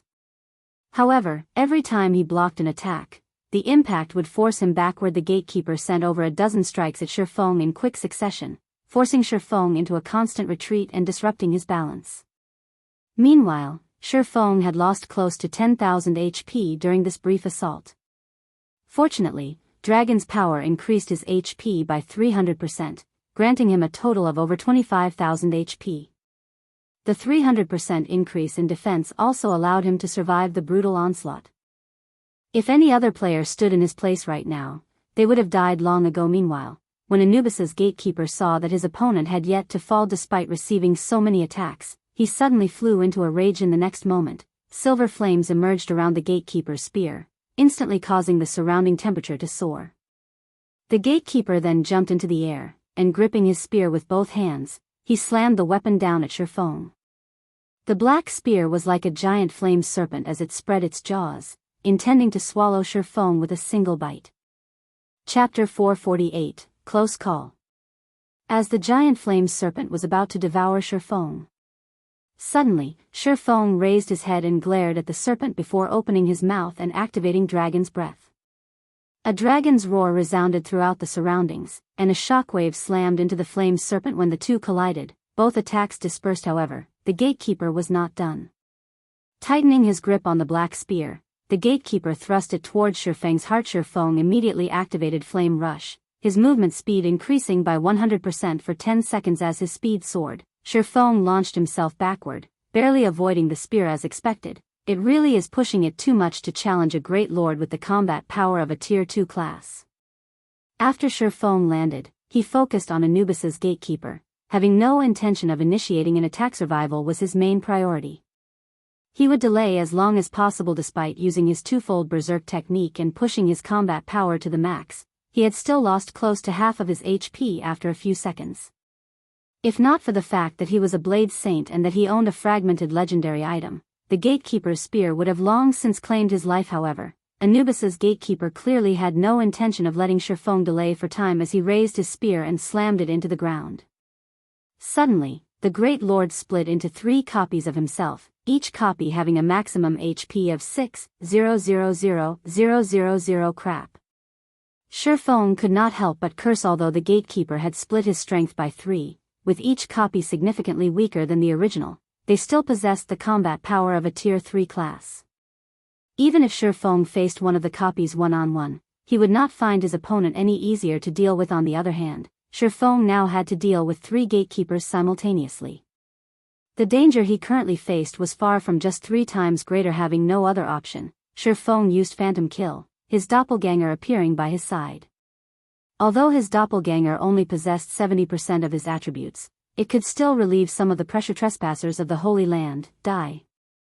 The 3 gatekeepers charged at Shifeng, launching a barrage of attacks without hesitation. Shifeng used 9 Dragon's Slash to pin down the middle copy. Both he and his doppelganger then turned and fled in opposite directions. Even if he were a Tier 3 class, he still could not take on 3 great lords at once. When the 2 unrestricted gatekeepers saw the identical Shifengs running off in different directions, they split up from each other to chase both the original and the doppelganger. As for the gatekeeper pinned down by 9 Dragon's Slash, he remained where he was for a time, a game of cat and mouse transpired. Although the gatekeeper's ability to split himself into 3 copies had greatly increased the danger Shifeng faced, the situation had also given Shifeng a lifeline. The 3 gatekeepers' attributes could not compare with the original Great Lords. Initially, Shifeng had been far slower than his adversary. Now, however, their speeds were almost equal. Moreover, after Anubis's gatekeeper split himself, his copies could no longer use instantaneous movement. His copies were only capable of chasing Shifeng on foot, and this allowed Shifeng to catch a breather. The seconds ticked by slowly. To Shifeng, the seconds felt like hours. Both Shifeng and his doppelganger lost HP rapidly as time passed. As for Violet Cloud at the teleportation array, she refrained from healing her guild leader even once. It was not because she did not want to or that she couldn't, but because it was likely that she would pull the aggro of one of the gatekeepers if she did. If that happened, none of them would leave this place alive. Hence, Shifeng had to rely on regeneration potions to recover his HP. 15 seconds into channeling the teleportation array, Shifeng's doppelganger died. Now, Shifeng had to deal with 2 gatekeepers alone. Realizing that the situation had become unfavorable, Shifeng immediately retrieved a speed scroll from his bag. After using the scroll, he dashed into the narrow passage their party had come from. All 3 gatekeepers instantly took up the chase. In less than 3 seconds, the gatekeepers had caught with to Shifeng. However, Shifeng suddenly turned to smirk at the 3 great lords goodbye. Shifeng smiled faintly as he activated space movement. He then jumped into the black hole that appeared before him and disappeared from the narrow passage, leaving behind 3 dumbfounded gatekeepers. Although the land of the fallen star prohibited the use of return scrolls, he could still use space movement. Only, the skill's range was limited to the area within the land of the fallen star. He could not use the skill to leave. When Shifeng had approached the golden stone tablet for the first time, he had marked its coordinates. Now that he had lured the gatekeepers away, he used space movement to arrive before the golden stone tablet. Shifeng dashed up to the golden stone tablet and stored it in his bag. Space. Meanwhile, Fire Dance had channeled the teleportation array for 18 seconds. Shifeng was currently close to 30 yards from the array. Just as he was about to rush over to his party, Anubis's gatekeeper suddenly appeared in front of Shifeng, an extraordinarily grim expression on the Great Lord's face.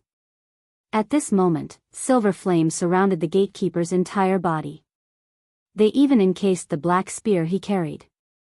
The instant he appeared, the gatekeeper used Thousand Sweep against Shifeng.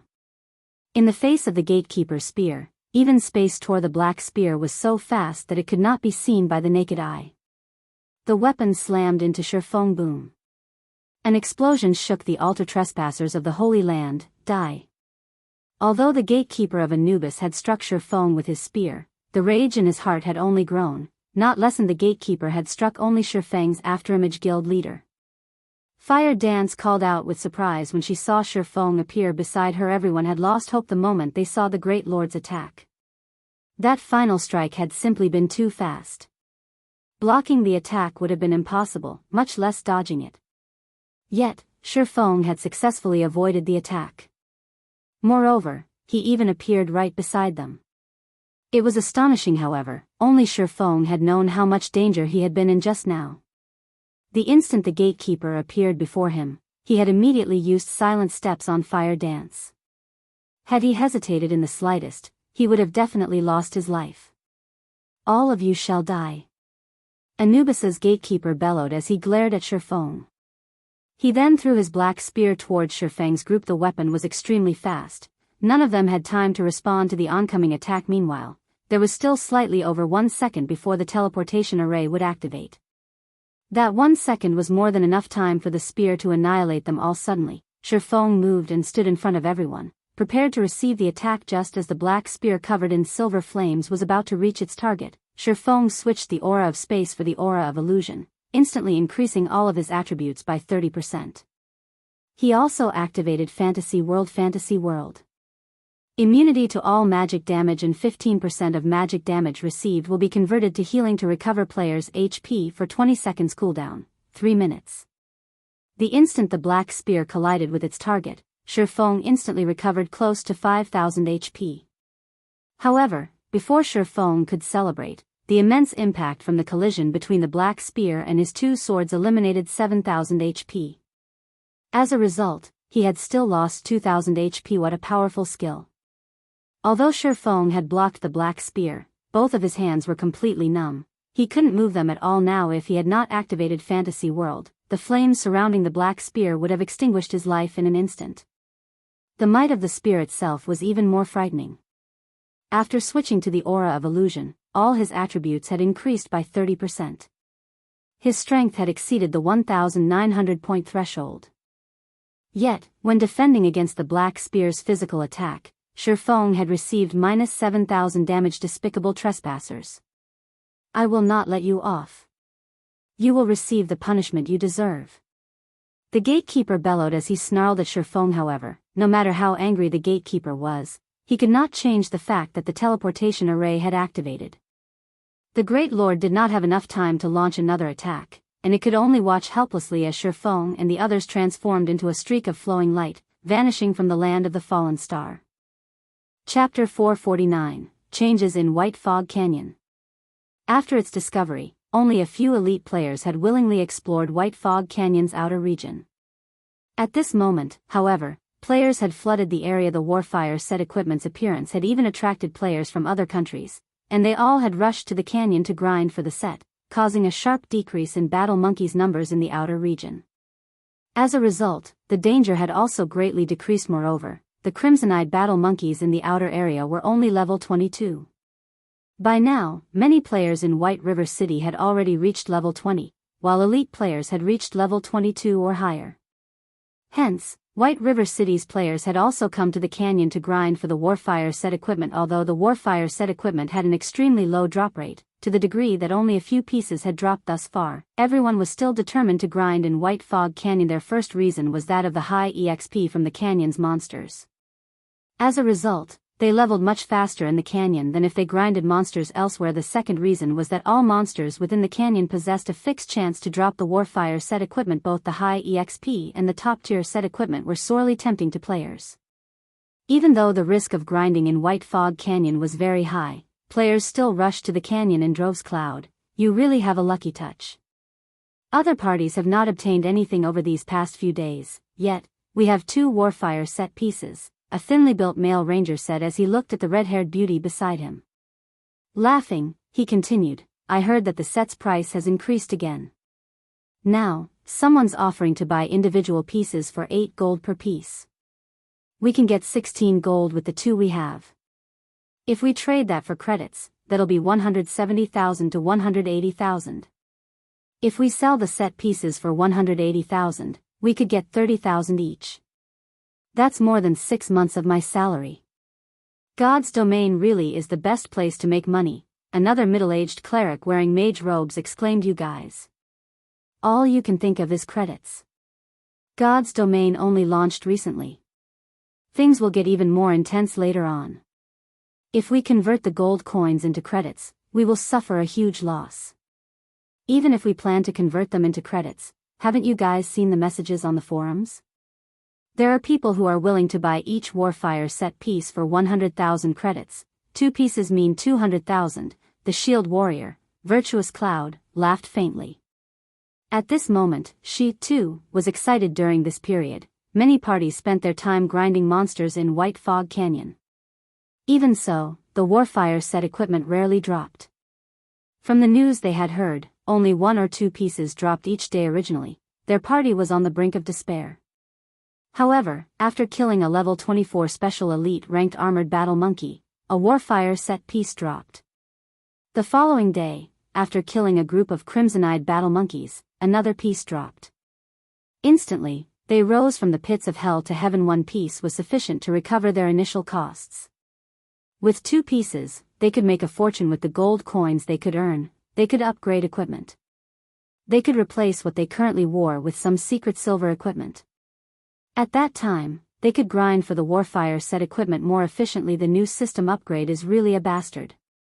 If the new combat system had not reduced our strength, we might have had a chance of claiming another set piece given a little time, the middle-aged cleric said. The other party members nodded, agreeing with the man's words. It was extremely difficult to use combat skills at the moment.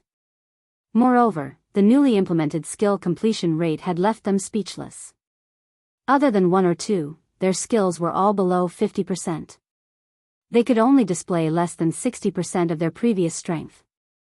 Fortunately, White Fog Canyon was not as dangerous as it had been. Otherwise, they would have been in a lot of trouble. We can't do anything about the game's system upgrade. Moreover, everyone else is in a similar situation, Virtuous Cloud consoled. Now that we have obtained 2 Warfire set pieces, as long as we sell them, we can replace our equipment with a few pieces of secret silver equipment. Everything will be fine once we upgrade our combat power. That's right. White River City is a good place to do that. Compared to our city, there is more high-quality equipment available here.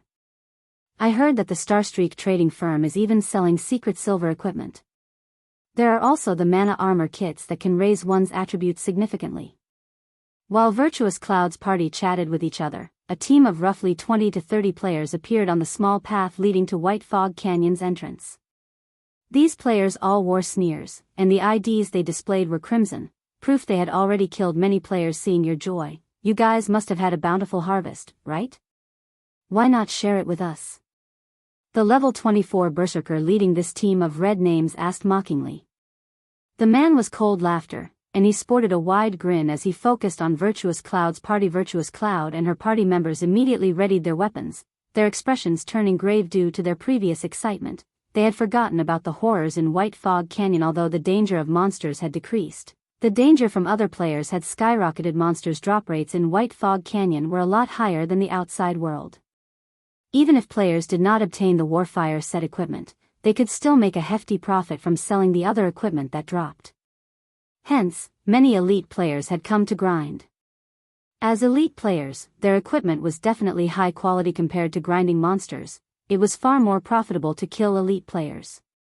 If one were lucky, high quality equipment might even drop from the dead player's bog. As a result, the number of players dying in White Fog Canyon was terrifying. Just as Virtuous Cloud's party thought about turning to escape, another several dozen players emerged from behind them. Virtuous Cloud's team was immediately flustered. If the other side only had a dozen or so players, they could attempt to take them on. After all, they, too, were elite players. However, their enemies had over 50 players on their side. With just the 6 of them, they were outmatched. It isn't easy for us to guard this road. I won't mince words. I will let you guys pass if each of you hand over the best piece of equipment you have and 20 silver coins. If not, you will all die here. Cold Laughter grinned as he fiddled with the greatsword in his hand. After Cold Laughter spoke, the red names blocking the road promptly unsheathed their weapons. If Virtuous Cloud's party refused, they would burst into action. Currently, most players were around level 20. Elite players, in particular, had higher levels. If they died, not only would they lose a piece of equipment, but they would also have to spend several days recovering their losses. Nobody wanted to deal with that. Hence, Cold Laughter had proposed a suitable condition. Although you outnumber us, don't forget that you are all red names. Even if you wipe us out, with our strength, we will take 1 or 2 down with us, Virtuous Cloud said, unfazed. At most, we will lose 1 level and 1 piece of equipment.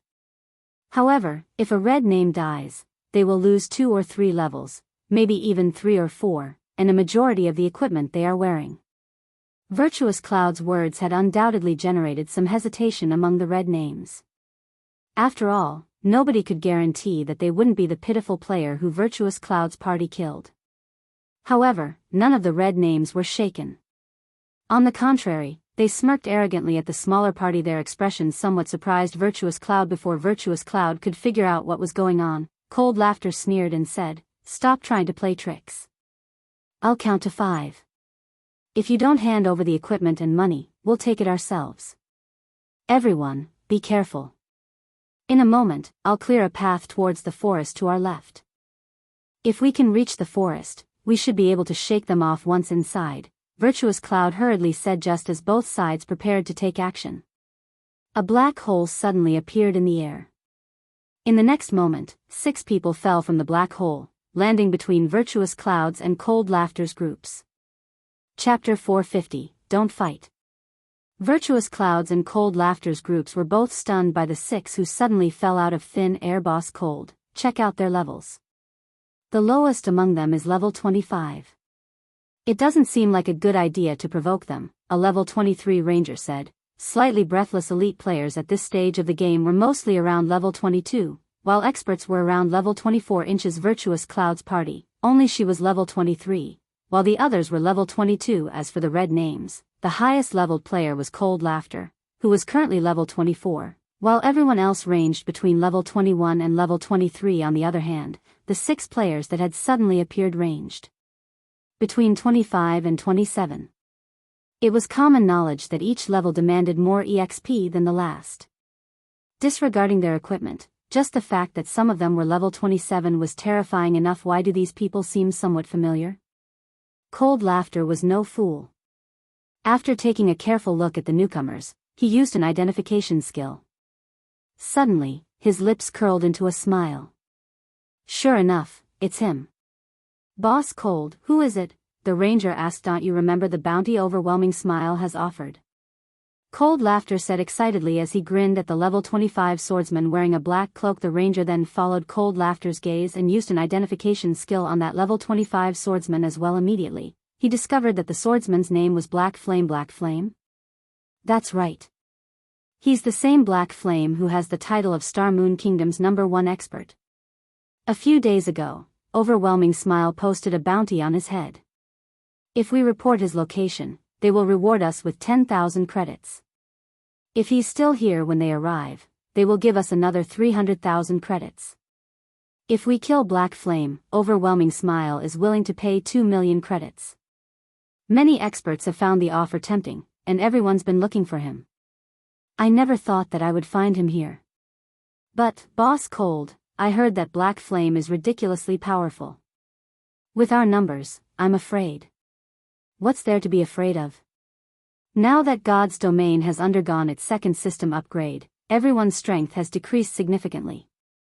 Even if Black Flame is the #1 expert of Star Moon Kingdom, he is a tiger that has lost its claws and fangs.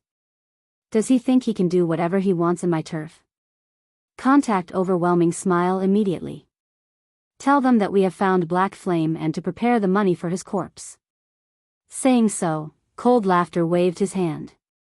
Suddenly, all 50 red names closed in on both Virtuous Cloud's and Black Flame's parties, leaving no opportunities for escape. Why are you here? Virtuous Cloud asked Shurfeng, surprised to see him. Shurfeng was a godlike tycoon. She had initially prepared to sell the 2 Warfire set pieces to Shurfeng after they returned to White River City. She never expected to meet Shurfeng here and in such a predicament. You are. Shurfeng looked at Virtuous Cloud. Suddenly, the figure of the red-haired beauty he met a few days ago popped into his mind. Unable to help his laughter, he said, "How has your luck been these last few days?" "Not bad. We were just about to head back to the city and look for you." Laughing bitterly, Virtuous Cloud continued, "However, now that we have encountered them, I'm not sure whether we will profit or suffer from our trip to White Fog Canyon." "Enemies?" Shurfeng asked as he examined his surroundings. These red names all had relatively high levels and good equipment, especially the level 24 berserker standing in the lead. They were all independent players. Anyone who could reach level 24 at this stage of the game was definitely an expert. Virtuous Cloud was left speechless by Shurfeng's leisurely behavior. However, when she looked at the other 5 players beside Shurfeng, they, too, did not seem particularly concerned about the 50 red names surrounding them. This situation only served to surprise Virtuous Cloud further. Were all of these players godlike tycoons as well? Have none of them ever encountered a player interception before? They were actually able to remain calm in such a situation. Sighing, Virtuous Cloud chose to explain patiently, saying, "No. They're red names who are blocking the road and are trying to rob us. Judging by their expressions, it doesn't seem that they intend to let you guys go, either. I suggest we join hands. If we face their 50 with our 12, some of us might get out of here alive. So, it's a robbery. Seems that quite a lot of players have come to White Fog Canyon recently."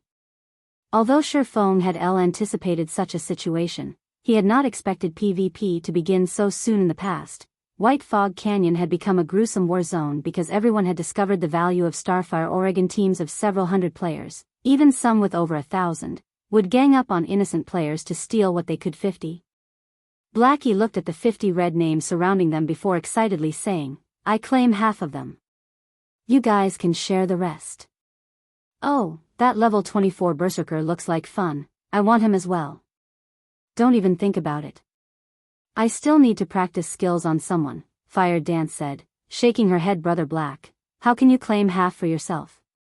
If Sister Fire Dance and Sister Aqua split the remainder, there won't be anyone left for me, Flying Shadow complained. I also disagree.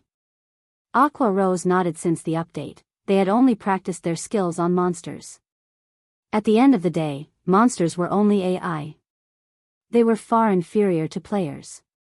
It was especially true for experts. However, as the land of the fallen star was such a dangerous location, they didn't dare duel each other now. A perfect opportunity for them to test their skills against players had arrived.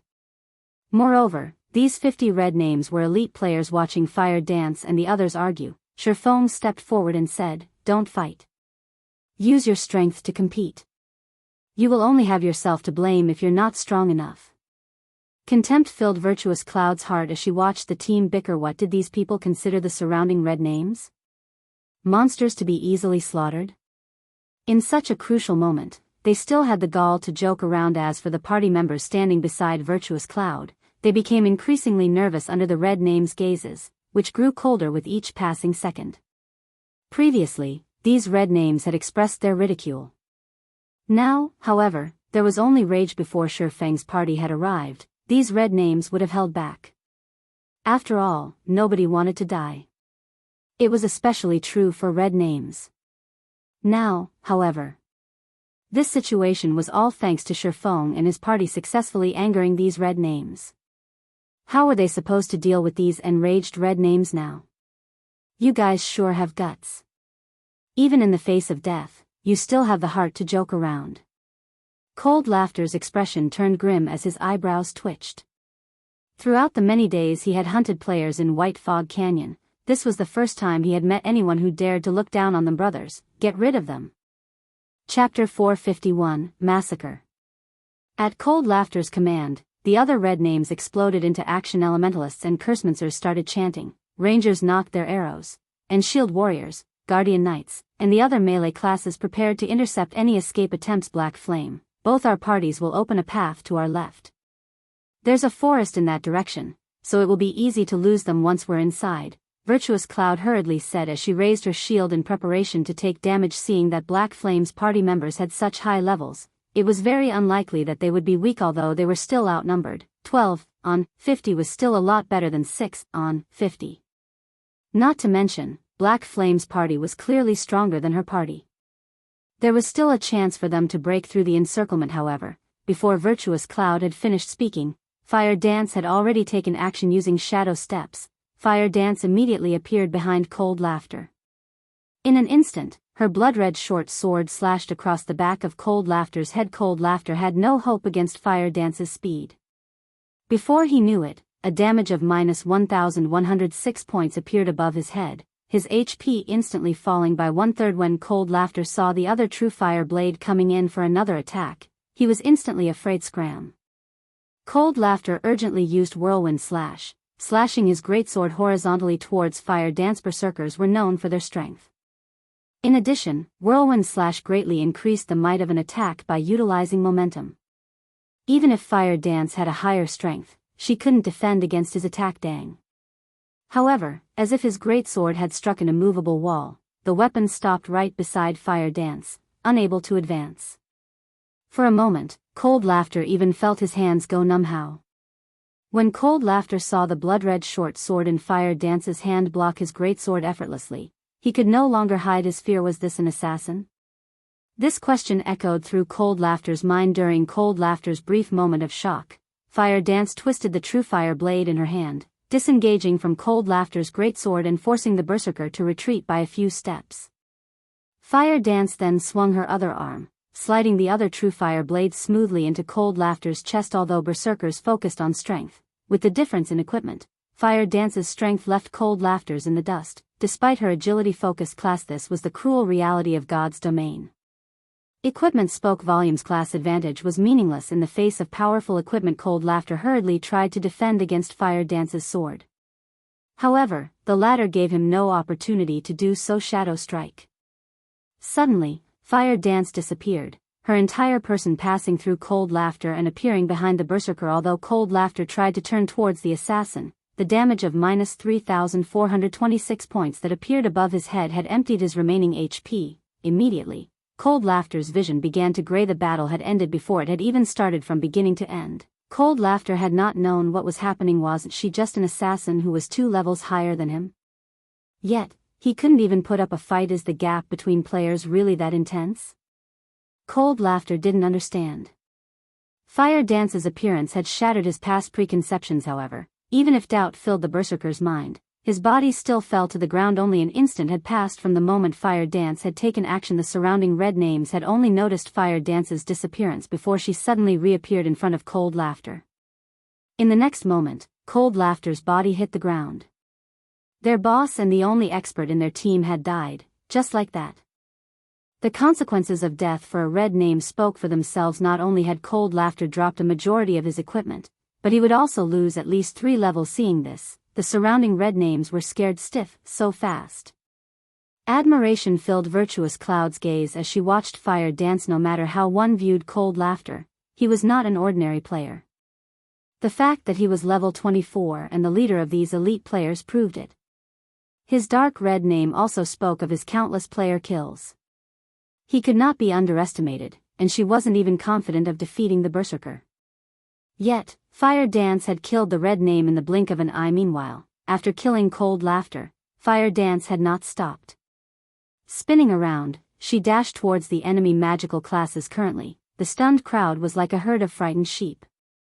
Fire Dance reached the magical classes easily, and killing each with a single hit, she instantly eliminated another 3 players. Unwilling to fall behind, Blackie also began to wave his staff and cast Hell Flame. Green pillars of fire suddenly rose among the crowd, and any players the flames touched received multiple damages of over minus 2,000 points. Before these players could escape Hell Flame's range, they died. In an instant, another dozen or so players had lost their lives. Aqua Rose joined the fray, casting Flame Barrage and downing another 6 players. Flying Shadow had long since charged into the crowd as well, massacring the red names. Even though many tried to resist, Flying Shadow dealt with all of them easily. The male assassin was like a ghost, his movements erratic. None of the red names could even catch sight of the man, let alone damage him. On the contrary, due to friendly fire, they even killed some of their own. By the time the red names realized the situation, they had lost over half of their numbers run. With less than half of their original army remaining, these red names no longer had the confidence to face Fire Dance and the others. Don't you think that it is a little too late to escape now? Shifeng could not help but sigh as he watched the scattering red names. Even if Shifeng's party and these red names were on the same level regarding attributes, which they certainly were not, Fire Dance and the others would still have annihilated them easily in a moment's time. Fire Dance's group of 5 had devastated the 50 red names. Equipment and corpses littered the ground. With a rough estimate, the red names dropped close to 300 pieces of equipment. Furthermore, the lowest quality was bronze ranked. If sold, they could make a fortune from the loot. Virtuous Cloud, who stood beside Shifeng all this time, was utterly shocked. Only now did she realize why Black Flame's party members had been so calm, so they weren't putting on an act at all. Virtuous Cloud glanced at Shifeng, a hint of shame surfacing on her face. Originally, she thought that Shifeng's group was simply a bunch of rich tycoons who were ignorant about worldly affairs. Now, however, it would seem that she had been greatly mistaken. With such frightening strength, it was no wonder they paid no attention to these red names. Thank you for saving our lives, Virtuous Cloud said as she took out a Warfire set piece from her bag, intending to give it to Shifeng. I don't have anything else on me that I can offer, so please accept these Warfire bracers. When Virtuous Cloud's party members saw her use a Warfire set piece as payment for their rescue, although their hearts ached at the sight, none of them tried to hinder their party leader's actions. It had not been easy to reach their current levels. If they died, not only would they lose a level, but every one of them would also have to lose a piece of equipment. Losing the Warfire bracers was more affordable. Moreover, Virtuous Cloud's decision could also allow them to forge a connection with an expert. This was a welcomed opportunity for all of them. Warfire bracers? Shifeng had plenty of Warfire set pieces in his bag, enough to form 3 sets and more. He only lacked the Warfire bracers. Thanks, but you don't have to. why not sell it to me instead? As we had previously agreed, I'll buy it for 10 gold coins. Saying so, Shifeng traded 10 gold coins to Virtuous Cloud. He then added the Warfire bracers to his bag finally, a complete Warfire set equipment. When Shifeng looked at the completed Warfire set equipment in his bag, an indescribable sense of joy filling his heart. Chapter 452, Warfire. In White Fog Canyon's inner region, a large group of players currently faced a level 27 Lord. Although these players only inflicted around -100 damage with each attack, there were over 2,000 players attacking simultaneously. In the end, the Lord died, unable to withstand the barrage of attacks. Haha. What good luck. A level 25 fine gold weapon dropped. Lone Tyrant laughed after he finished organizing the loot. During this period, aside from searching for Black Flame's whereabouts, they had also searched for and killed Lord-ranked monsters. After such a long time, they had managed to kill over a dozen Lords. However, the drop rate of level 25 fine gold ranked weapons and equipment was very low. They had only obtained 2 pieces, one was a cloth armor, while the other was the weapon that had just dropped. Everything else they obtained was mainly secret silver ranked. When the overwhelming Smile elites saw the level 25 fine gold weapon in Lone Tyrant's hand, they nearly failed to contain their drool. A level 25 fine gold weapon was the equivalent of a level 20 dark gold weapon. The former's attributes were even slightly better than the latter. One could even say that level 25 fine gold weapons were the best weapons currently available in God's domain. Aside from Zero Wing, there was no news of other guilds in White River City possessing level 25 fine gold weapons. Now, however, Overwhelming Smile had finally obtained one of their very own. Although they possessed far fewer level 25 fine gold weapons than Zero Wing, it was still proof of Overwhelming Smile's strength. Unfortunately, the elite members of Overwhelming Smile could only look at the level 25 fine gold weapon. They would have to wait a long time before they could obtain one for themselves. In order to kill the dozen or so Lords, Overwhelming Smile had sacrificed many members. The price they had paid was simply unimaginable at this moment. However, Lone Tyrant handed the level 25 fine gold dagger to Summer Sunshine. Everyone's hearts ached when they saw the exchange. They had only obtained this level 25 fine gold dagger after killing over a dozen Lords with great difficulty, yet they actually gave it to an outsider without batting an eye. Oh, this dagger is quite good. It's slightly better than my level 20 dark gold dagger, Summer Sunshine said after he gave the level 25 fine gold dagger a few swings. Nodding with satisfaction, he said, "Alright, let's search for another Lord, then." "Wait a minute, Yulan," suddenly said, "Is there a problem?" Summer Sunshine asked as he turned to Yulan. "Big brother Summer, I've just received information that someone has spotted Black Flame. He is currently in the outer region of White Fog Canyon. If we hurry, we can still catch him," Yulan said after Black Flame had killed Overwhelming Smile's expert, Oriental Sword. All traces of the man had vanished. To avoid letting Black Flame escape, Yulan had prohibited Overwhelming Smile's members from acting rashly and alerting the enemy, giving Black Flame the chance to take preventive measures. All this time, they had searched for Black Flame in secret and had posted a bounty for the man.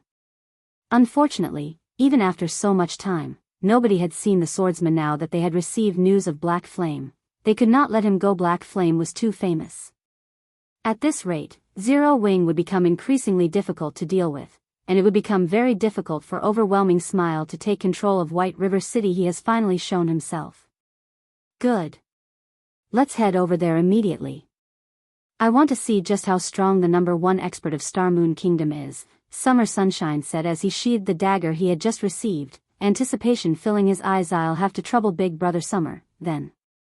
Yulan smiled faintly. Although she had constantly searched for ways to deal with Black Flame, she was still not confident of killing him. Now, however, they had an expert like Summer Sunshine on their side. Moreover, Summer Sunshine had just received a new weapon. Combined with the plans she had prepared, she was 90% certain that they could take Black Flame's life this time. Even if Black Flame were as strong as a Lord, he would still die at her hands. Elsewhere, after Shifeng had obtained the Warfire bracers and completed the Warfire set equipment, he had not equipped the set himself. Instead, he passed it to Fire Dance from the side. Virtuous Cloud and the others widened their eyes in shock when they saw Shifeng reveal the completed Warfire set equipment. "Cloud, is that the Warfire set equipment?" One of Virtuous Cloud's party members secretly asked through the party chat. For a moment, he had even doubted his own eyes. It should be possible. I think, even when Virtuous Cloud saw the flowing purple light unique to the Warfire set equipment, she still found it hard to believe what she saw. Someone had actually completed the Warfire set equipment. Just how difficult was it to collect each piece of the set? Since the discovery of the Warfire set equipment in White Fog Canyon, less than 10 pieces of the Warfire set had dropped. Various guilds and tycoons had purchased these pieces.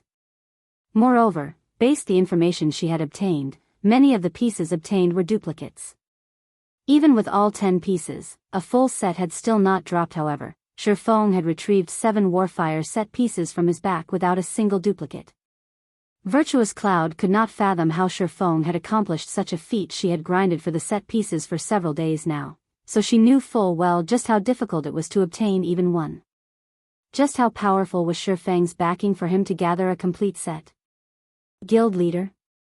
Fire Dance was astonished when she looked at the Warfire set equipment inside her bag. She had personally seen the Warfire set equipment's attributes before. It was definitely top-tier equipment. Only, the set required a lot of EXP to upgrade. However, if someone upgraded the Warfire set equipment to fine gold rank, below level 30, it was one of the best sets available in the game yet. Instead of using it himself, Shifeng had actually given her the first set? Shifeng's actions confused her. Black Flame was famous throughout the Star Moon Kingdom. If Zero Wing wished to continue flourishing, Black Flame needed to continue improving. Hence, all equipment should naturally be prioritized for Black Flame. However, leveling up is my priority right now. Even if I equip the set, the bronze rank set effects are not particularly useful. If I sacrifice my EXP to raise the set's quality, it will do me more harm than good. Moreover, with Zero Wing's current situation, what the guild lacks isn't top-tier experts but experts with overwhelming might. Don't reject it. I still have Warfire set pieces, so don't worry about it, Shifeng laughed. Fire Dance understood Shifeng's intentions. Zero Wing had no lack of top-tier experts. Facing so many powerful guilds, what Zero Wing needed most was an expert capable of turning the tides of battle by themselves, following which, Fire Dance replaced her equipment with the Warfire set equipment immediately. Fire Dance started upgrading the set's quality.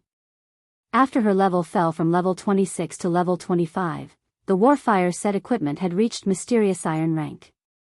The basic attributes of the set had increased significantly. Warfire set equipment, Mysterious Iron rank can be evolved. Level 20, level 30. Can be equipped by any classes. Set consists of 7 parts: head, chest, belt, hands, wrist, legs, and feet. Set effect, Mysterious Iron rank.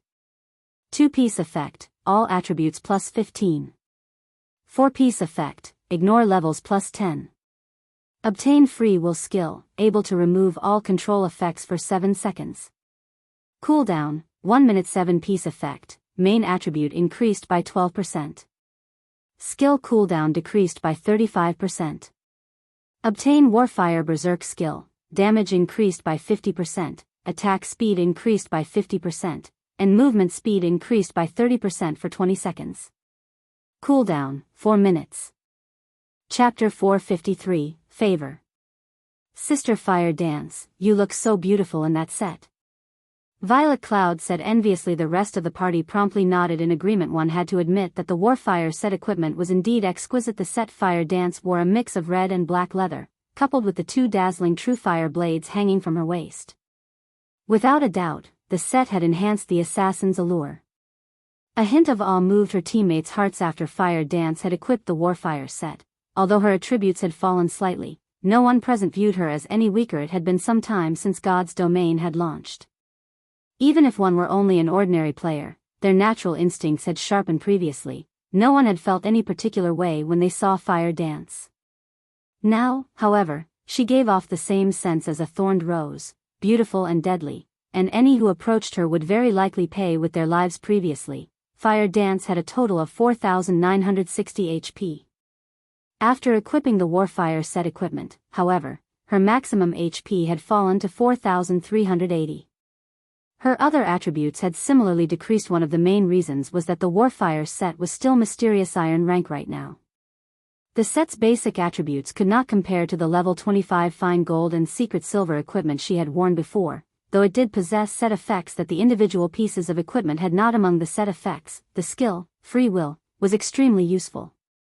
When used against an enemy with powerful control skills, free will could instantly turn the tide of battle. Moreover, unlike her other attributes that had decreased, her agility had increased. As a result, she was now far more nimble. The 35% cooldown reduction she received for all her skills also increased the variety of skill combinations she could implement. Most importantly was the Warfire Berserk, a Berserk skill. Although Warfire Berserk was not as powerful as the Berserk skill Shifeng possessed, a player with a Berserk skill was still superior to a player without one. Because of this, envy blossomed in Fire Dance's friends when they saw her in her new armor. After Virtuous Cloud recovered from her daze, she pulled her gaze from Fire Dance and turned to Shifeng. She was no longer as relaxed as she had been, growing far more cautious. Originally, she had intended to sell the remaining Warfire set piece to Shifeng as well. However, she now dismissed this idea. Even a fool could tell that Shifeng was a powerful character.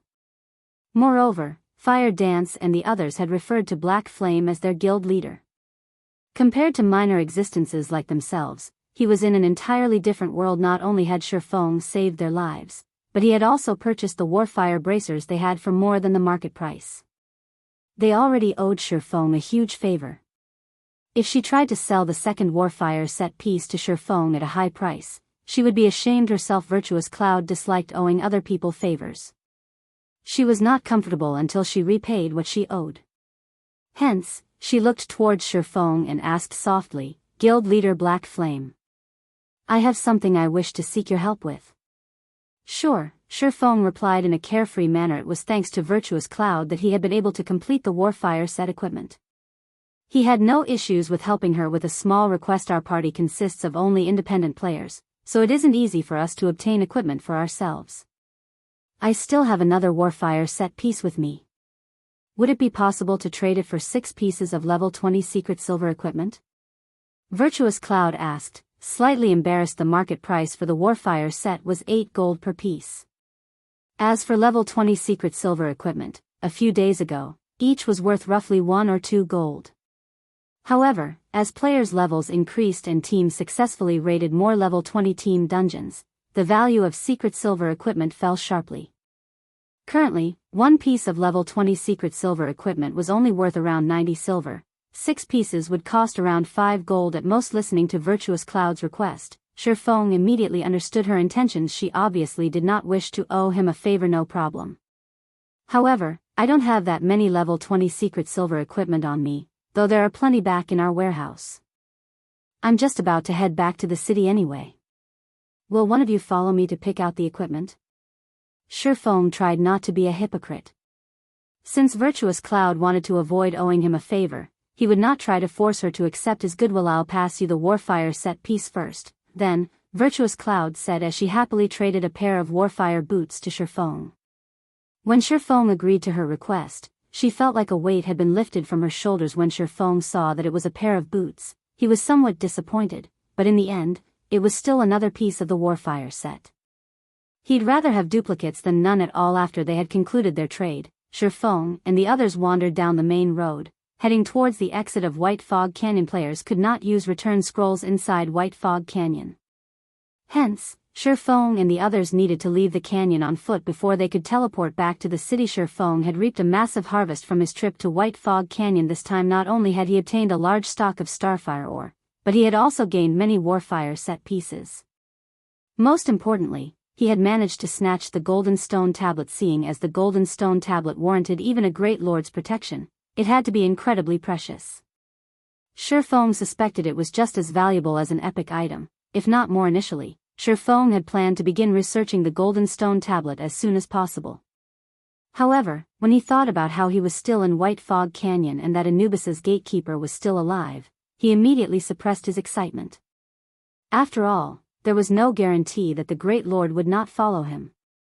Hence, Shifeng intended to return to White River City before studying the stone tablet. Even if the gatekeeper showed up in White River City, it would not be a threat.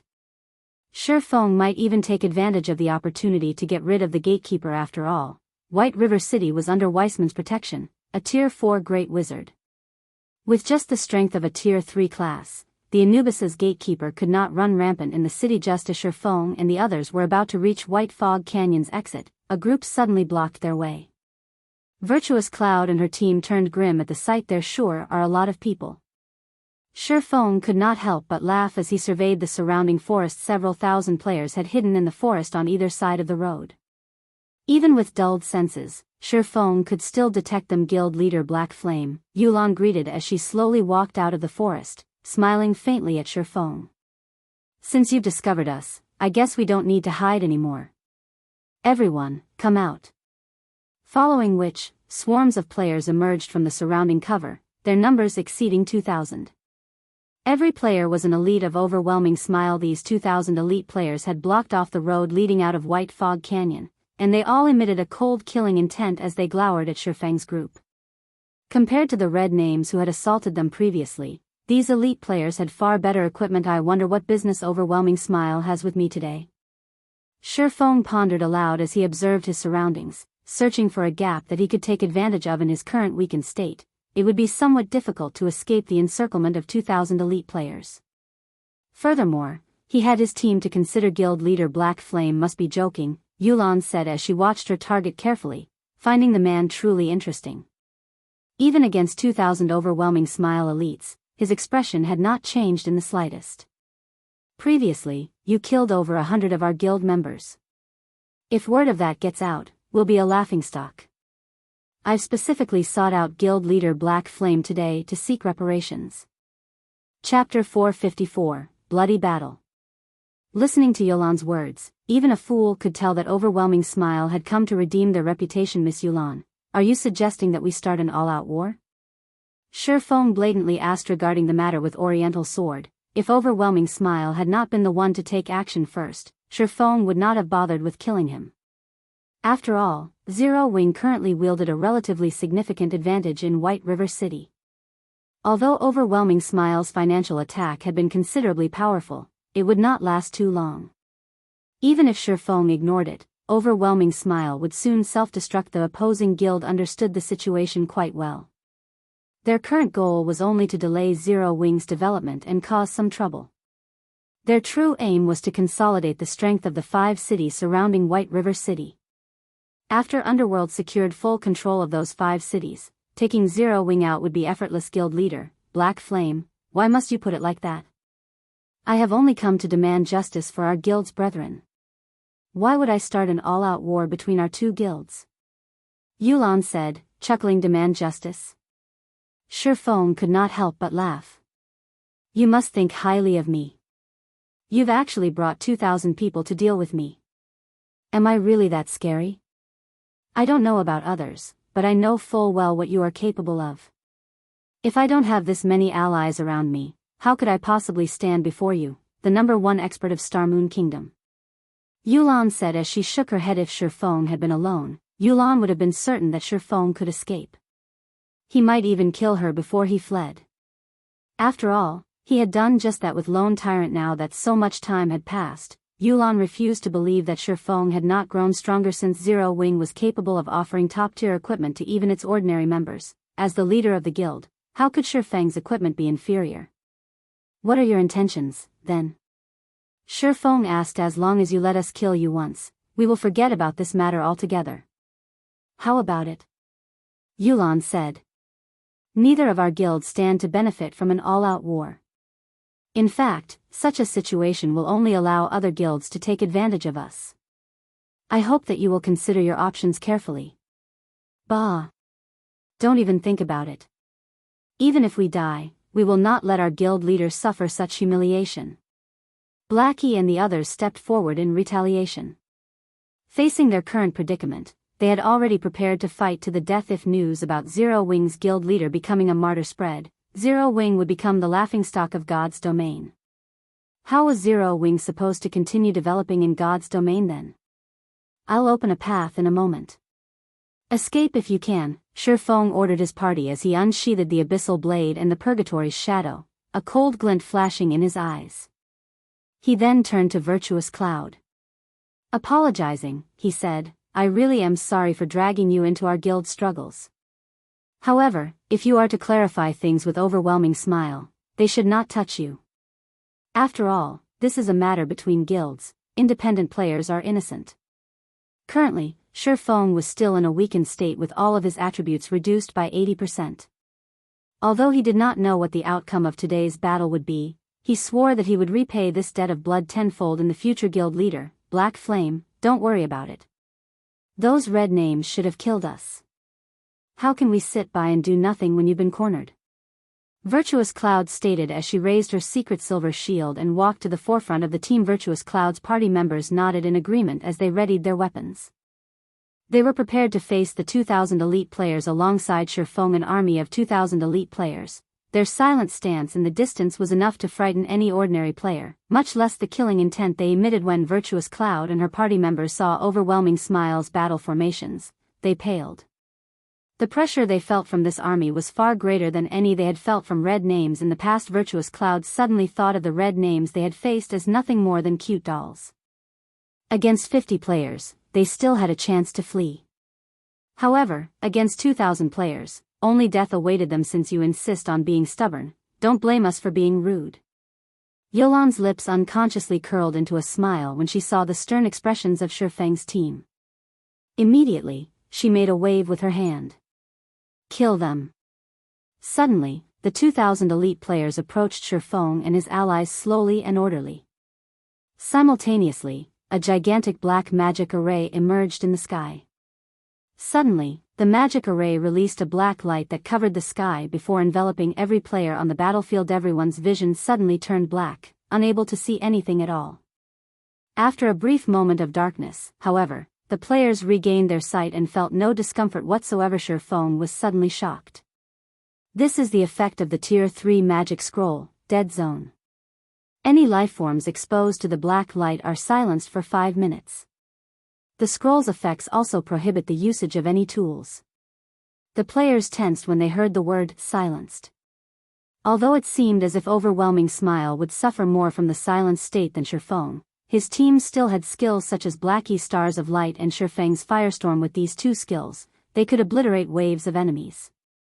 Not to mention, Shurfeng's group also had many AoE attack magic scrolls now. However, they couldn't use any of them.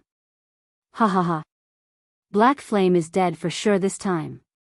Let's see if he can escape without skills or scrolls. Lone Tyrant rejoiced as he watched his guildmates slowly surround Shurfeng. What a pity. I had originally thought I would get a chance to solo that Black Flame.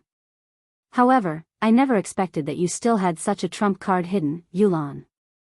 No wonder you are known as the female Zhuge.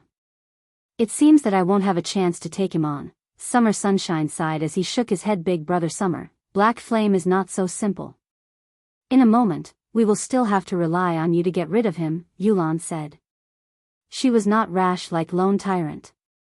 Before dealing with an enemy, she would always investigate them thoroughly and prepare for the worst possible scenarios. Although the situation seemed in Overwhelming Smile's favor, melee combat experts such as Shurfeng excelled in situations in which both sides were silenced. If not for the fact that Yulan had her own melee genius, Summer Sunshine, she wouldn't have been as certain of Shurfeng's defeat in that case. Let me have a go at him.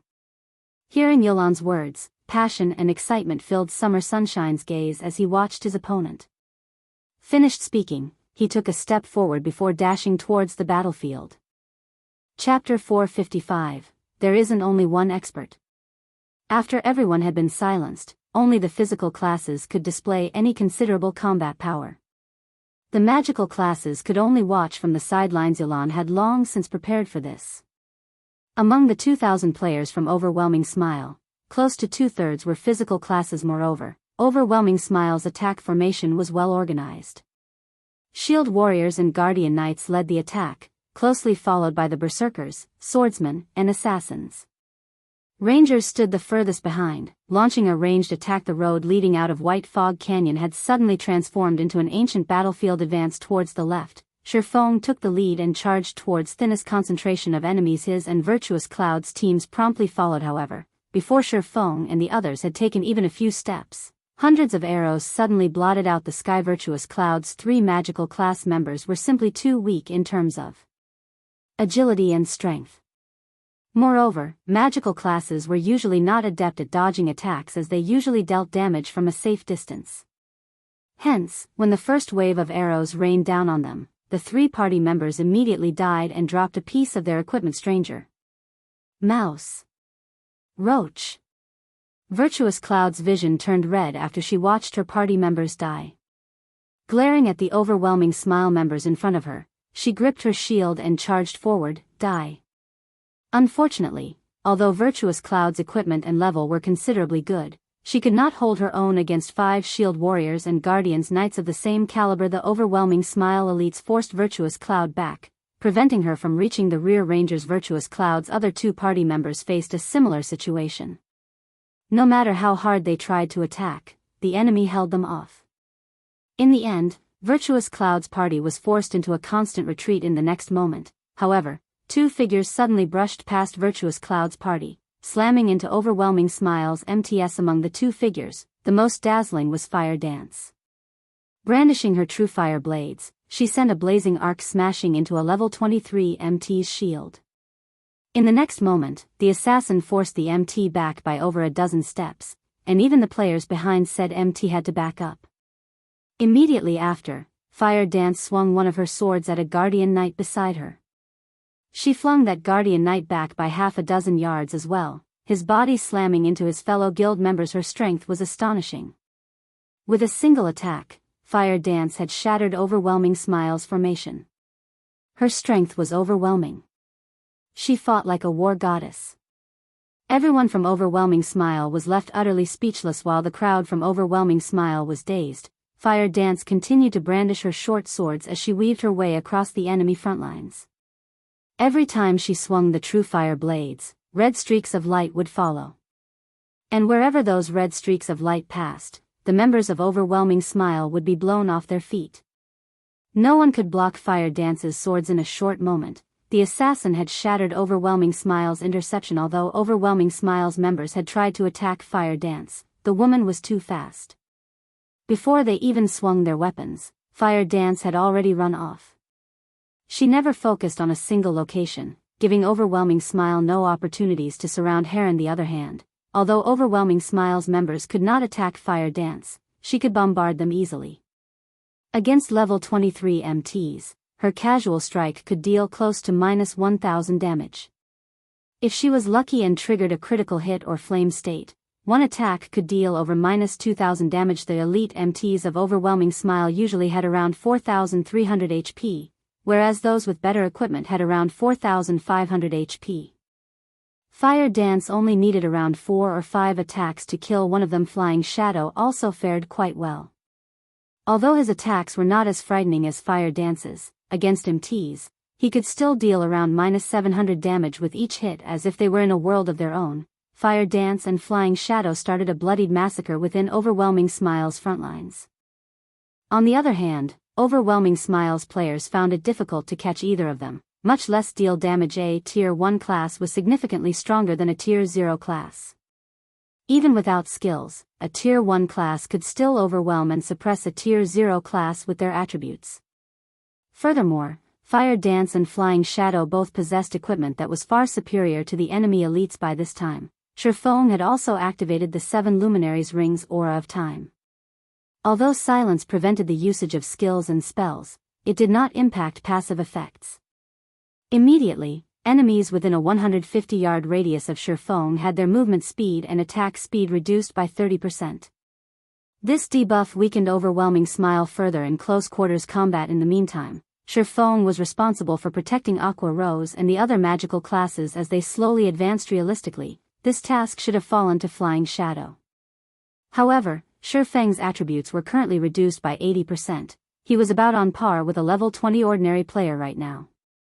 On top of that, he couldn't use any skills. Melee combat was a competition of attributes and techniques. Compared to Fire Dance and Flying Shadow, the power he could display was significantly inferior. Hence, it was better if he focused on deflecting arrows for the others. In a few moments, Fire Dance and Flying Shadow had carved out a path of blood, allowing Shifeng and the others to pass safely. How did that fire dance become so strong? Lone Tyrant, who observed the battle from afar, was dumbfounded as he watched the unstoppable assassin, his fists clenching.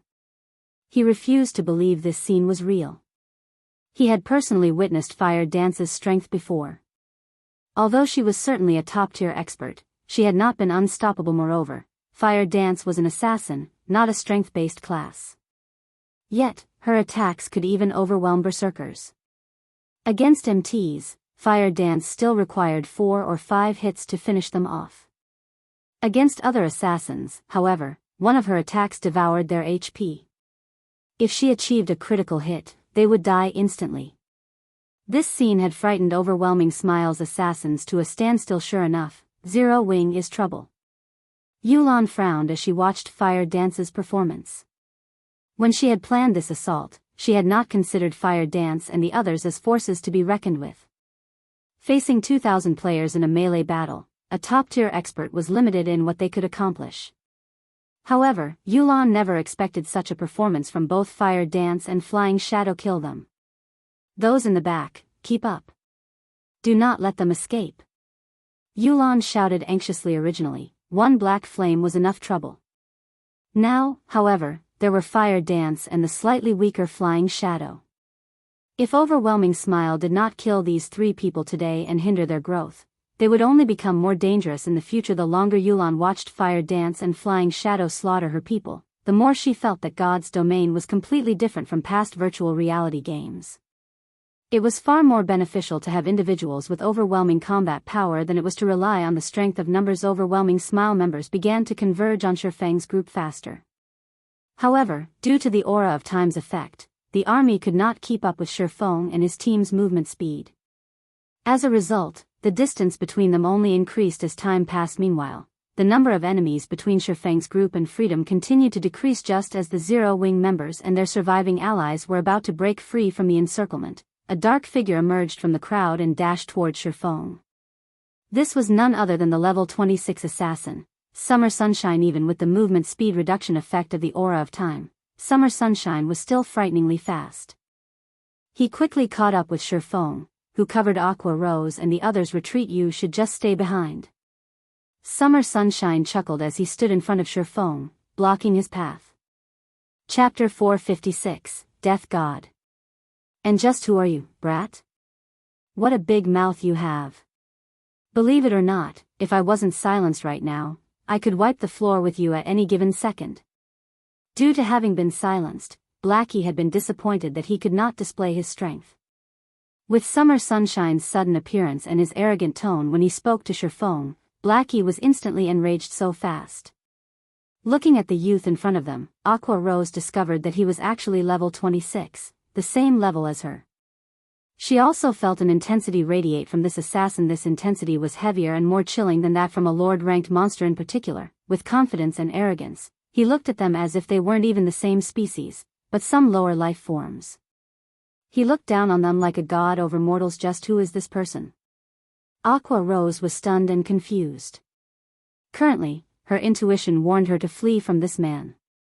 This was the first time since she had begun playing God's Domain that she had ever experienced such a feeling. Standing beside Aqua Rose, Violet Cloud was similarly on high alert. After participating in Ouroboros's internal competition with Shifeng, she had some understanding of monster-like experts. Compared to Aqua Rose, she knew how frightening these kind of people could be. Immediately, she pulled Blackie, who was prepared to throw himself to Shifeng's defense, back, warning him, "Brother Blackie, be careful. That man isn't as simple as he looks. He's on an entirely different level than we are." Violet Cloud's caution calmed Blackie immediately. When he examined Summer Sunshine again, cold sweat suddenly dripped down his forehead. Previously, the frustration of being silenced had clouded his mind, so he had failed to detect the powerful aura or the boundless killing intent that emanated from the cocky assassino. You guys aren't too shabby after all. You're only the second group of players that I've met since I arrived in Star Moon Kingdom to possess such sharp senses. White River City really is an interesting place. Summer Sunshine could not help his surprise when he saw Aqua Rose and the others' reactions. Not even Underworld's so-called great expert, Ming Sha, had sensed how powerful he was. Yet, Aqua Rose and the others had managed to do so. At least, this showed that they were slightly stronger than Ming Sha. Unfortunately, they were only slightly stronger. Summer Sunshine then pointed toward Shifeng, saying, "I'm not interested in you guys, so you can leave." He, however, has to stay. You. Though Blackie wanted to sling a flurry of curses, Shifeng quickly stopped him. "You guys can take off," Shifeng said, but Blackie understood Shifeng's current situation. To face the Great Lord ranked Anubis's gatekeeper, Shifeng had used a berserk skill.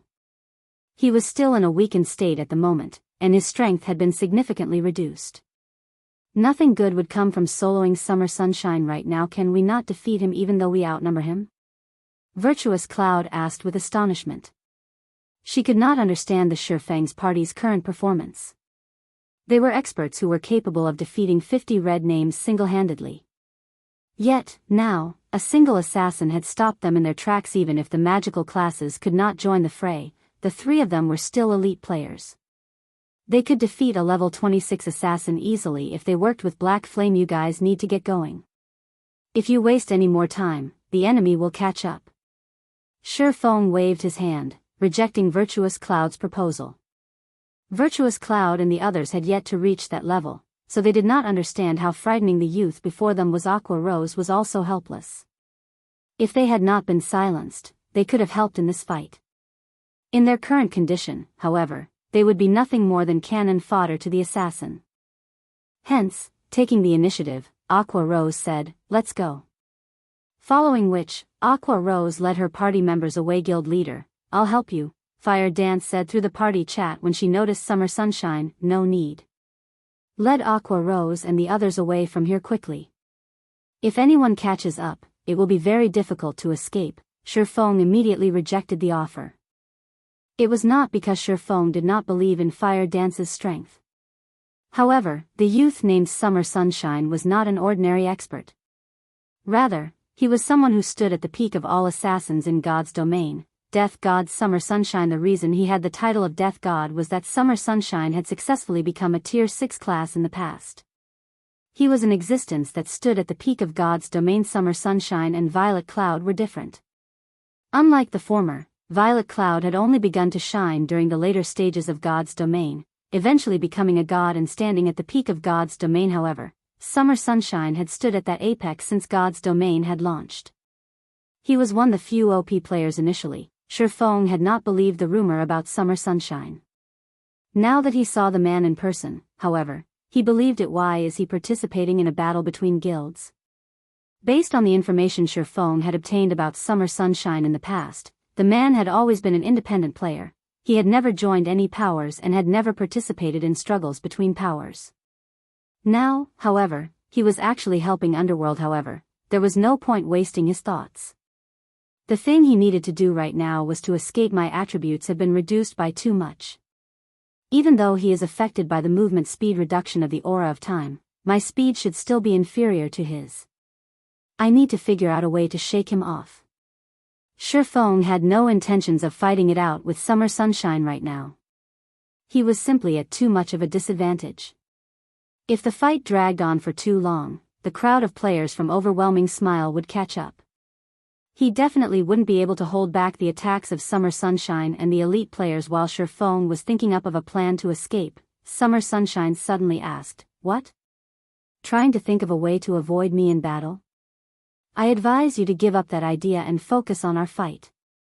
I can tell that you are an expert who has also broken through that level. However, it will not be possible for you to throw me off." Saying so, Summer Sunshine took a step forward before abruptly vanishing. In the blink of an eye, he appeared right in front of Shifeng, and before anyone knew it, his snow-bright dagger was just several centimeters away from reaching Shifeng's chest. The entire process was simply too fast. How can he be so fast? Although Fire Dance was currently massacring the members of Overwhelming Smile, she had placed most of her attention on Shifeng's battle. When she saw Summer Sunshine's attack, her heart was filled with an indescribable sense of shock. Summer Sunshine's swiftness was different from ordinary swiftness. He used an attack method that allowed his speed to become extremely fast by abandoning all unnecessary actions. However, when Summer Sunshine's dagger was about to pierce Shifeng's chest, the latter suddenly vanished from everyone's sight. Where is he? Lone Tyrant, who was watching the battle from afar, asked in astonishment when he saw Shifeng suddenly disappear. Shifeng was definitely silenced. Thus, he was unable to use any skills or tools. Yet, he had still vanished from Lone Tyrant's eyes. This was simply inconceivable. What's going on? Yulan similarly widened her eyes, her complexion turning extremely gloomy. Did he get away, just like that? In reality, it wasn't just Yulan and Lone Tyrant who were shocked. Everyone on the battlefield was also shocked. While stuck in a situation where neither skills nor tools could be used, a living, breathing human being had actually vanished. No matter how one looked at it, this scene defied all common sense. Chapter 457, Fighting Against an Apex Expert. Aqua Rose also could not help her surprise when she saw Shifeng disappear. It wasn't just Aqua Rose who was confused. Even Blackie, who was standing beside her, was stupefied, not to mention Virtuous Cloud and her party, who had little knowledge regarding Shifeng. Everyone present couldn't use any of their skills, and the same went for their tools as well. Just what sort of method did Shifeng use to disappear from everyone's eyes? Moreover, unlike assassins who had to go through a short process before vanishing, Shifeng had taken only an instant to disappear completely. How could I forget that guild leader has this move? At this moment, Fire Dance suddenly recalled that Shifeng knew Void Steps. Aqua Rose and the others had never seen Shifeng use Void Steps before, so they did not know that Shifeng possessed such a card. As for Fire Dance, Flying Shadow, and Violet Cloud, they had personally seen Shifeng use Void Steps before, so they knew how powerful this technique was. Even if Summer Sunshine was incredible, he would be rendered helpless in the face of this move. After all, an enemy that one could not see was quite frightening. Moreover, the attack method gave one no time to react at all. Even if Summer Sunshine removed all excess movements and increased his body's speed to the maximum, he still could not block Shifeng's sword. Meanwhile, traces of shock appeared on Summer Sunshine's face as he failed to locate Shifeng's figure. Even after he searched his surroundings, suddenly, Shifeng appeared beside Summer Sunshine. The silvery gray abyssal blade also abruptly appeared at the assassin's waist, cutting across it. Although Summer Sunshine used everything he had to dodge and block Shifeng's attack, the time the abyssal blade had taken to cut him was simply too short. The abyssal blade had already struck him before he could even dodge or block, and damage of over -400 points subsequently appeared above his head. In just an instant, Summer Sunshine had lost close to 1/10 of his HP. However, Summer Sunshine had quick reactions. After being attacked, he counterattacked, his dagger suddenly striking at Shifeng's back with even greater speed. With the distance between them so close, there was simply not enough time for Shifeng to withdraw his sword and defend himself. In addition, Summer Sunshine's attack had no unnecessary actions, so his dagger moved at an extremely fast speed. Let alone now, even if Shifeng was not in a weakened state, he would still have great difficulty defending against this strike. In Shifeng's desperate attempt at dodging, the dagger missed its mark and only managed to scrape Shifeng's shoulder. Still, this single attack dealt over -800 damage to Shifeng, taking close to half his HP away. Yuri, quite good. You've actually managed to damage me. However, it seems that your attributes have been greatly weakened. I just attacked you once, and you already lost close to half of your HP, Summer Sunshine stated in a carefree manner as he looked at his injured waist. That footwork of yours is amazing. However, you are bound to reveal yourself when you attack. Your one strike took away only around 1/10 of my HP. Even if I just exchange damage for damage, it will still be your loss 3 moves later, but since you were able to harm me, as a reward, I won't suppress you using my attributes. I'll let you see what real strength is. Summer Sunshine spoke in a very casual and overbearing tone. However, Shifeng did not think that Summer Sunshine was bluffing, because the moment the assassin finished speaking, the aura surrounding him underwent a complete change. Previously, he had still leaked out a little killing intent. Now, however, he completely sheathed it. The gaze in his eyes no longer focused on a single point. Instead, it was a gaze that took in everything in the surroundings, looking at everything objectively. This move was none other than Omnivision. However, compared to when Soaring Snake and the other amateurs used it, Summer Sunshine had mastered it to the realm of perfection as expected of the death god of God's domain. It seems he won't be that easy to deal with. Shifeng had never fought against such a powerful character in the past. To be precise, he had not had the qualifications to do so. Although a Tier 3 Sword King was similarly very amazing in the eyes of ordinary players, in front of God-tier players, he was no different from an ant in the past. There was a saying that went around in God's domain: everyone beneath God tier was an ant. Without becoming a Tier 6 class, one would never know how frightening Tier 6 players truly were. The assassin standing before him was an expert that had always stood at the very peak of God's domain. Shifeng had never expected to fight such an expert. However, the past and the present were different. First and foremost, the summer sunshine before him right now had yet to become a God-tier expert. Meanwhile, Shifeng himself knew void steps, an advanced footwork. Defeating summer sunshine and escaping was not necessarily impossible. As for escaping, looking at summer sunshine's speed, Shifeng knew escaping was not an option unless he defeated the assassin. In reality, there was another method he could use, and that was to execute void steps continuously. However, due to his attributes being reduced, the distance he could move each time was also greatly reduced. Moreover, using void steps multiple times in quick succession was mentally taxing. He would most likely lose consciousness before he could even run 100 or 200 yards away. It seems that I can only try to take care of him by continuously using void steps. Shifeng really could not think of a better idea right now. Melee combat relied on attributes and techniques. In terms of attributes, Shifeng was no match for summer sunshine at all. Hence, he could only try to gain victory through technique. Since using void steps only once was not enough, then he would use void steps twice in a row, once for attacking, and once for dodging. After thinking up to this point, Shifeng immediately used void steps and dashed towards summer sunshine. Suddenly, Shifeng disappeared from everyone's eyes once more. A short moment later, Shifeng appeared beside summer sunshine once more, and the abyssal blade was also sweeping towards the assassins. Abdomen dang. Suddenly, the sound of metal clashing rang out, a dazzling spark appearing around summer sunshine's abdomen. Instead of landing on the assassin's abdomen, the abyssal blade was actually blocked by his dagger. Immediately after, summer sunshine used his other dagger to strike at Shifeng's blind spot. Shifeng was shocked. However, with equally fast speed, he promptly used void steps and just barely dodged the dagger's attack. Everyone's hearts trembled when they saw Shifeng and summer sunshine exchanging moves he couldn't have possibly seen through guild leader's footwork, right?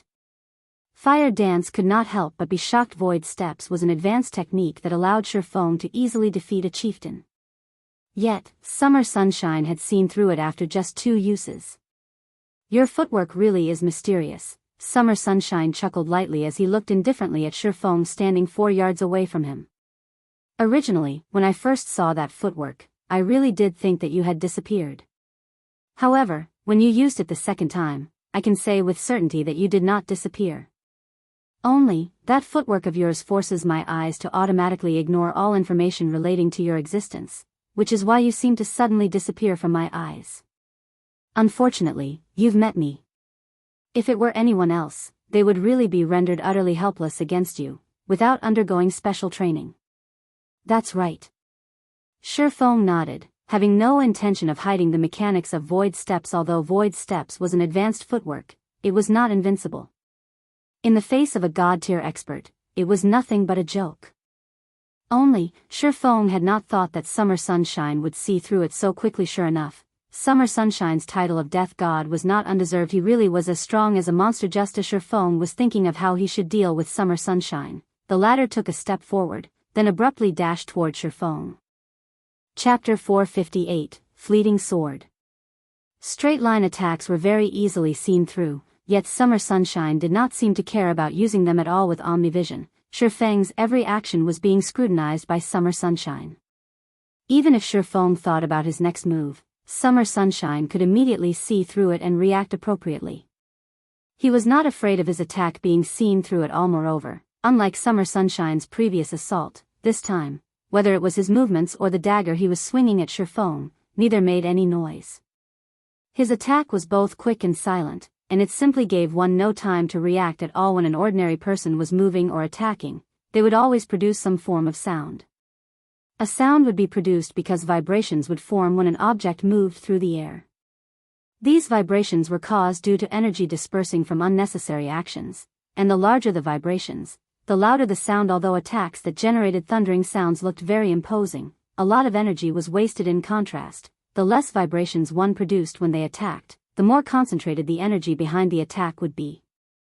Naturally, the might of one's attack would also become greater during a battle. Other than sense of sight, a player also heavily relied on their sense of hearing and touch.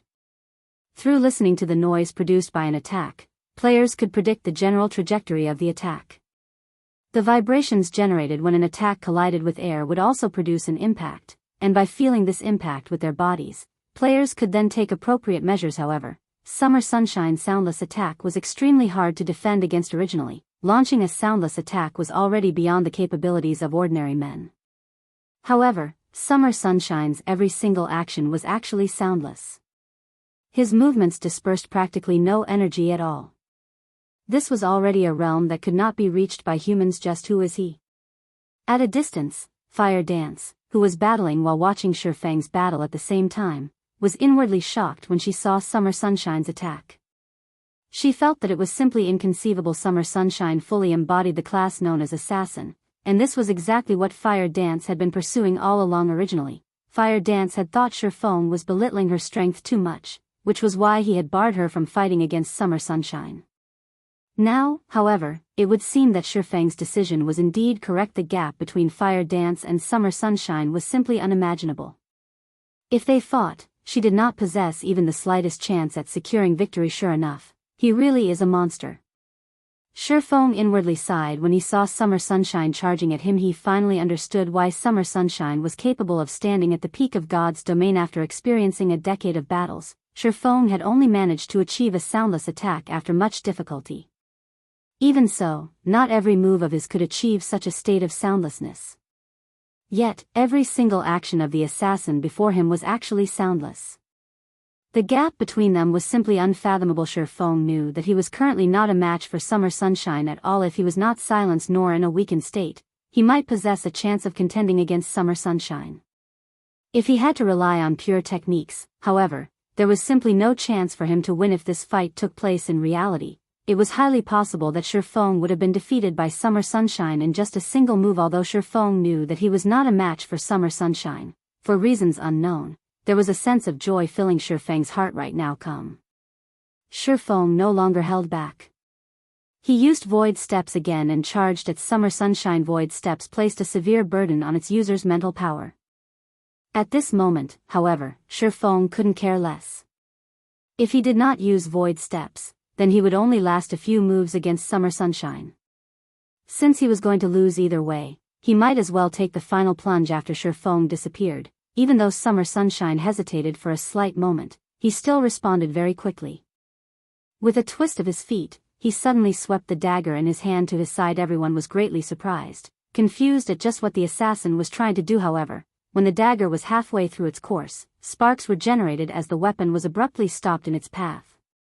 Immediately after, Shifeng's figure was revealed. Before anyone could react, Shifeng used Void Steps and disappeared from everyone's sight once more. For a time, everyone watched as Summer Sunshine continuously brandished his daggers, creating dazzling sparks with every swing he made. Those who were ill-informed would think that Summer Sunshine had gone insane.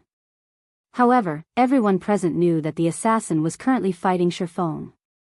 Moreover, it was obvious that the Summer Sunshine currently held the upper hand in this fight. A battle of such level thoroughly stunned everyone present. Compared to this battle happening right before them, the videos spread on the forums showing the battles of experts were just complete and utter garbage. Presently, everyone had even forgotten about their own battles. All their attention was focused on the battle between Summer Sunshine and Shifeng. This is bad. Fire Dance grew anxious when she looked at Shifeng, who was currently in battle. The strain Void Steps put on its user's mental power was no laughing matter.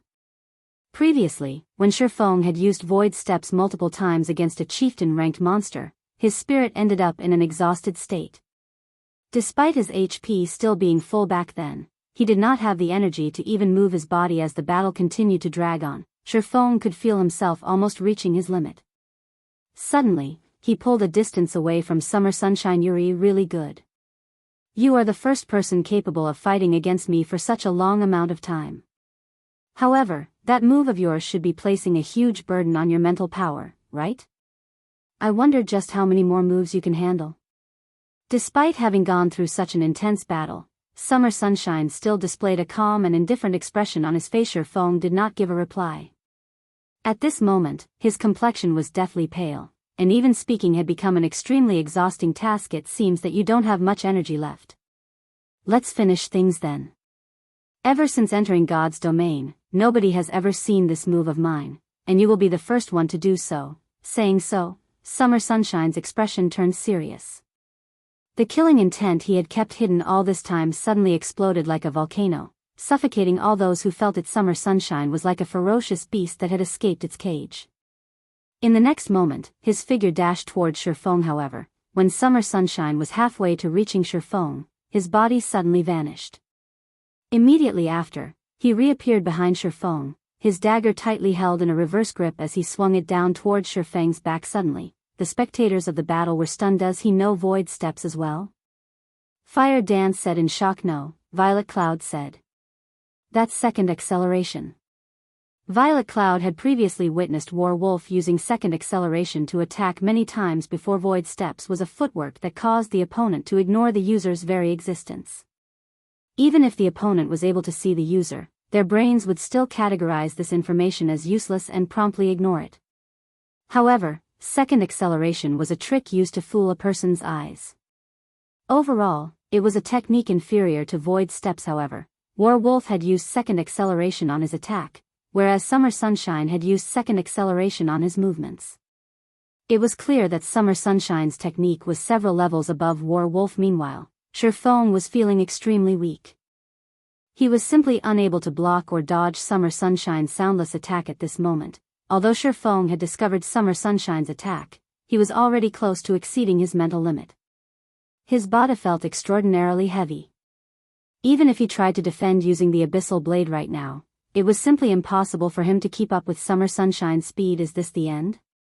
The moment before the attack was about to hit him, Feng could not help but have such a thought. No.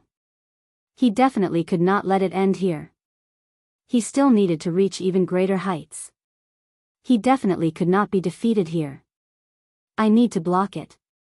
I must block it. My movements need to be faster. Much faster. At this moment, Feng was wholeheartedly trying to make his movements much faster and more precise.